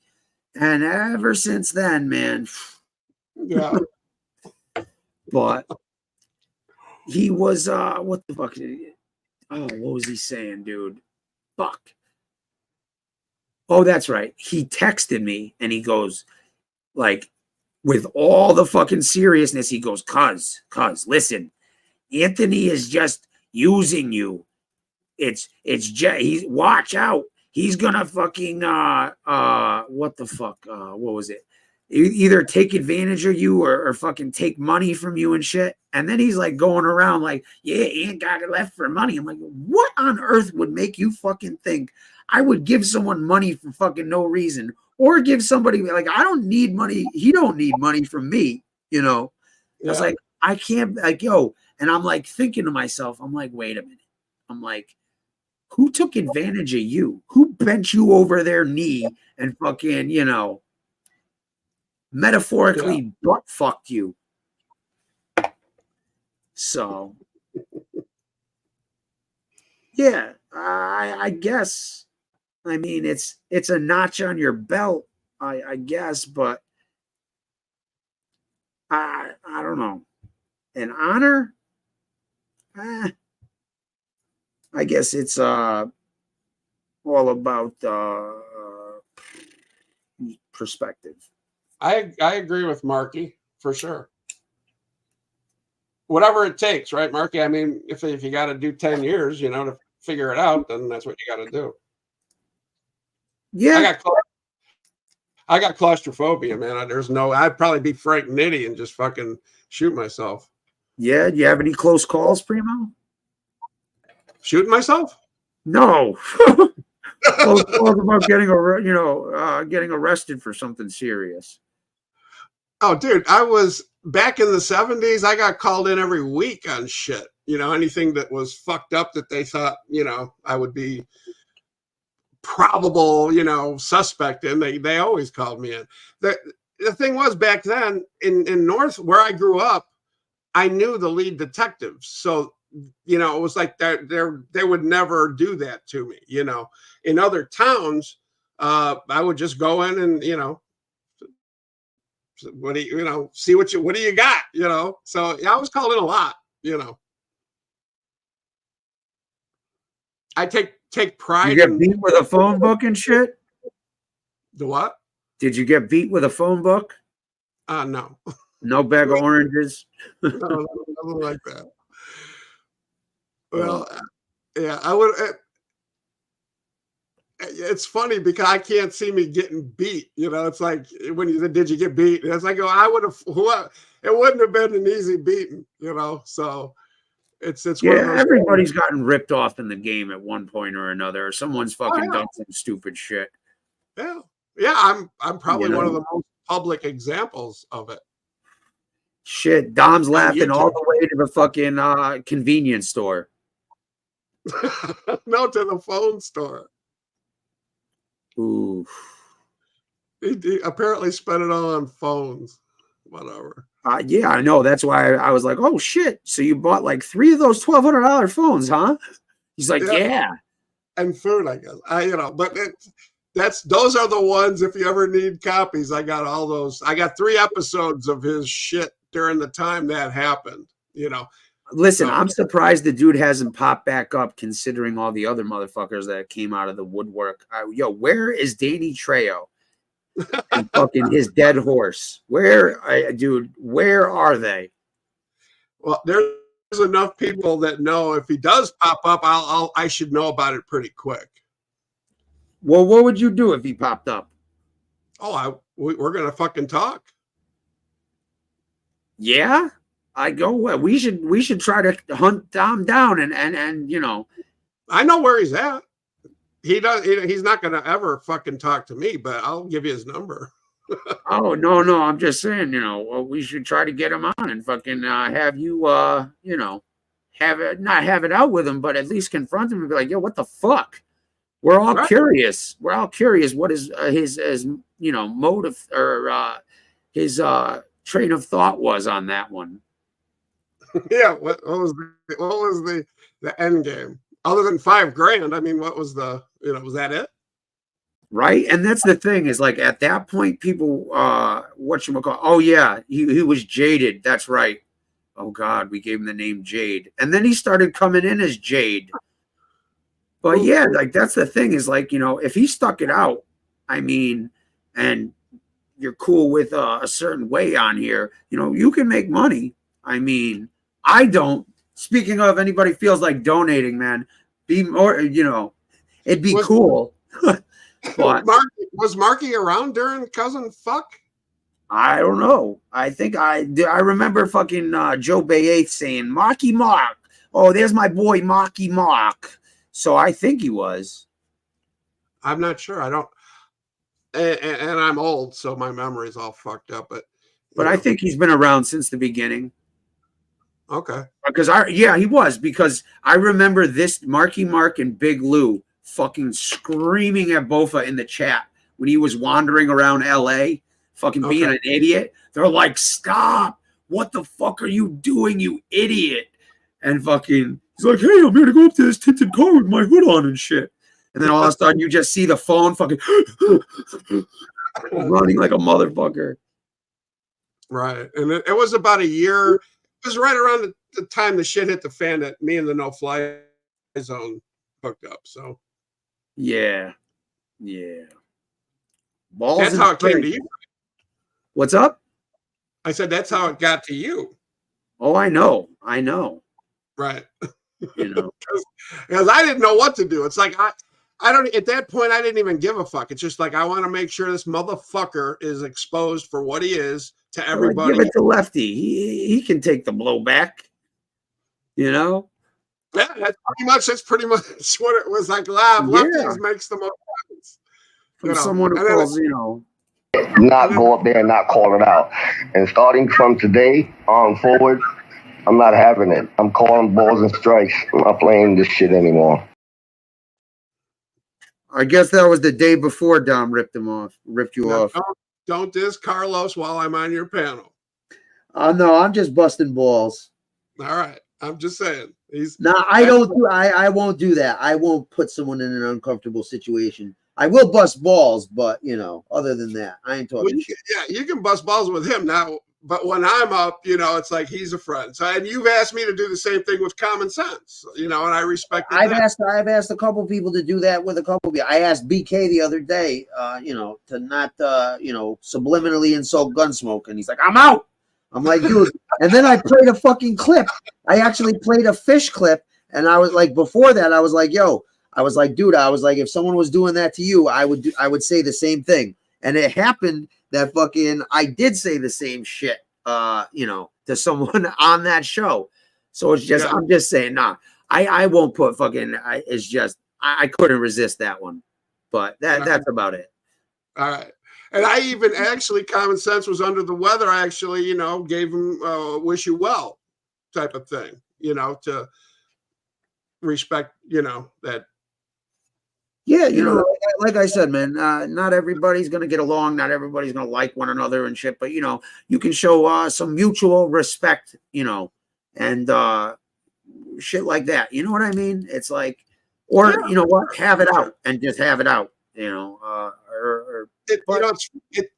it's funny. It took my 34-year-old daughter to talk me down. It's like, Dad, you need to look at this objectively. You're a little too involved in YouTube. It's like, this is entertainment. So, well, dude, a lot of people get too caught up in just like this is their life. Yeah, and it's like I don't. Okay. Right. And that's what they said, it's like, I said, but I got ripped off for $5 fucking grand. And they're like, yeah, but it's supposed to be entertainment. So it's cool out, so I'm but you were insured, right? You got that from insurance, right?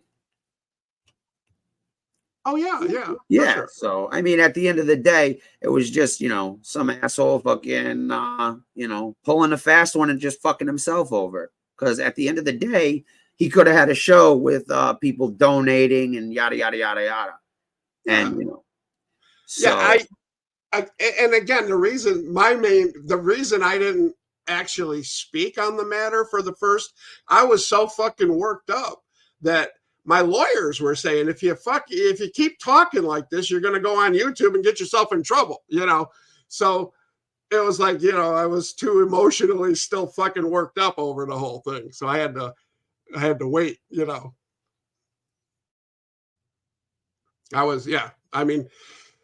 Yeah, I know. Because goddamn if I didn't try to get you to read that statement yourself. I'm like, you gave me the statement. I'm like, oh, you're going to come on and read it? Well, can you read it for me? I'm like, well, I think it'd be better coming from you. And you're like, I don't know. I can't take my blood pressure right now. I'll call you back. I'm like, all right. I was in the hospital for 3 days with high blood pressure. It was fucking crazy. Yeah, man, it's amazing what fucking some people, dude. Trio's still active on Facebook. Has anybody played those clips? Anybody played those fucking clips? Oh no shit. Oh man, dude, listen. So Mark was here then. Were you there, Marky? Yeah, Mark was here from the beginning. Really funny you say that, Mark. I've got a clip. And again, this is somebody that grew up with the guy. And who the fuck believes dude, had 40 pounds in his fucking suitcases and got away with that? I don't know. Just a hunch, but hold on. You're like a fucking pit bull, Lefty.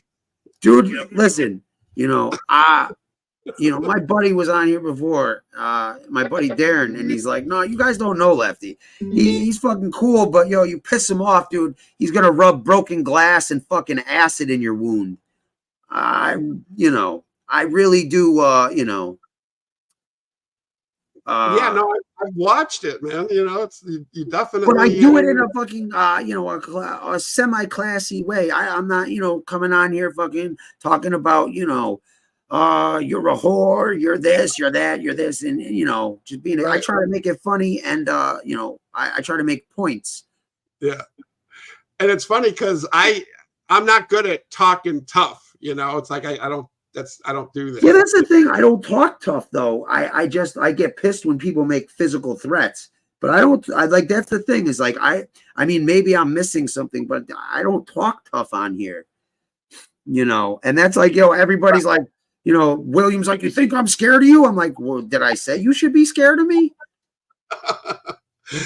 No, right. And again, it's also like that, as I'm constantly reminded, it's like if I start doing that, it's like you got too much to lose, so just shut the fuck up, So it's like, okay. Yeah, and at the end of the day, if anybody really thinks people are meeting up and shit, I'm not gonna call him a rat. I won't call him a rat. He's definitely suspect, but I'll let this guy call him a rat. Nothing bad about your mother. Here we go. Boom. Nothing bad about your mother. Butch. Also, you know who this is, you fucking cunt, rat, low-life piece of shit. Don't say it on no fucking case, do you? I don't know. What? You don't what? You don't what? I'm not in the voice. I know who this is. What's your real name, Butch? You don't know my name. You don't know my fucking voice, right, Aussie? No. Bro, you no. Well, you call me Austin, so you must know me. I got to give you that. Yeah, I'm trying to. Huh? Yeah, we know each other, bro. All right, then. Who? What? Wait, What's your wait real for name? this. What the fuck? You know his name. Come on, man. You know his name. Wait to hear this. Bro. It's Kevin. You can't go ahead and give me a... Wait to hear how Fish confirms that this guy knows him, and he already knows he knows him. He knows the dude's voice. But listen to fucking what this cock. I don't ever invite Fish to a wedding, guys. Okay, don't ever invite Fish to a wedding. Look at the Yeah, picture. you want the wedding envelope, remember? You fucking punk. It's me. You want to use my fucking name on YouTube? You fucking rat cunt. So now you know who it is, stupid. Now You know who it is now? You know who it is now? You want to blame me? Screaming You your fucking name mouth. all over fucking YouTube. Now you're Okay? Okay, they both Okay, called him a it's rat. I read the fucking chat logs. You lefties name group. But again, dude, do not invite Fish to a wedding unless you want some fucking IOUs. Why do you think his kids are mad, dude? Every Christmas. Here, cuz, it's an IOU. Me, there's a chance. Yeah! I read you.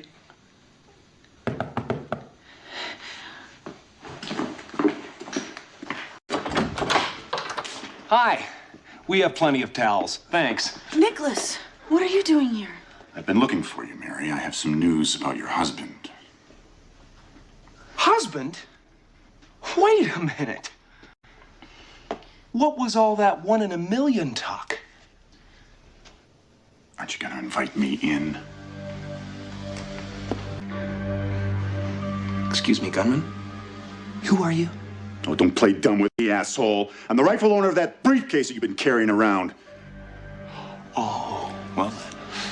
Nicholas, my family trusted you. Shut up! Yo, Listen, this dude probably Mr. Samson, stole the envelope he wrote the stop my note friend and Harry the and I IOU. have every intention of fully reimbursing you. You open it up. Open it up! Go ahead. Open it up. Do what he says. Hurry.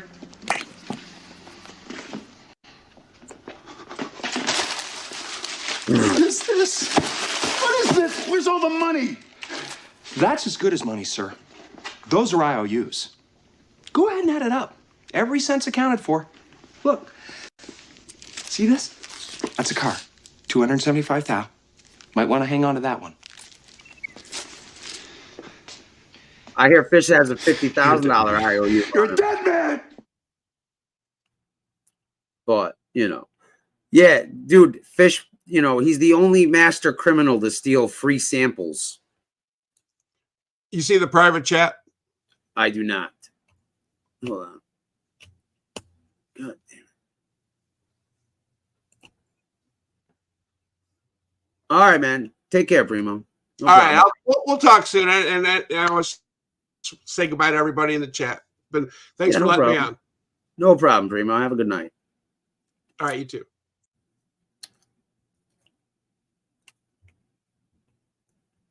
Oh my God, dude, that's fucking hilarious. I did not see that, but that is fucking hilarious. Holy shit. I'm about to pin that comment. Who's got the best fucking, who's got the best joke of the night? So far, that one's fucking a winner. Oh, man, dude.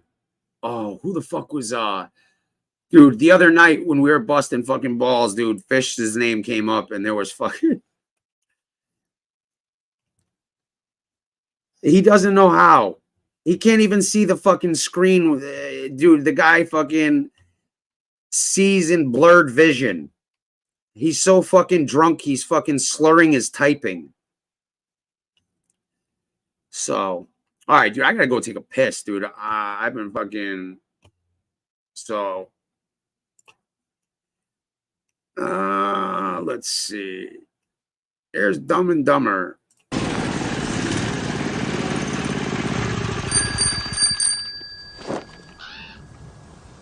Got room for one more if you still want to go to Aspen. Where did you find that? Some kid back in town? You know, Lloyd, just when I think you couldn't possibly be any dumber, you go and do something like this.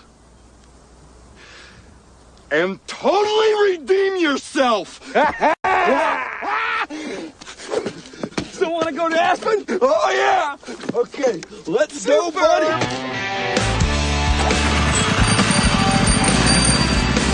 Lloyd, no, west! Go west, Lloyd! Stop or go to the bathroom. Just go, man. Oh. That's really warm.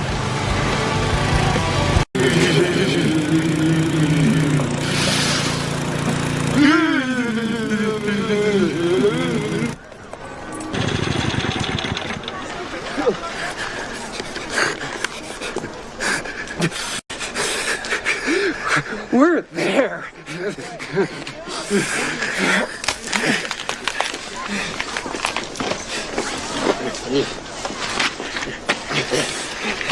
Got a little dippy going through the... Yo, fucking William Brooklyn popped in here last night, yo. Fucking, he wanted all of us to know that, you know, he recorded a video with a hard-on, and Google and YouTube took the thing down. So he wants you to know that Google does recognize he does have a penis. Locked out of his phone, his fingers. Oh, God, dude.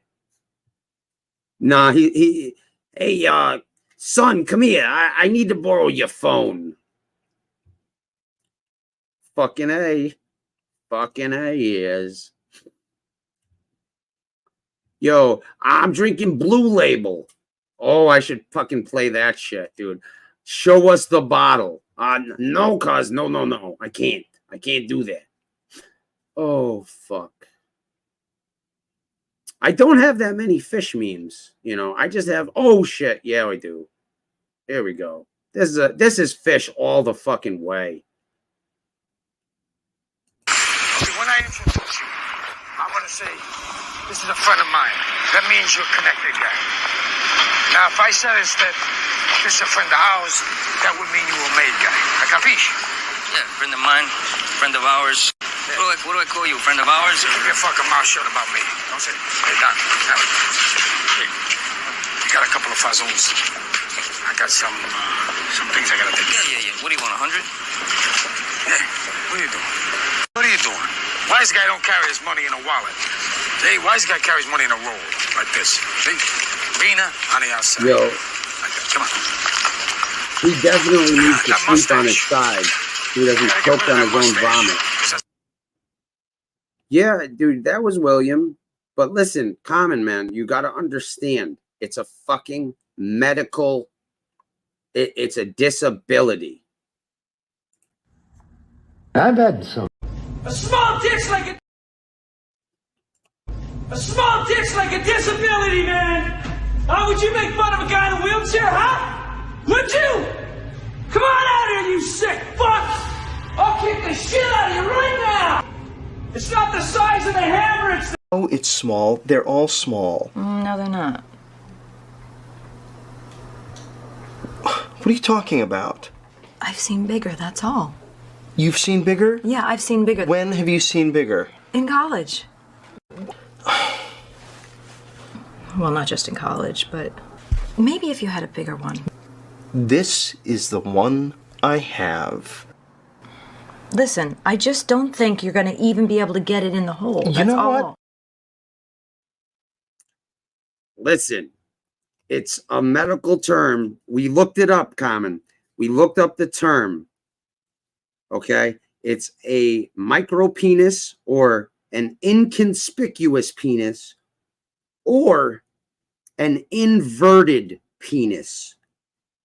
And there's also a term, swear to God, medical term, invisible penis. So take your pick. Oh, man. Yeah, we got some funny William ones, dude. That we do have. We do have some funny William ones. Oh my God. I'm sorry. I thought this was the baby's room. I'm really sorry.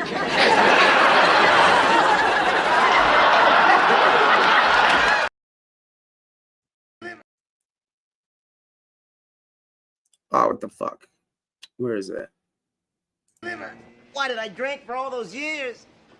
Why did I look for love in a bottle? Mr. Kramer, you're up. Wait a minute. What? You are doing gonorrhea, aren't you? Well, we'll see. So, what seems to be bothering you today, Mr. Kramer? Well, I guess it started about 20 years ago when I got back from Vietnam. And this is the only friend I had left. Hey, that's my... You know, you make a choice to win, and you win. And just you know that. Like, I have to call you. You're here all the time. It's awesome. I'm sorry. Winning. You starting to get the concept now? Oops. Winning. It's oftentimes says unknown. I hope I'm not interrupting a pajama party, Moni. That's what you ladies do when you're together, right? Pillow fights and the like. You wish you had a dick as big as mine. I am a man of ample girth and length. Ask Moni. If I seem unimpressive in my Wranglers, it's because I'm a grower, not a shower. But trust me, when it's time to show, I grow.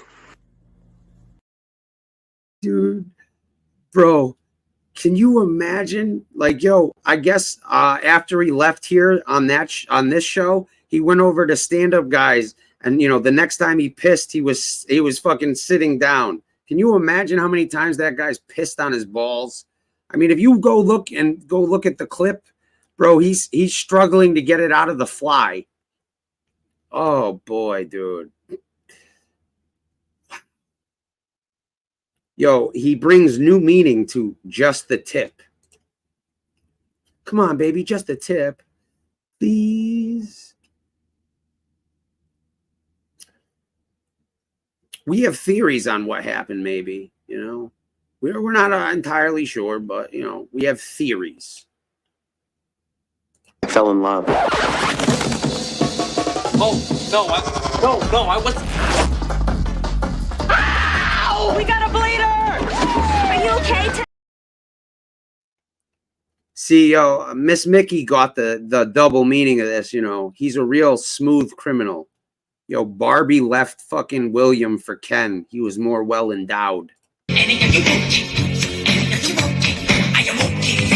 You've been hit by a smooth criminal.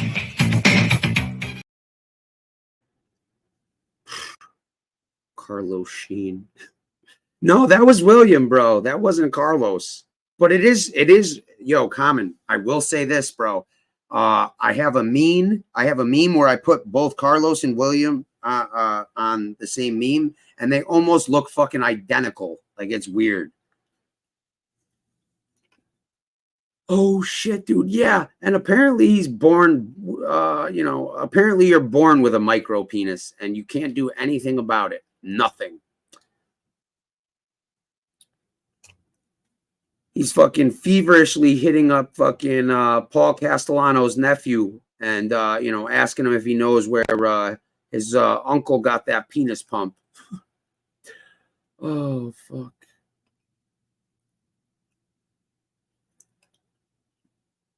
Smooth Criminal. Change. No, that was really all the change I had. Spare some change. I just gave you change. Change. Change. Spare some change. Ah! Yo, every time Lee tries to go on Gunsmoke show, this dude's fucking, you know, he's like, you know the deal.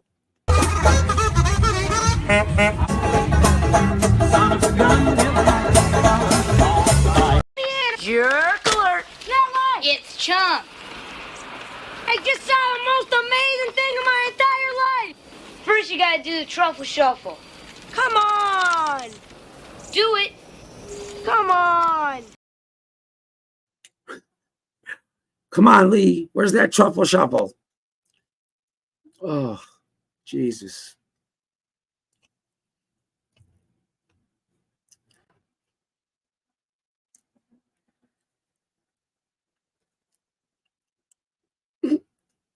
Oh, man. Oh, okay. Yeah.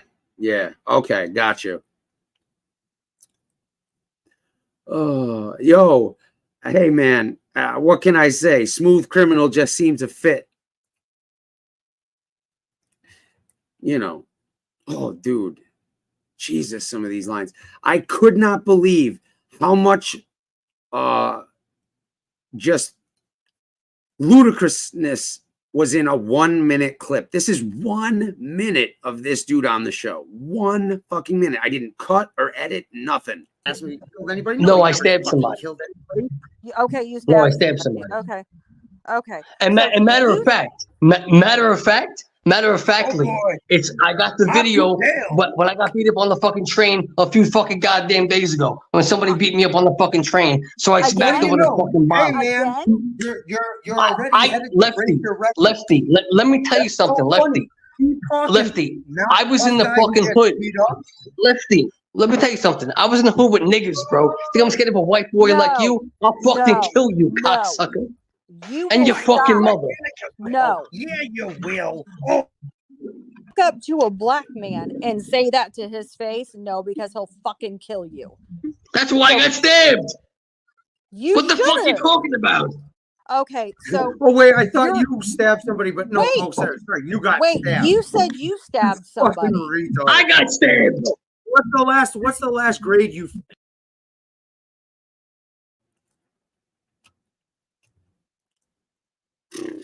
Yeah, Carlos Estevez. Fashion tips, anyone? The reason I say the baggy clothes should always be the choice is because chances are if you're wearing a decent outfit with some baggy jeans or shorts and a nice shirt, some nice sneakers, you're going to look good, okay? Some it's baggy jeans with some construction Timbs. Raised One more on time. you fucking criminal, bro. Yes, you did. And a gangster. You kidding me? I could have been made guy if I wanted to. Agnostic, you still got his back?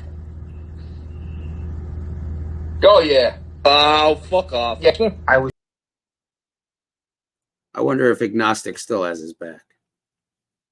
Oh, Jesus. Where's another one? What's this one? Oh, shit. Yeah, dude. When someone's trying to be nice to William and they're trying to look for fucking something to compliment him on, dude, this shit cracked me the fuck up. A safer job. Like the motherfucking bomb squad. Hey, young, hey. At least you got your health. Well, thank you. And at least you got your, well, you know, you got,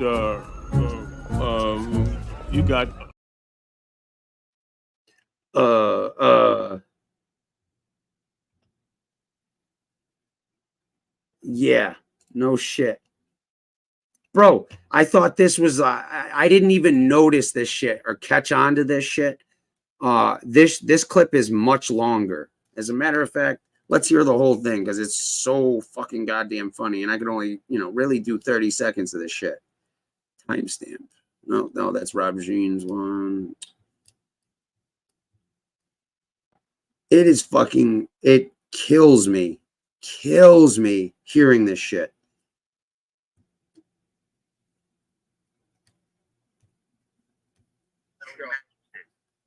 6 hours.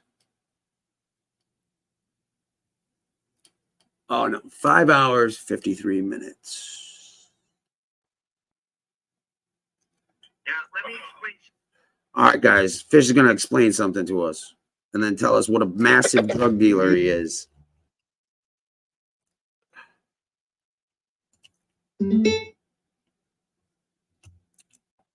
Oh, yo, where? I don't know. I think he got locked up, bro. From what I understand, Gabagoots got locked up. I miss Gabagoots. I got to find that show with Gabagoots. BK alone, for Christ's sakes, man. Let me explain something. Leave BK alone. Leave the guy alone. See, I just said that. You gotta fucking start shit. Leave BK alone. Do you realize you could have caused a serious accident here? Perhaps even this is 5 hours. I gotta Sorry. save this money because Shut up. my money's in cash. Shut up. Yeah. Listen, why don't you hook up with Tony Pizza and you and him to get the cash together? Now, you know, and tell stories. You and Tony you Pizza want to really tell see what I stories. swear? Yes, I do, bro. I do. Remember Oh my when we were fucking kids? god! It's on the page. Yeah, I'll play that shit after this. You live in that great penthouse. Can I be your financial? Hey, show us your bicycle. No. Oh shit, 528. That's why I was like wondering what the fuck. I believe the story because I got caught. I was a kid and I got caught with 136 pounds in a backpack.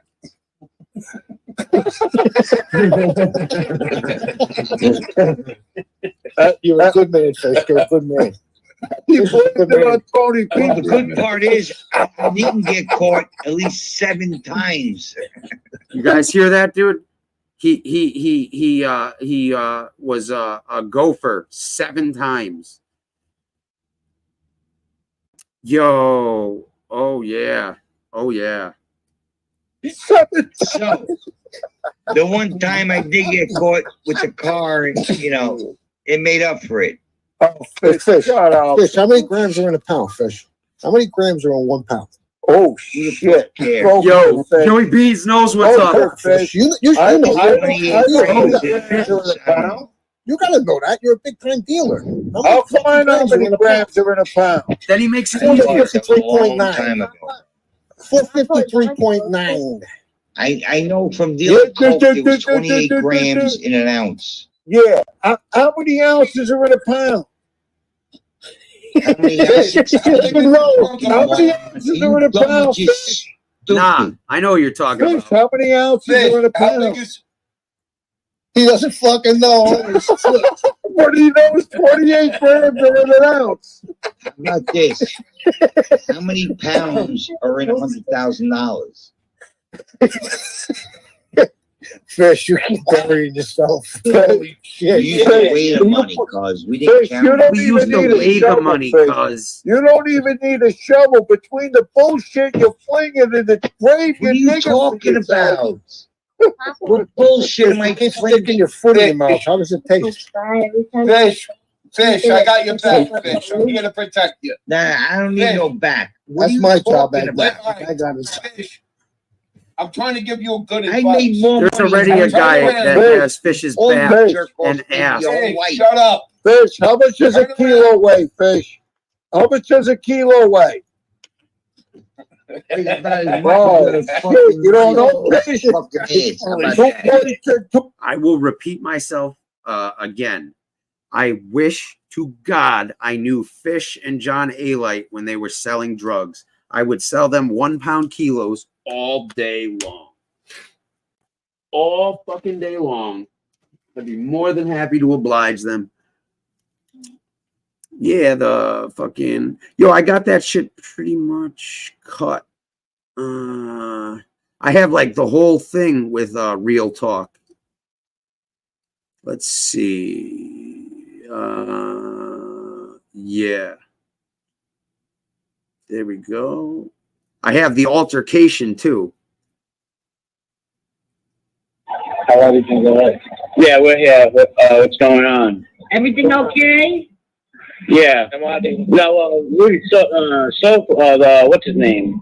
Oh, D, hold my dog for a minute. Hold the dog. It's my sister. Oh, it's on mute. Oh, no. It's room in the van.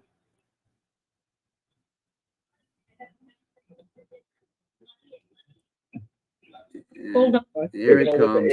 Angel, you know, you talk about like the best one and all that. That was good. That's, you know me. That. Oh, what the fuck? Hey, you know what, Lee? Hey, Fox.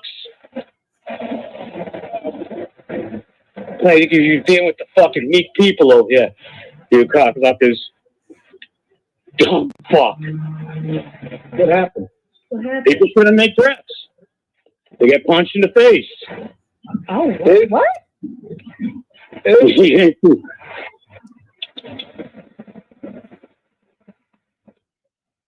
What do you think of these stupid fucks?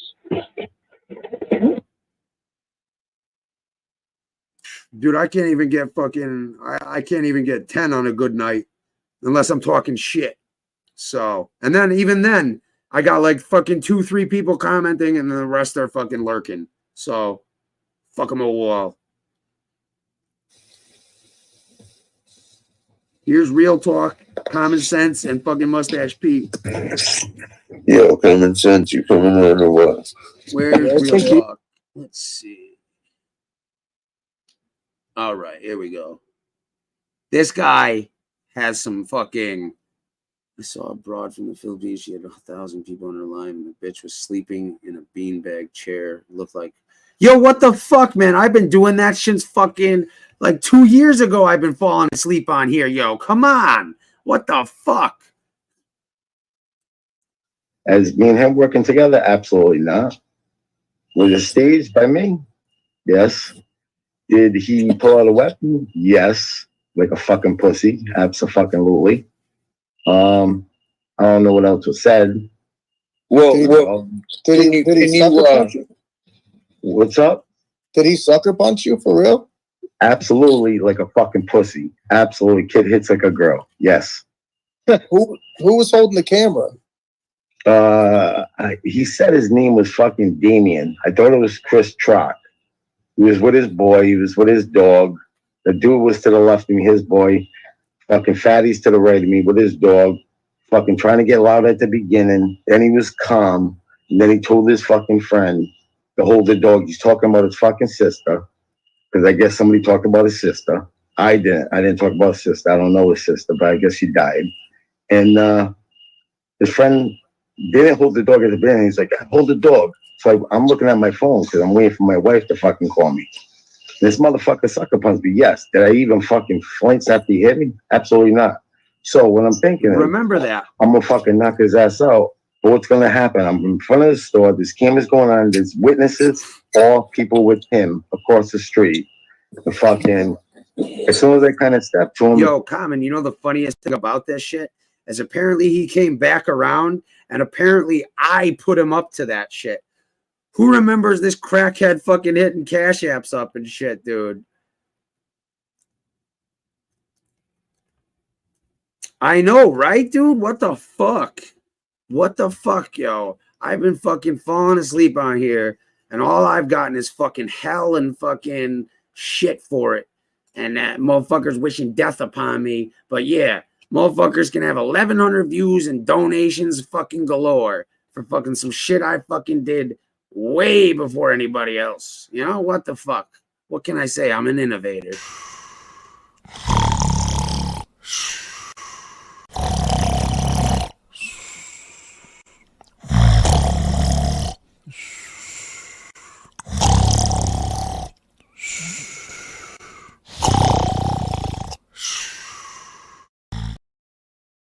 Fucking A, man. Fucking A. This motherfucker goes in his right pocket. Oh, step back just a little. He's like, you want me to pistol grip you, right? And fucking, I'm laughing at him. I'm like, this is a motherfucking main street. You're in front of the store with a camera. You ain't gonna do shit. You ain't gonna pull the fucking trigger. What are you gonna do? So this dude tried to swing on me again with the fucking pistol. No, it wasn't staged. It was a fucking pistol. fucking like he's gonna pistol whip me. And then he's fucking yelling, "Get the fuck out of my neighborhood. This is my dead sister. Tell those guys."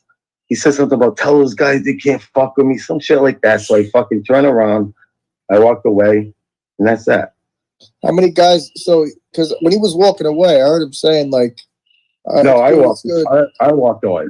I don't know what the fuck he did. I didn't give a fuck what he did. I know my neighborhood, and I know I was safe. No one followed me. I don't know what the fuck he did. And my fault is I fucked up. I didn't know what direction came in because I was in the store already, like a fucking idiot playing Keno. So I wanted to kind of find out like what direction he was coming in, if the address that I had." This is the infamous Real Talk.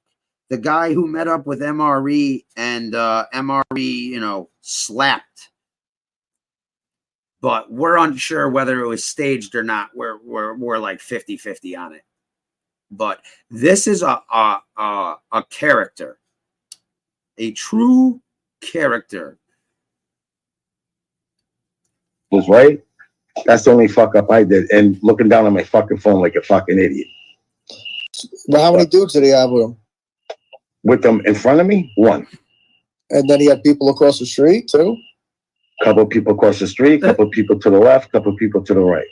I walked away. No one said a fucking thing. He's screaming like a fucking idiot. This is my neighborhood. So I walked about maybe 500 feet to like a Stop and Shop.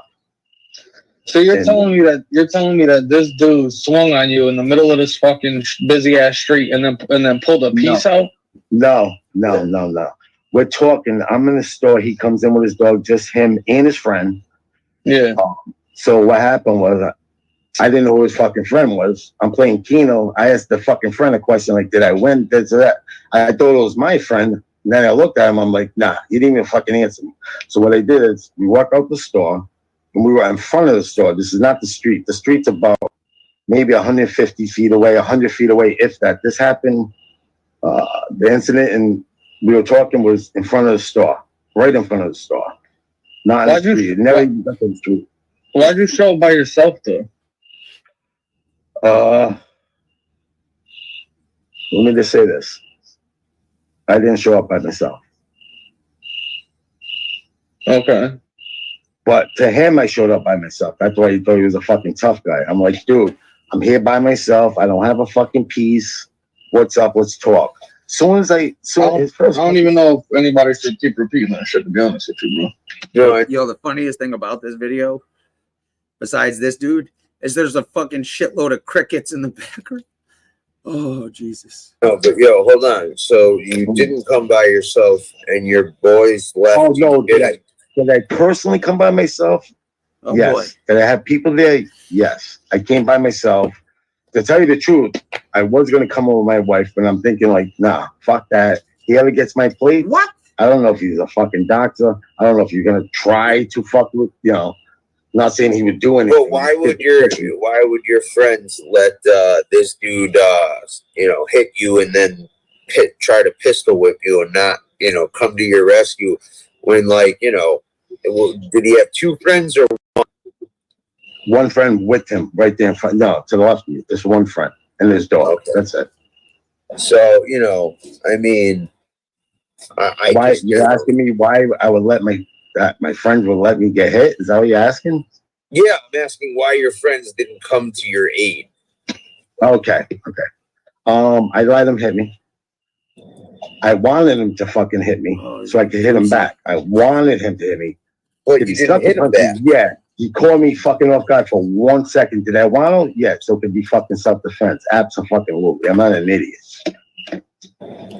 So why didn't you fucking hit him then? Because we're on the main street. I'm not trying to get involved with cops. I wasn't going to call the cops. I didn't want somebody to call the cops. I wasn't going to talk to the fucking cops. Period. I'm going to handle it my way. And I haven't heard this. Was it going to handle it in front of the fucking store or right on me? And I don't know. Absolutely not. I'm not going to fucking jail over a scumbag. I'm too fucking smart for him. Fuck him. And why did you meet up with him in the first place? Like I told Gunsmoke last night, I had to for a friend. That's why I originally got on. But that's the thing I don't understand. How do you need to for a friend? I mean, there's video and voice and everything for identification. Okay. What's that mean? What the voice? What do you mean? I mean, there's a video of him talking and, Well, hold on. without an avatar. I guess the question is, well, what do you mean you needed to talk to him for your friend? What are you implying? Okay. We all know that. Well, I mean, you guys are suggesting that he's a fucking rat. True or false? Right. Yeah. I know for a fact. My friends know for a fact that he is. I know exactly who he ratted on. Multiple fucking people. Not one person. 3 people. And who's that? I'm not gonna say on YouTube, dude. That's kind of ridiculous. No, I don't want to say personal names. That's kind of crazy. No? Well, I mean, everything can get recorded. Anybody could take. I'm not saying you guys, but I'm saying anybody could take a clip from this show. If I did say the names, and they'll be like, "Yo, this and that," and they're, showing tensions and all this. I mean, well, this guy comes on here and he's the fucking big, mob rat exposer and shit. So, we're exposing mob rat. That's what he does. No, absolutely. Let me ask you a question. And he always, this is the thing. I don't mean to interrupt you, but he always says, "Oh, who did I rat on? Who did I tell on?" Well, that's the part we don't know. We have everything else but that. Yeah, exactly. And to tell you the truth, I would tell you, like, on the phone, I would, but I'd have to kill you. But I tell you on YouTube, nah, fuck that, man. Because these guys be fucking either. Yo, does anyone know if this person could possibly be that Bradbury guy too? Just I could tell you, but then I'd have to kill you. Calling you, fucking taking clips of your show, fucking. Oh, you got Lefty's email? No, I don't. I don't think I do. I don't think he usually has it thrown in there. It is right there. All right. No, I didn't know that. The only email that I had really was slow. I just like. I would love to see a fucking email pay from for this it. So, guy. you know what I mean? Time, like the time it was, and like what matches up. No, actually, I'm gonna look for Lefty's. I'll definitely have a little information. Maybe not the fucking personal information, like the names. I mean, people in Rhode Island. Absolutely. And Mass. Oh, okay. And Mass. And Mass. In Boston? No. Fucking more south, Attleboro. And how did you come about said information? What led you to your conclusion? Without getting personal about it, the people are in jail. They know exactly what happened.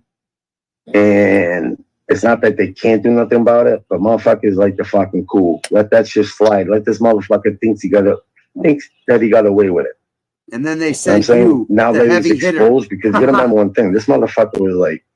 So I'll tell you this. Let me ask you. So you're talking about. You said Attleboro. Parts of Attleboro, yeah. Not that. So Bristol County. What's that? But yeah.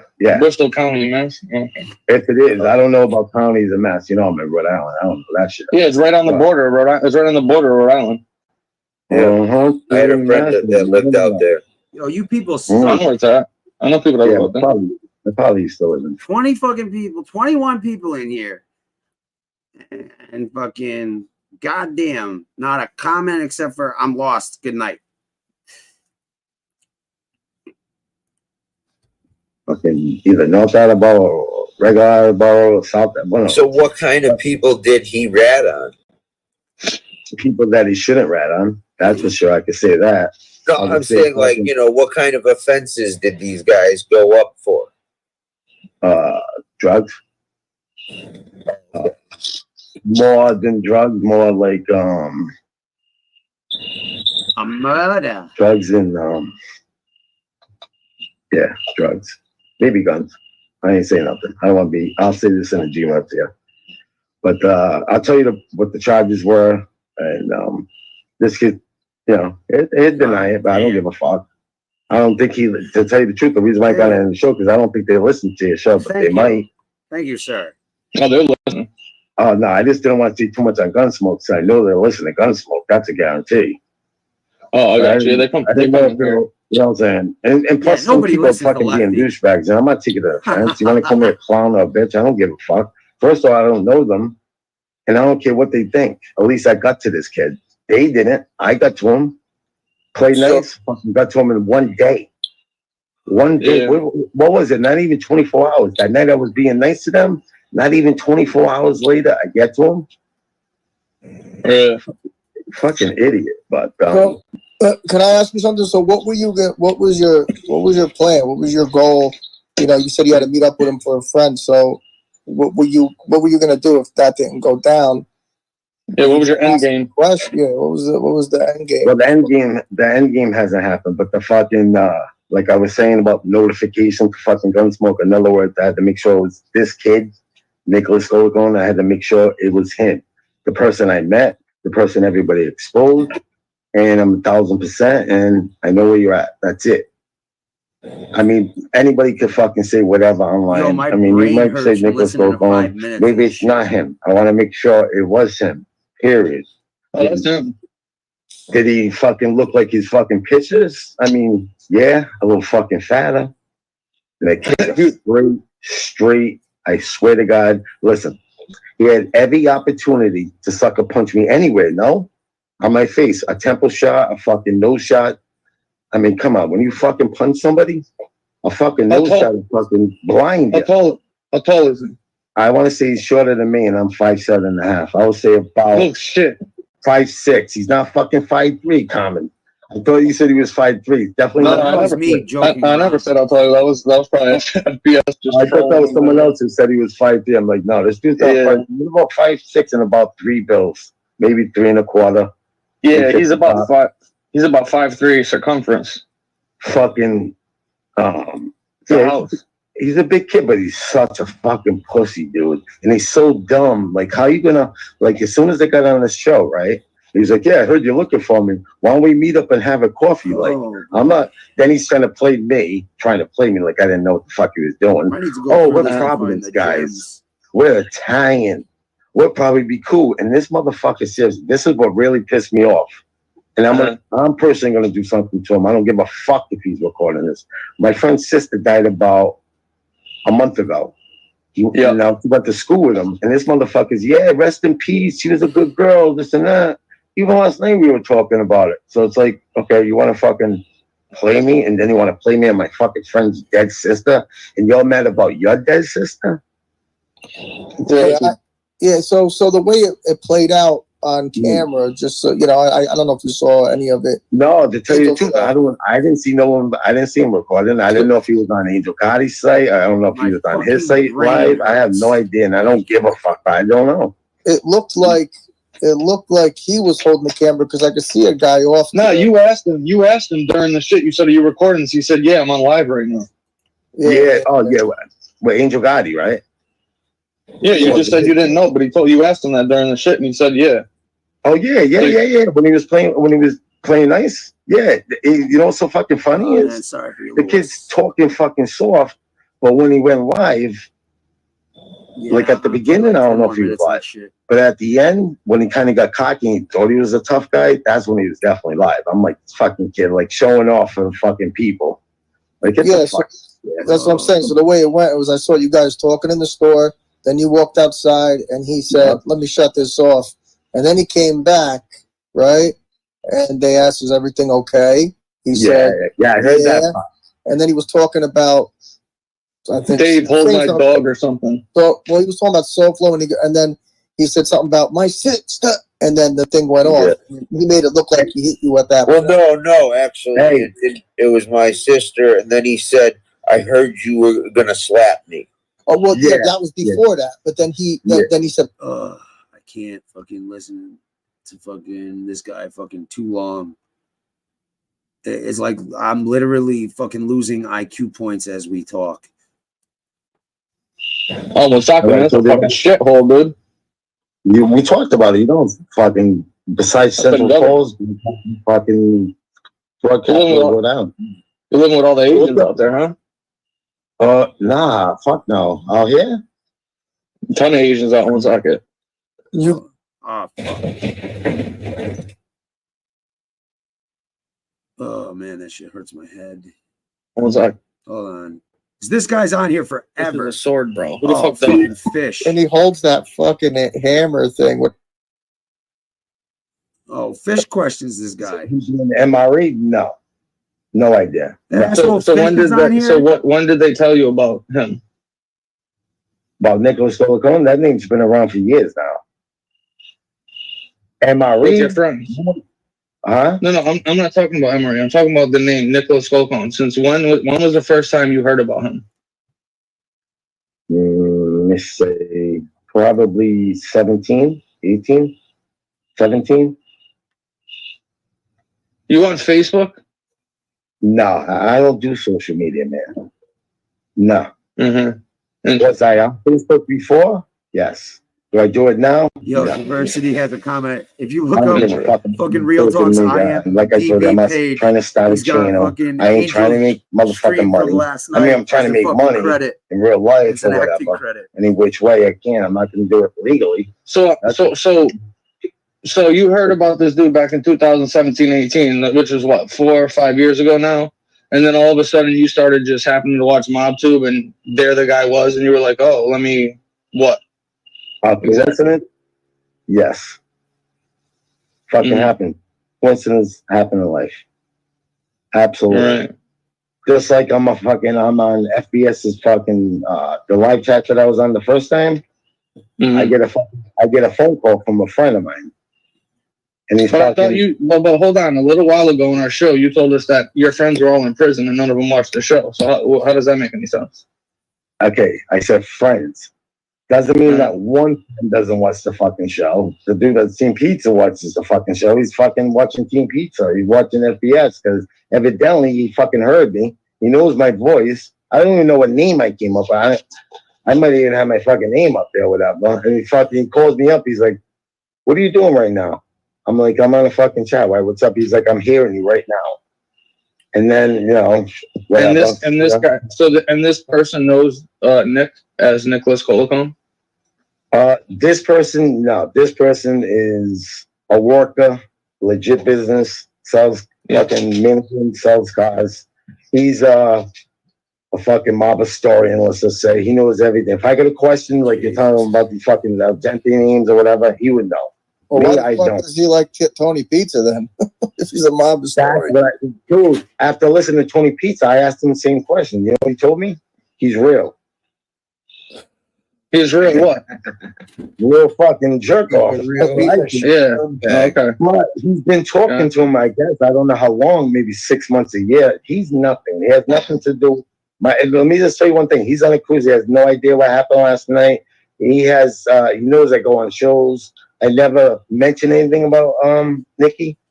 He has no idea about that at all. I could have been a made guy just like Fish. So he's a legit guy, period. He's just a great friend of mine for 35 years and 50, 37 years I've known this kid. How's the line of questioning going, chat? What do you guys think here? We getting anywhere here? We getting anywhere here? Any question? I'm not Yeah, I got one question. Oh, Fish Tank. Well, your turn, brother.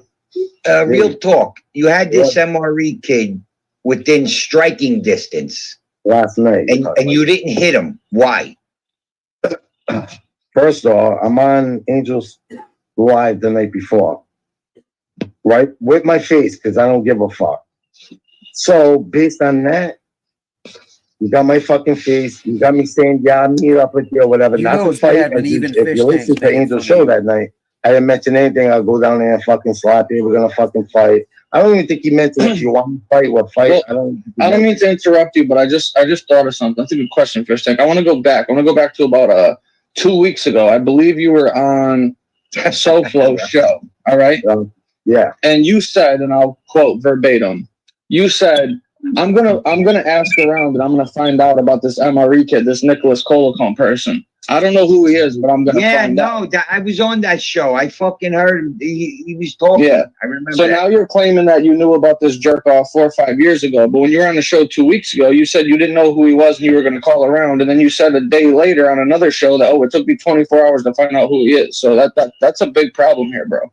How the fuck is it a problem? It took me 24 hours to physically, like fucking fishing, to be in his striking distance within 24 hours. Why would I? What he's saying is, what he's saying is that you said that's not, you never heard of him. You 2 weeks ago you said you've never heard of him. You never heard of him, yeah. You said I gotta be able to know somebody who knows him. I'm gonna call around and ask around. That's what you said out of your own mouth.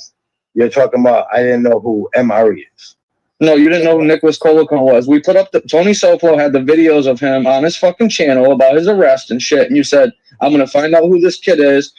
Johnston is a small fucking place. There's not many people that live there. There's no fucking real Italians out there and shit. It ain't going to be hard to find out. Absolutely. Then you came back a day later and you went on fucking the show again. It might even have been FBS's the day after. You're like, oh, I know who this kid is. And then in Soflo's chat, you said, I think I even know who this guy told on. Okay. You remember when you said that? Yeah, absolutely. Of course I remember. Right. So, but don't you remember 10 minutes ago, you just said that you knew who Nicholas Colacone was 4 or 5 years ago. But now you're saying on here, when you seen his picture and heard his name, you didn't know who the fuck the guy was. And? You're caught lying, dude. That's called a lie. Absolutely not. All right, when somebody says absolutely not, that's the shit O.J. Simpson said when they asked her if he killed his wife in the fucking round. Kill no motherfucking buddy. Hey, I want somebody to ask me a question. Have I ever killed anyone? Can somebody ask me that, please, quick? No. You hear that? You hear how that works when you're telling the truth? You just say no. Absolutely not. That's fucking overkill, bro. 100%. Okay, dude. Fish would know. Oh, ask me. No, matter of fact, ask me if I knew who Nicholas Colacone was. Now, fucking MRE. I want to know why when you were within striking distance of this fucking scumbag that you didn't break his fucking face. Because they're fucking friends, dude. He's not going to hit his friend. Yo, this is a recording, Unique Mastiff, of fucking some shit that happened like fucking... Oh, I gotta stop doing that. It happened, I think, last year or something. This is the guy that met up with MRE and got slapped. And he decided to, make an appearance. Is Fish wearing a nightgown then? I can only assume. Absolutely. When I said Damien, they didn't finish my sentence with Argenti. Yeah. You're fucking... you think I'd let Fish on here like that? Wasn't going to say anything. Nonsense. Yeah, bro, I'm going to be honest with you, man. Listen, I went to fucking law school and shit. I spent a year doing cross-examinations and court shit, bro. I don't believe a fucking word you're saying, man. I'm being dead ass, dude. No, listen, I respect you, Tom. I'm not going to say nothing. Don't take it as talking shit, okay? I don't take anything personal. I could care less what you have to say. Cool. If I say something to you one time, I say something different to you, and it's different, no matter what. Yeah, that's called a lie. Absolutely. Come on. Well, listen, maybe you had other intention to go in there. Maybe your intentions were to do something, and it got a little shook. Maybe, now maybe you're getting yourself caught up in a little web here. Listen. So basically, you were scared of MRE. He's a tough kid, and you were afraid. Absolutely not. Tough kid. You want to see my face? He keeps going. Absolutely not. No. Listen, you were within striking distance of him, and you did not hit him back. Were you scared of him? Absolutely not. No, and what were you afraid of? You wanted him to hit you so you could hit him. Okay, listen. But then you said I didn't want to hit him because there were so many cameras around. No motherfucking quit. That's my fucking plan. Listen, that's not an excuse because hitting a Nazi today is a good thing. Hey, man, I told you would have been doing a fucking public service, man. Right. Let me ask you a question, though. Just look at the fucking news. Nazi white supremacists deserve to be punched in the fucking face. I don't know where you've been. No, cameras. What fucking cameras you talking about? Let me just put this out there. Be in my shoes for a second. I'm on the fucking site the night before. Hold on 1 second. Speaking of shoes, did he have them Easton baseball cleats on last night? I wasn't doing that much attention. I wasn't looking at his fucking shoes, but come on. Oh, dude. Like, yo, I'm not even fucking around. Like, my head hurts. I can't do that shit anymore. But it's on the channel if you want to fucking watch it.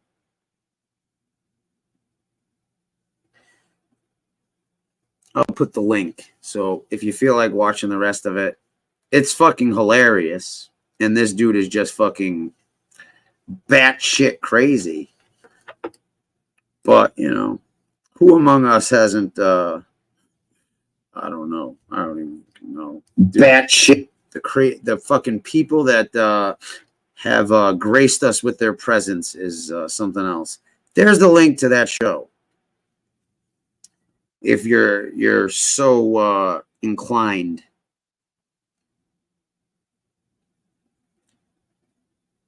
One of many fucking funny things that have happened on here.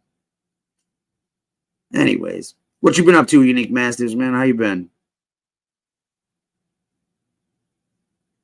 What time is it? Damn, dude.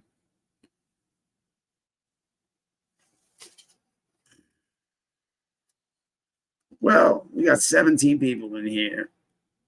And none of you motherfuckers are commenting. So, I'm going to assume, no problem. I'm going to assume that, 10, 12 of you fell asleep and have this shit running while you're sleeping. And the rest of you are, Fish's sock accounts and a couple other people. I can only assume.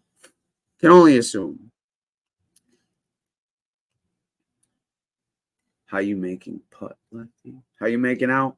I could be better. I could be worse, Just trying to figure shit out. Getting frustrated and shit. But, other than that, man, I mean, I'd complain, but who the fuck would listen?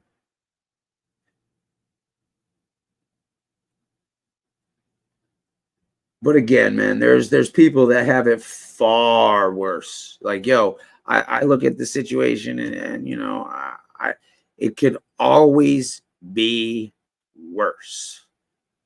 Always. A small dick's like a disability, man. Would you make fun of a guy in a wheelchair, huh? Would you? Come on out here, you sick fucks! I'll kick the shit out of you right now! It's not the size of the hammer, it's the... Yeah, his book is coming out soon. So,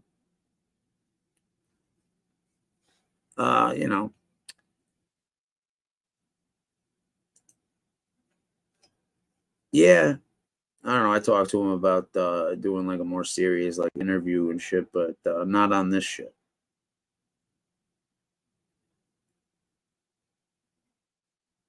And I talked to him like a week ago. So, he don't fucking like, it's a bad look to be on here fighting and squabbling with fucking idiots, especially like Fish. You know what I mean? I told him you'd give him a free dog if he came back. But,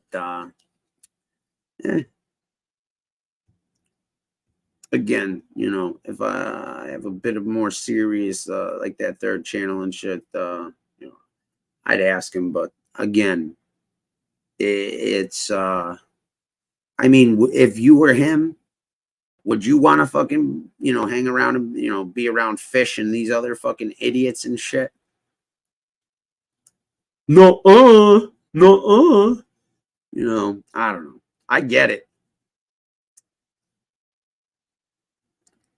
And it is frustrating because, you cannot reach out and, grab someone, so to speak. It's just, a bunch of fucking idiots. And if it doesn't make money, it's not a,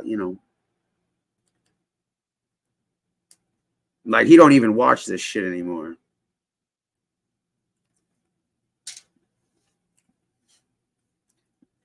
Yeah. That's I have a third channel that basically I've been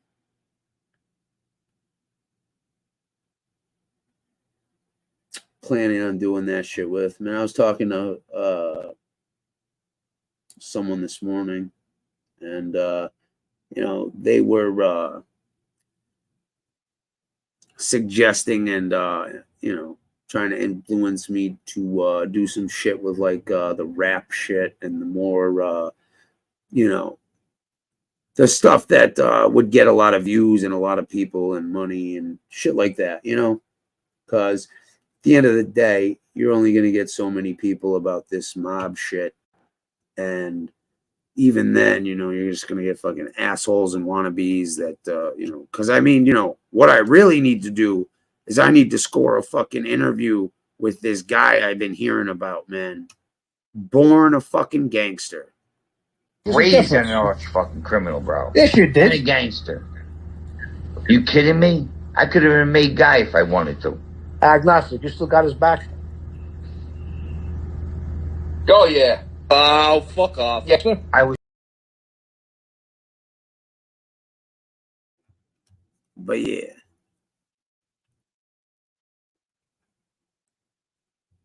Yeah, I know, dude. I know that fucking it totally fucked up. But thanks, man. You know, I like that's the thing, man. Is I think I'm pretty good. Like, you know, or actually, let me rephrase that. I don't. There's people that tell me, like, you know, I do good with, like, you know, talking and interviewing people when they come on and shit like that. And, you know, I can't get a goddamn fucking soul to get an interview, you know? So, you know, hopefully I can pressure my boy into giving me one that, you know, went around the country fucking hustling pool and shit. And then hopefully some other people will follow suit. But, yeah, no. I definitely, you know, enjoy the conversations I have with certain people on here. And, you know, I usually get pretty good stories or what's the word I'm looking for? Whatever the fuck you want to call it. I usually can get some shit out of people that they feel like, you know, comfortable sharing and whatnot. So I don't know. But like I said, man, it's something to work on, I guess. But yeah, that's a good way to put it. Fucking Jerry Springer channel.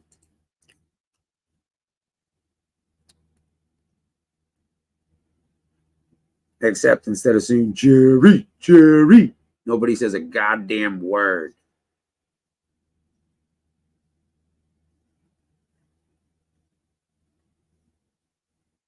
Yeah. Like that's what I would probably do is in the beginning I would put the interview on the third channel or like the content and shit, and then, you know, air it on this one as well. But you know, I don't know, man. I think, you know, part of the what's the word I'm looking for? I think the well's been pretty well poisoned, or, you know, like it's what's the word? What's the phrase I'm looking for? It's like you know, it seems to be a certain, like, I don't know why they call this mob tube and fucking this and that, because nothing is even somewhat related. You know, you got a bunch of wannabe fucking wise guys and people that you know, watch shit from a window at best. And then, you know, you got a couple people sprinkled in, but, you know, those people don't announce that shit, or, you know, so it is what it is, you know.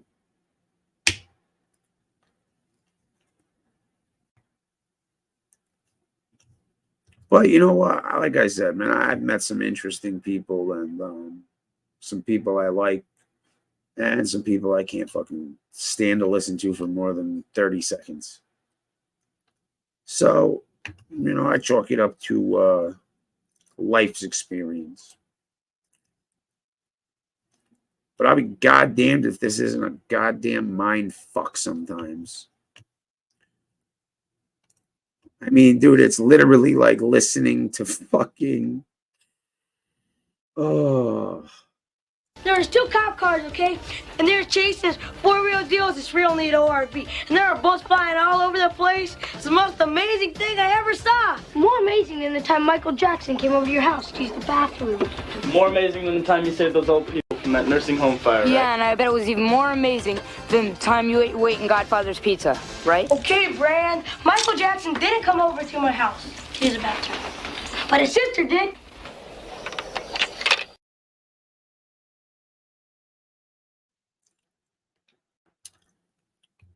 Yeah. Yeah, Tony's still here. Tony still jumps on. I think she was on yesterday or the day before.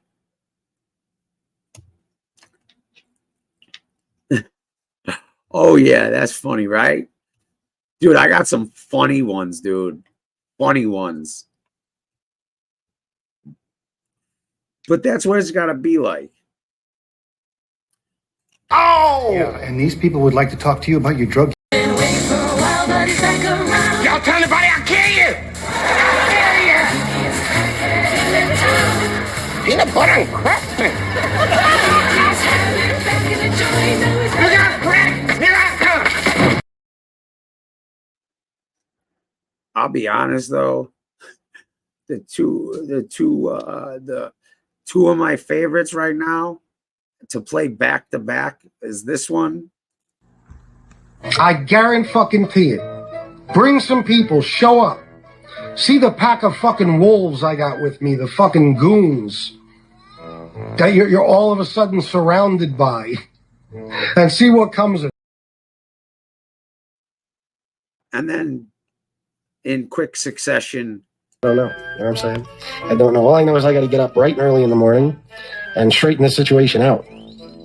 I got to hire a lawyer to, well, the DA is most likely going to say no about reinstating the charges right away, and then we just got to fight it, which we will, and they'll be reinstated. There's no question about it. Ugh. Anyways. Yep. This fucking place is just primed for comedy. Anyways. So, you know.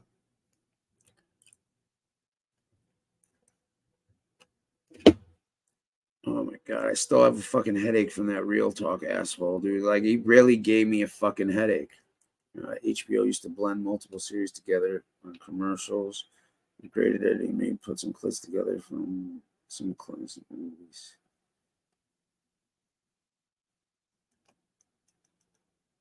What do you mean? Like put some clips together from some classic movies?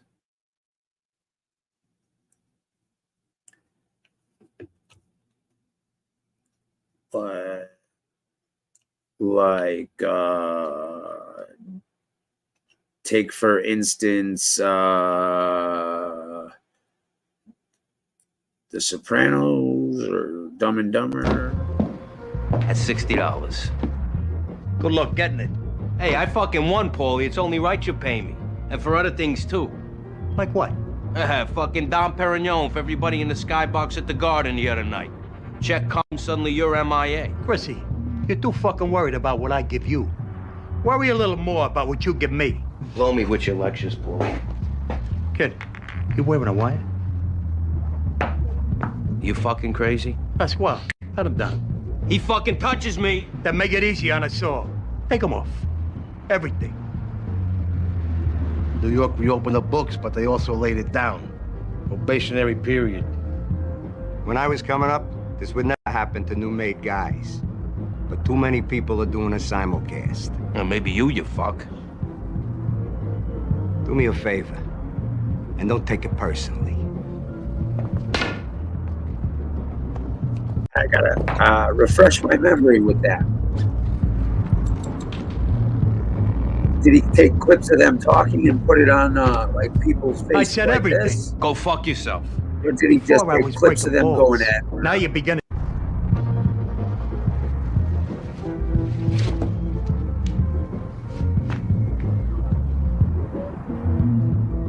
I guess you could call that a dick.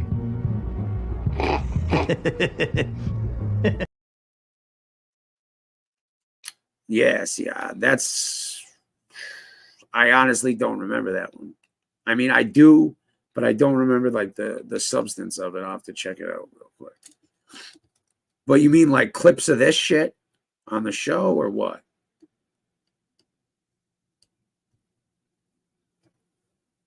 What the fuck was it? This dude. Subscriptions. Channel videos.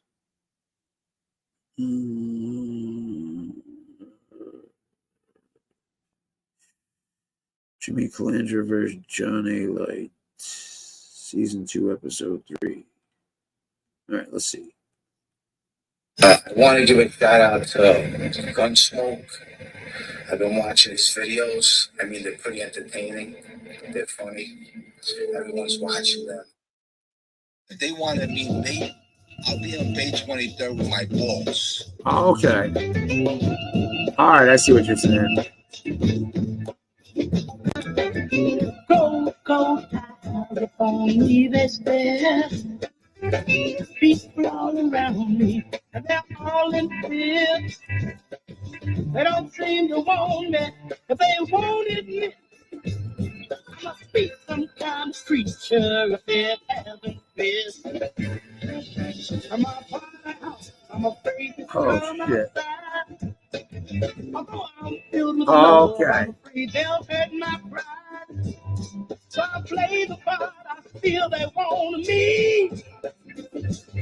And I pull the shade so I won't see them seeing me. Having a hard time in this crazy town. Having a hard time. There's no love to be found. Having a hard time in this crazy town. Having a hard time. There's no love to be found. Damn, dude, this is pretty funny. From my party house, I feel like me another familiar face of greed and the race of brother. But to my surprise, I find a man corrupt. Although he be my brother, he won't take me so.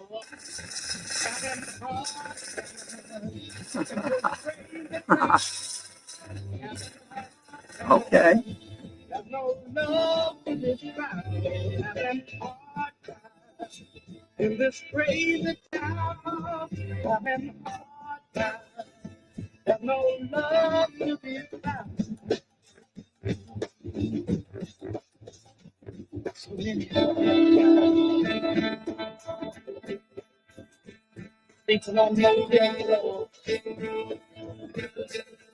Damn, that was just the intro?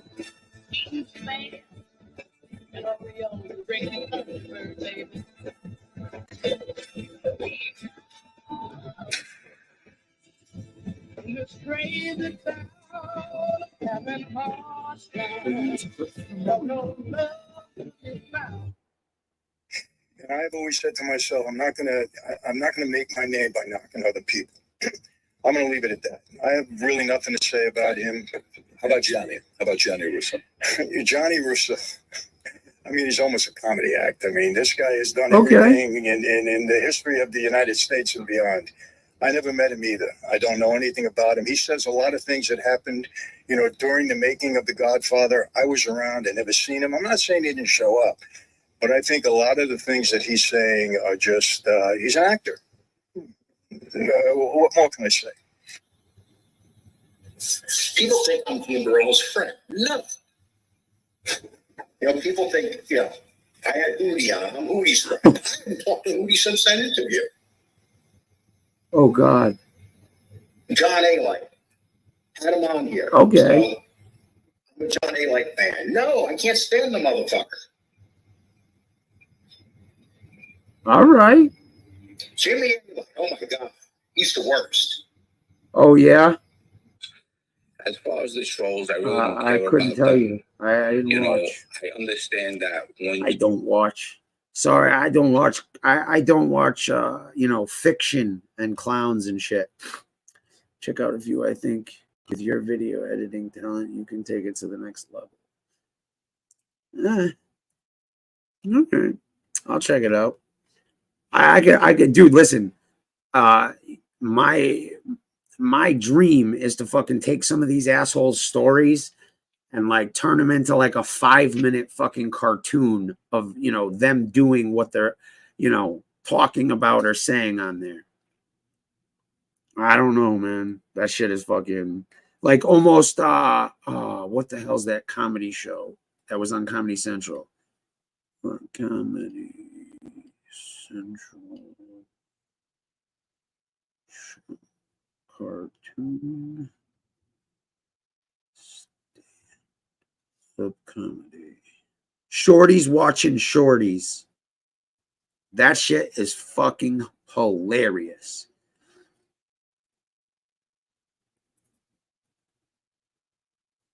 Oh man.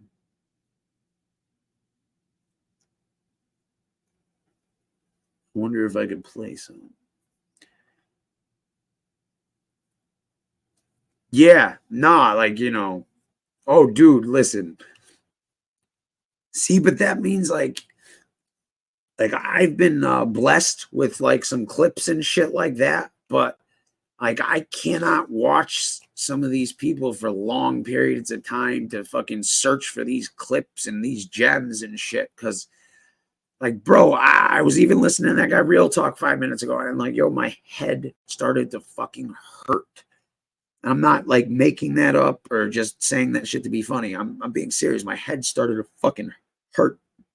But yeah, no, that is I guess I could take yeah, I just gotta find the right movie clips and shit. Okay. I see what you're saying.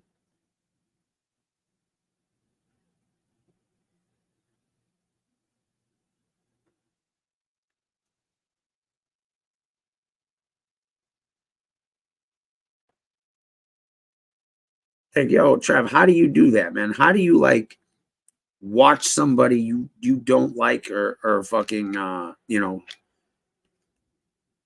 what, I don't even know the other word. Like, no, man. I appreciate that shit. That's a good idea, man. It's just almost like an extension of the clips.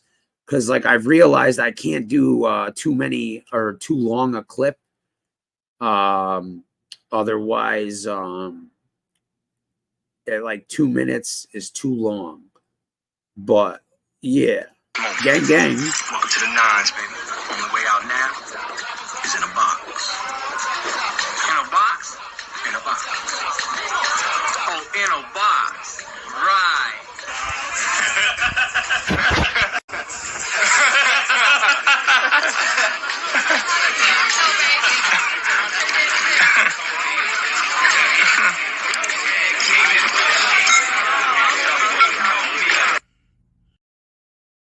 See, that's the only problem is like with the video clips, like I can take a still and use their voice and, you know, take like but the thing with the video is like I can't swap their voice with video. Like I saw how Gunsmoke was doing it. He was doing it with like subtitles.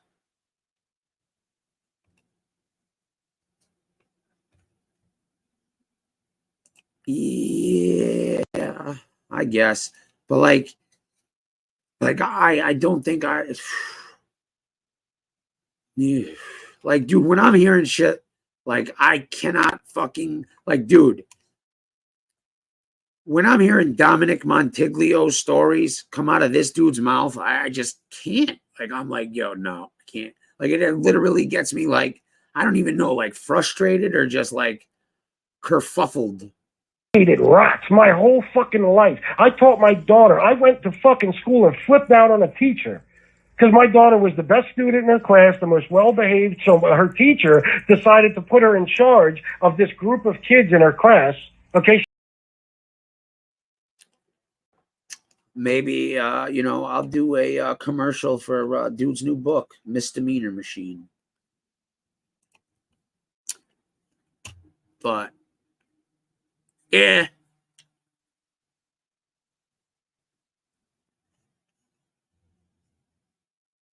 Oh yeah, but bro, see, you haven't seen these. I'll play a couple for you. You haven't seen fucking when this dude was an acting Gambino captain, man. I've had some made you heated to sit down and switch on. Because at the time, I was like basically, I was an acting capo in the family, so we had the same rank. So I didn't have to put up with his bullshit. No, I could say what the fuck I felt, and he could say what he felt. And basically, it was like, I don't like you and you don't like me, and okay. A man I trust, a man with whom I share a his shoulder anytime, anywhere, because his dedication knows no bounds. If there is a man who can get you your shipment on time, it's my guy Glenn. So you can doubt me, you can doubt my services, doubt Glenn. Tiger.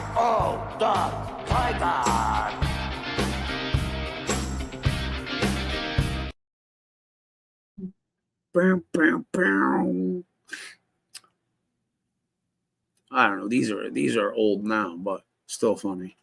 There's informants every fucking where. I know that even from the drug business. That's why I say, a lot of these guys, they don't realize, the people that are still in the street, they don't realize they're talking to rats every day. Because you don't know everybody that's in there. Because a lot. 5 minutes, dude. Yeesh. No shit, huh? Hey. Hashtag winning. The Montiglio tales. The Montiglio chapter of my life. Yeah, I went to school, to an elementary school, and flipped out on a teacher and said, "You don't tell my fucking daughter to tattletale." Okay? Never. I taught her whole letters. But to each his own, man.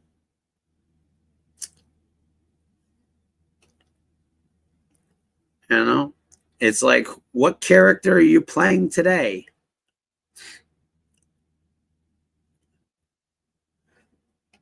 Yeah, all right, man. Fair enough, Trev. Fair enough. I mean, you could also watch a tape of Jim Jones and shit. That might work. Here, drink this Kool-Aid. That's it. My show's over. I need everyone to take a glass of this Kool-Aid. Here's some fucking Nikes and a purple fucking blanket. We're going on a spaceship ride.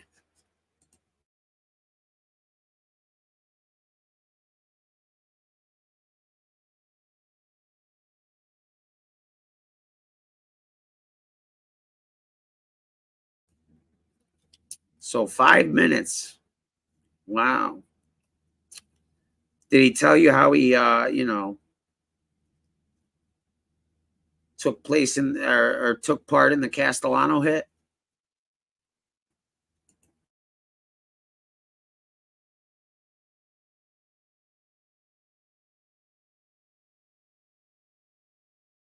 Bro, I wish someone sent me that clip. Someone told me fucking yesterday that dude's like talking about, yeah, you people collect guns and may, this and that. I use them. I was like, oh, Jesus. Oh, no, wait, hold on, dude. Who died? Oh, shit. Oh, wow, dude.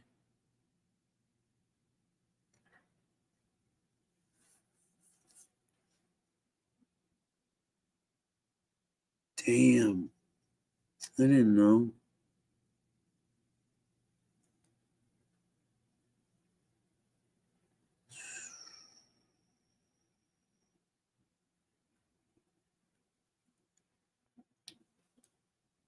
Yeah, bro. I feel you. I'm getting ready to call it quits too.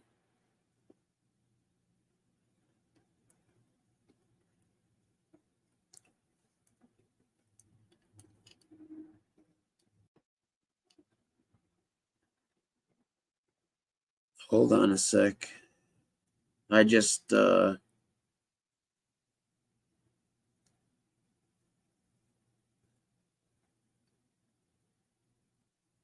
Oh, man. Damn, Aunt Shabelli died 1 day ago. 56 passed away on March 29th.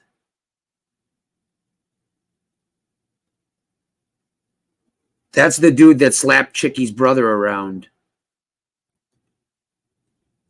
Damn.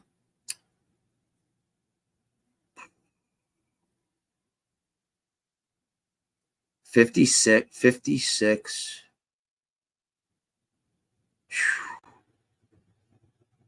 That sucks.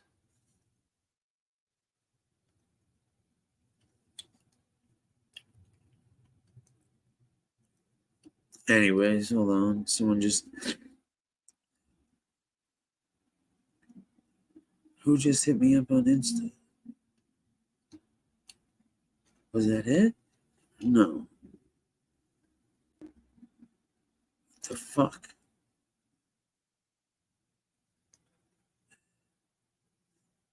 No? Who the fuck just hit me up? Oh, Jesus.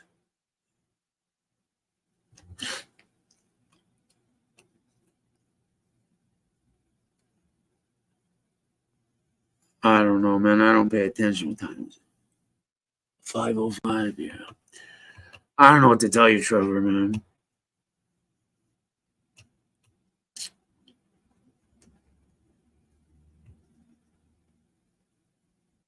Don't know what to tell you. But again, I'm fucking beat. Dude gave me a headache. For real.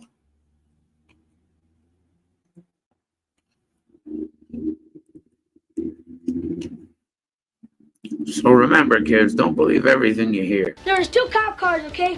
And they're chasing 4 real deals. It's real neat ORV. And there are bullets flying all over the place. It's the most amazing thing I ever saw. More amazing than the time Michael Jackson came over to your house to use the bathroom.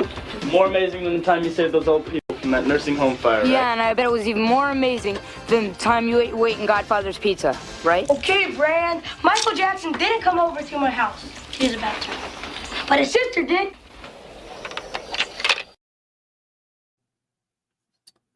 And definitely get some earmuffs if you're around Trev.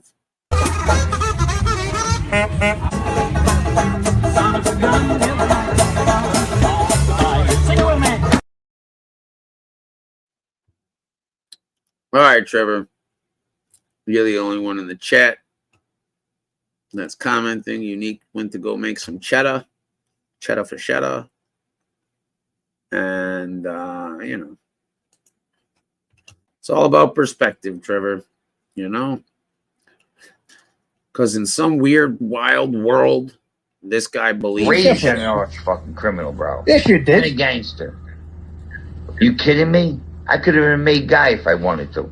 Agnostic, you still got his back?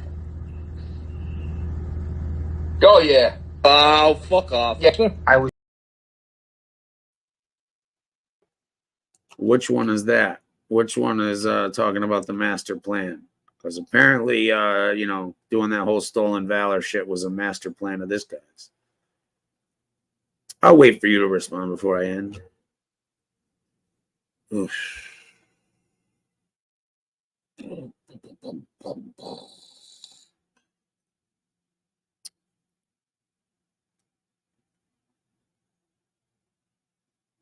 Do. Do do do do do do do do do do do.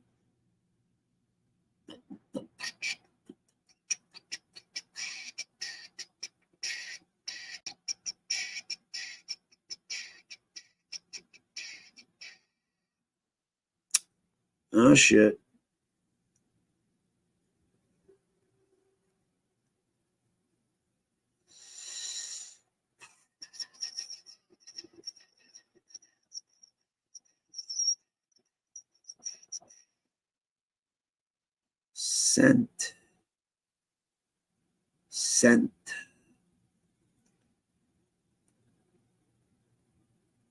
Sent. Damn.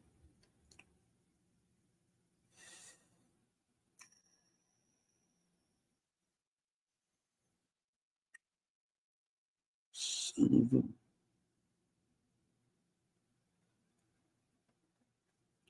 fuck is this? Oh. Okay, I guess you're not gonna respond. So all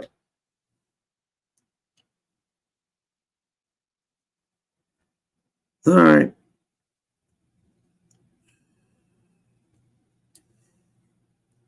Adios.